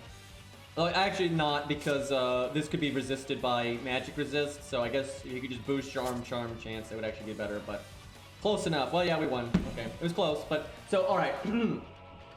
Gramps would have won if he was, more upgraded, or if he got really lucky. But she wasn't upgraded beyond. The other units that did it were upgraded more than Gramps, right? Like Avenger Ushi was 100. But she's in the same boat as Gramps, where she's NP2, I think, or is she NP3? But she's level 90, so that's at least the same. Probably better CE though, tier-wise. I don't know if Black Grail would be right on Gramps, but I mean tier-wise, she's got a CE that's helping her more than what's help. Okay, they're actually pretty close then. If she's NP3 and Gramps was NP2, that's definitely relevant. That's definitely relevant, because I mean Gramps was so close. If Gramps was NP3, I think she still might be a hair ahead, because she still has guts. It's not like her guts is gone. She still has guts. She can charm again. She got a bit of overkill damage, so she's still a little bit ahead, but not that much. The main and also the CE. To be clear, Black Grail is like overall a more impactful CE than what Gramps had, I would say. So they're still pretty close, but I do think she's favored a little bit. I don't think Black Grail would be better on Gramps, because he only NPs like 3 times in that fight, which is still a lot, sure, and Black Grail playing 3 times is, more than, it's like, what, 5 NPs technically then or something? So, I mean, maybe, but I feel like Gramps would want something like, I mean, the Yang CE, but, maybe Art of Death, maybe, Limit Over Zero, something in that style. Maybe even the Kana CB, something, in that vein. Maybe. That's one I'd have to... I don't use Gramps as much as a lot of the other units.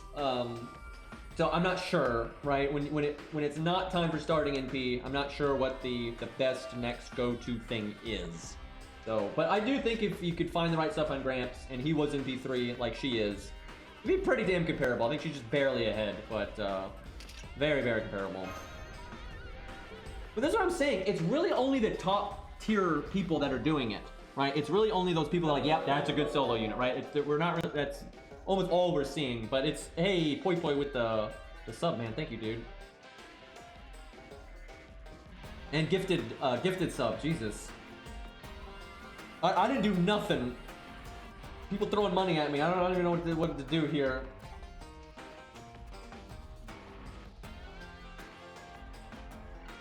Wait, is that because... No. Is that because I said CB? I don't fucking... Stupid fucking... I take it back. If that's why. Poi Poi didn't say that was why. That's what Chad's saying, though. Poi Poi didn't say nothing. He's been silent. Poi Poi has never partaked in that meme, to my knowledge, anyway. Alright, I don't know which Canis is better, but I'm going with Zaz because I'm too lazy to switch the command codes myself. And, God, can you imagine Virtua here, how bad that would be? Dude, I'm so happy that Ku does so well, man, because he's a fucking Lancer, like, God.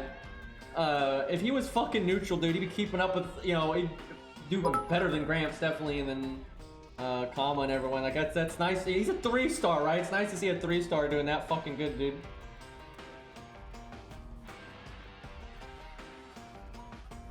Wait, what did Lost do? Oh. Also, wait, what? That's not what was there earlier. I was gonna show off the Ku altar, but I wonder how she would do here. Probably pretty bad. All slot? Oh, there it is. Yeah, there it is. Guys, I wonder if this can solo it. I wonder. The answer is yes. Not only can this solo it, but like with a lot of and it's even getting 2K FO'd. Oh, yeah, 10, yeah, NP fucking 5 on a 5-star with the Yang CE that's limit broken and level 100. Look at this. Look at this. How are you supposed to say this name? Gears.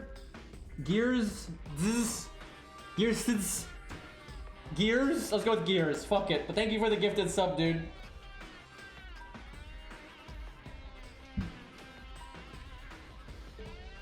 Okay, it's we'll get Zaz Canis in here. I don't know, man. I do feel pretty confident that right now, I don't think it's gonna last, but I do feel pretty confident that right now my Canis is better because Golden Sumo is good, man. You know, it affects the extra attack and all that. And then I got the Santa Altar one and everything. So but he does got the faux pas. Faux pas are not a joke. Like eventually, and I got MP5, right? Eventually, Zaw's gonna beat me. There's just I can't hold the tide back forever. But I still think mine is a little bit ahead right now, just because the CE is better, unquestionably. Because she does mix up her card colors. She doesn't do BBB all the time, and extra attack is really relevant on her. And then my CEs are a little bit better, so I do think I got the edge right now. But it's not gonna last. It's not gonna last.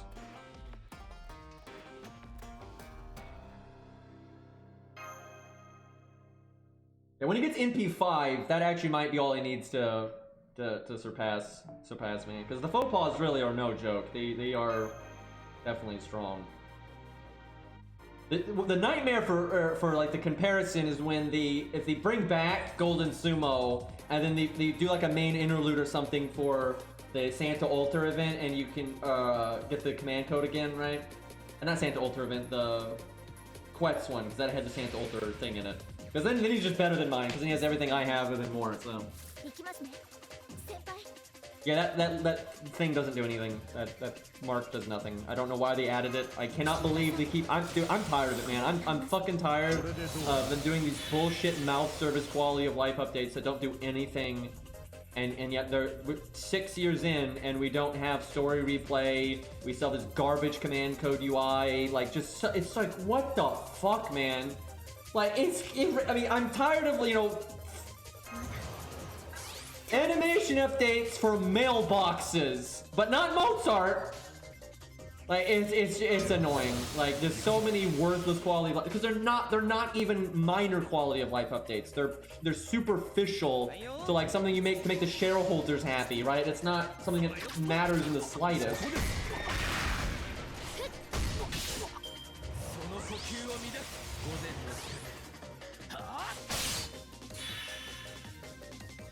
Yeah, guys, we've been stuck on this fight for days, and I can't beat it. Damn. If only we could have found someone to solo this earlier.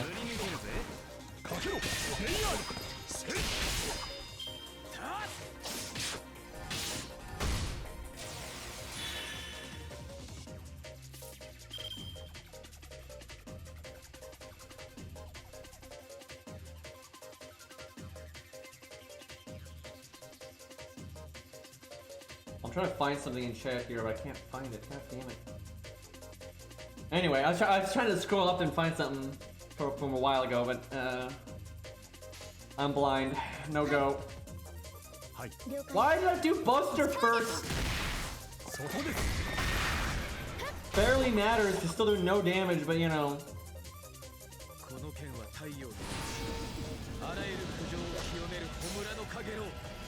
Yeah, I remember Chaos's name, and I like when this happens. You have like somebody that almost never talks in chat, but they have the founder tag.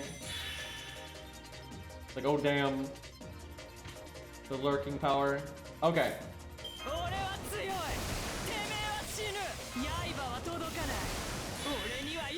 Now what's the play? I almost want to do art quick, but I don't think so.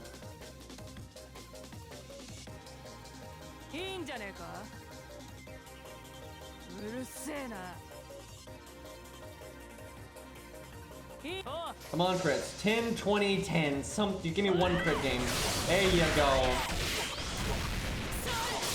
Alright, come on. Damage cut. Damage cut. 30% attack down. Oh my god. I gotta say though, the fact that a Buster crit only did 5k to her is pretty impressive. Unfortunately, that was definitely a big enough hit that he'll kill us on the next turn. We basically needed to have full health here. Like it's pretty much full health or bust on that one.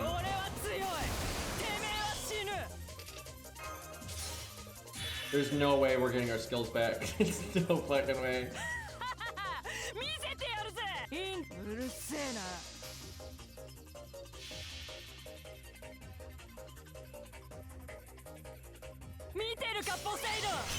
Any chance we had there, we went away with that crit, most certainly. Like, if he had not crit us there and we got a little lucky on this turn, we could have Guts not go off, then have Guts go off on the MP, then do invulnerability and all that. But yeah, I think we're yep, there we go. Okay. We did. Her VA is very skilled from what I've seen. I've seen a few other roles that she's done. I'm like, what the fuck? Like, I don't. So this happened. You had like, what's his name? Male Blank, was that his name? Just every once in a while, there's somebody who just has way too much range. It's like, you know, a lot of voice actors do a good job of putting a different like inflection on their voice, so it has like a different vibe. But you can certainly tell it's them, right? And that's not their fault. A lot of times that's genetics. But then sometimes there's just these people where it's like, they have so much range that it's just nonsense, right? Mel Blanc was insanity, dude.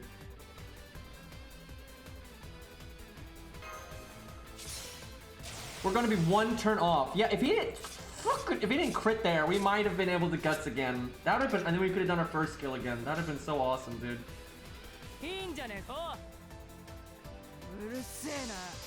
It's possible. It is possible for her to cast her skill plus. Look at that. Let's do it. You just need him to not crit you in the face. And then when the next turn we don't have the damage cut anymore, you need him to not crit you in the face there either. この剣は太陽のあらゆる苦情を清める焔のかげろうエクスカリバーガランティー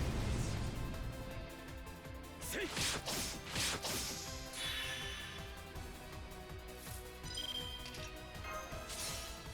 I gotta tell you though, man, that Moriarty's voice actor, I love that voice so much. It's so good. There's a lot of really good voice actors in this, but my god, he every single line he does is gold, man.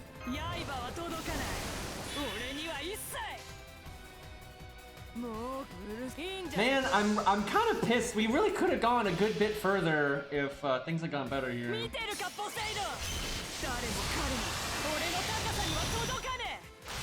This song is from Rusty Hearts, which doesn't exist anymore, and what is this song? What is this song? Let me find it. I know it's from Rusty Hearts. Here, I can just link it. I think here we go. I got it. There you go. There's the music. So she didn't do as well as Ku there, but if she'd gotten her skills again, she'd be pretty comparable. However, I will say, if they weren't at being counterclassed, Ku scales more, right? Ku escalates more when the enemy doesn't kill him quite so fast. They're pretty close. I've said that. I think Canis keeps up a lot better with Ku and Enkidu than people think. Like, the main issue for her is she's less flexible. That's the main thing, because Ku and Enkidu have debuff clear, and that can be a massive fucking deal. And Enkidu has a niche bonus, but he's totally good without it, and things like that. Where Canis doesn't have any of that, right? She doesn't have any. If a boss has something that counters the shit out of her, she has no answer for it, right? She doesn't have a debuff clear or anything, no utility. But her straight damage and survivability is excellent, so.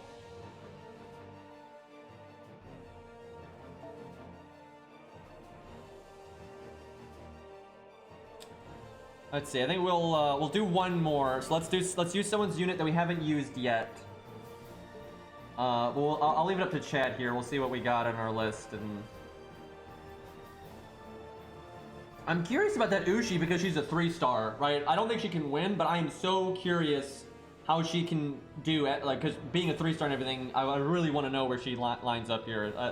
If I was gonna pick, I would go with that one. But yeah, we got Big Nobu there. God Juno. No, we're not doing God Juno. I agree, they need to buff Taiga way more than they need to buff Canis. Not even close.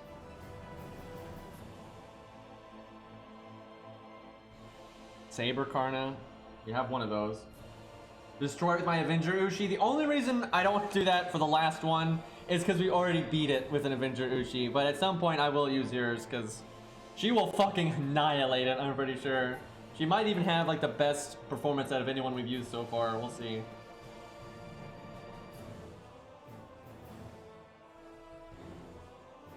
I agree with Ari. I think Ushi or Yuri Pirates are the most interesting. I'm super curious about the Yuri Pirates. All right, we'll do that. Can we get a vote? Can we have a vote between Ushi and Yuri Pirates, and we'll just go with that one? Protoku. That's just sad. Oh, here we go. We got more things in. That's fair. That's fair. Save it to chat here. That was pretty much the ones that people were wanting. So.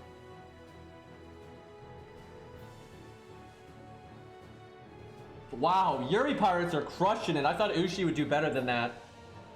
But she got her animation update. Okay, alright. It looks like it's Yuri Pirates by quite a bit there. I guess they are something you really don't see often, let alone that upgraded. Oh god, you can use points. Uh-oh. We shouldn't have said that. We'll see what happens here. I can massively inflate these things. We'll keep it. We'll let the channel points fly. We'll see if someone has enough. No, don't redo it. Don't redo it. I'll tell you what happens. If Ushi wins, I'll just do both. Oh, she so close. So close. Somebody was an Ushi fan there, though. They ran that back quite a bit. Alright, we'll do Yuri Pirates. I'll tell you what, we'll do Ushi first next stream. I'll keep that person on my friends list and everything to make sure I can do it nice and easy, and we'll do Ushi first on the next time. Although my next stream might not be Gawain again, might mix it up, do some other stuff, but the next time we do this, it will be Ushi. Because I am super curious about how she does here. That's the one I want to see the most, so. You know, I actually might make our sub notification that voice line from Ushi.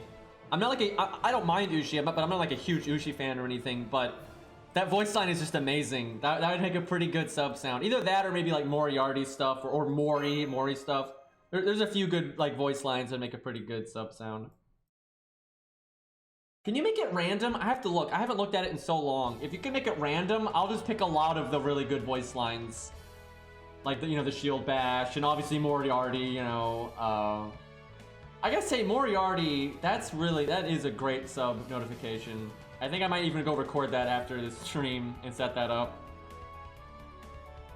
If I can make it random, I'll just start grabbing a bunch of ones that I super like. I think that would be pretty great. Where are, oh, there they are.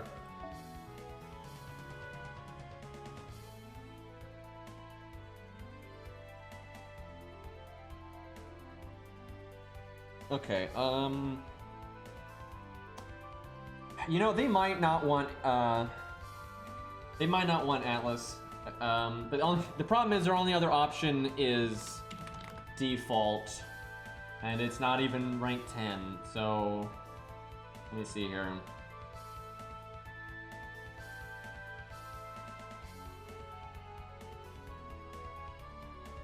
Because their first skill is literally nothing. It's, oh boy, their archer version is so much better. Their archer version is like the same thing, but so much better. Yeah, Atlas really is not good for them. It really isn't. I think we do default, even though it's not rank 10. This is gonna be tough. This is gonna be tough. They have no survivability skills at all. Their NP effect is amazing. It's just, they don't have a lot to back it up. They really deserve a buff. Because they're kind of bad, but they're close to being actually pretty good. And they're not horrible, they're serviceable. But they need a way to capitalize on what their NP does better, or live longer to do their NP more, right? Yeah, right after the stream, I'm gonna like eat, and then I'll look into if I can have more than one subs notification sound, and then we'll start grab. Because yeah, it's about time we get one of those, and that would be pretty awesome. And if we only get one, I might go with Moriarty. I'm not sure. Maybe we just change it every once in a while. Like we just switch it out here and there. Like I make MP3s of like a lot of good ones, and we just mix it up from time to time. Hopefully, I can just make it random, but we'll see.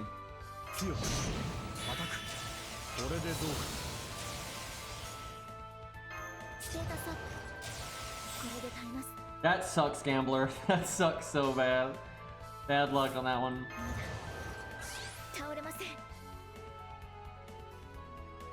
Dude, the Babbage startles me all the time. All the time.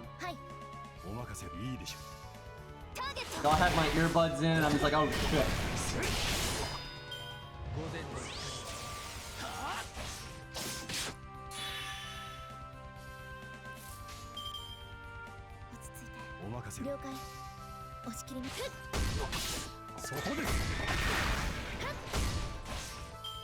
Yeah, I'll look into it, Maniac.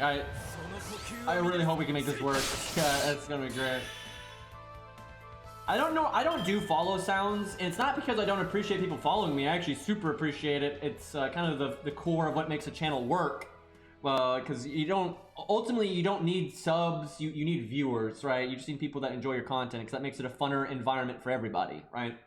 The reason I don't have follow notifications is it can get annoying, right? It happens a little too frequently sometimes. Like if you get raided or whatever, and it can be fun, but it can be annoying. So I try to just keep it reasonable, right? You don't want notifications going off too often. That's like, I know some people like that, but I don't like when your screen is just covered in emotes and there's some kind of random notification like every 3 seconds, because then they lose meaning. I kind of feel like so.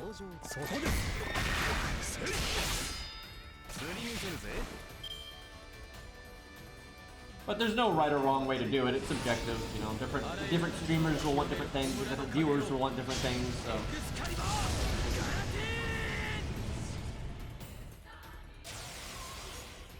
Yeah, some people do sub-only streams. I will never do that though. That will never happen. The only reason I would ever do that is if we had like some kind of like game going on where we had like, you know, a lot of us were playing like a PvP game and you maybe made teams, right? And then you needed to like to strategize for, and you know, you don't want them to see it or whatever, right? That'd be like the only reason I would ever do that. That'd be very, you know, short-term, temporary thing. Like if it's like some mass scale PvP going on or some nonsense. Ari, how did you even how did you even notice that? I see that here now though. What the fuck? Hanalo. I wonder if that's a coincidence. I wonder if we just coincidentally have similar names. I don't even know. I'm really glad you noticed that though.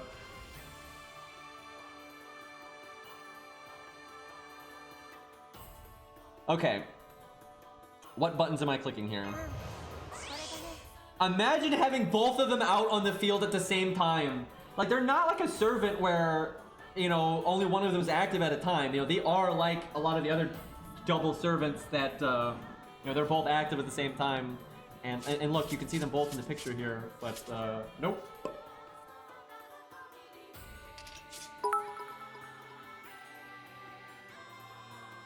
I bet Hanalo loves nickels. That's nonsense.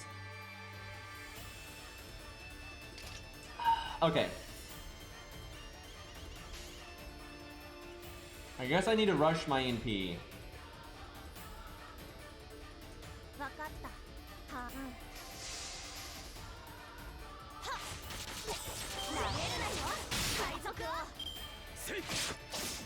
I feel like she is one of the least remembered servants ever, by the way, because just the way that they work, and she hasn't really been relevant in the story in God knows how long. I think she's probably one of the least remembered servants, like up there with Blood Axe, if not more forgotten.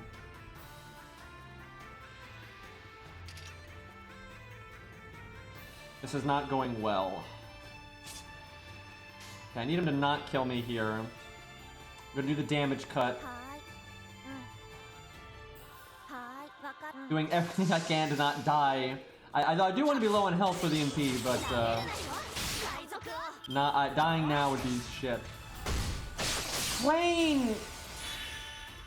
At least we get maximum damage though, am I right?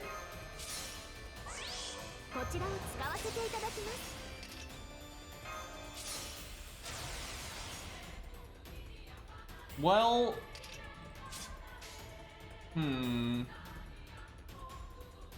I don't want to do the Star Absorb, but I kind of got to do it for the attack up.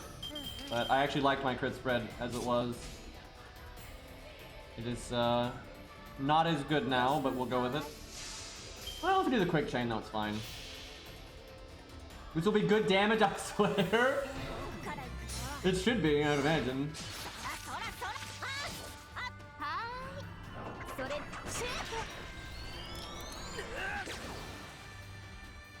Honestly, yeah. I mean, a lot of things that counterclass it, you know, that are doing about that kind of damage. So yeah, that is actually really good damage for neutral. And she's only MP2. Like they're not like some crazy upgrade DD.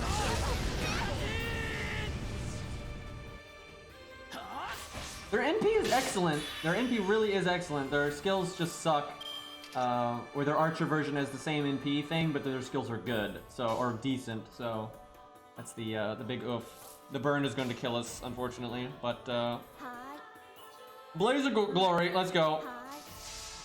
But really, so many things have not been doing that hot here. They aren't like, oh my god, amazing units. So I was hoping that they'd get farther than that, though. I was hoping for like half or further, but not quite, not quite. Good try, kiddo.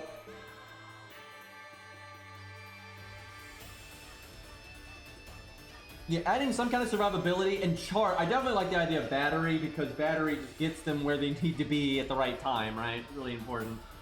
Okay, I think we'll wrap up there. That was a lot of Gawain. Good times, good times.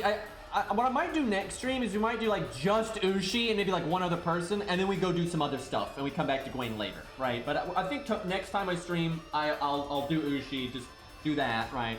And then mix it up. I'll be streaming Genshin soon too, because they got a patch coming and all that. Let us raid someone. What do we have here?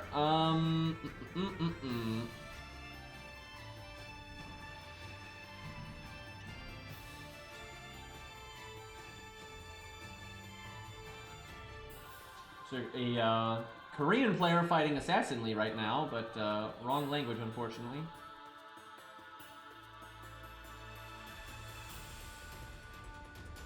Somebody doing Shimosa. I'm looking for people doing hard content, right? That's the... well, okay, well, it looks like Shimosa is about as good as we're going to get here, because the other one is wrong language, so... Having so much trouble getting my fucking Twitch to work right. There we go. Okay, I got it. I know how to raid. I figured it out. Anyways, lads, thank you for hanging out. I will try my best to stream tomorrow. I think I can. And, peace.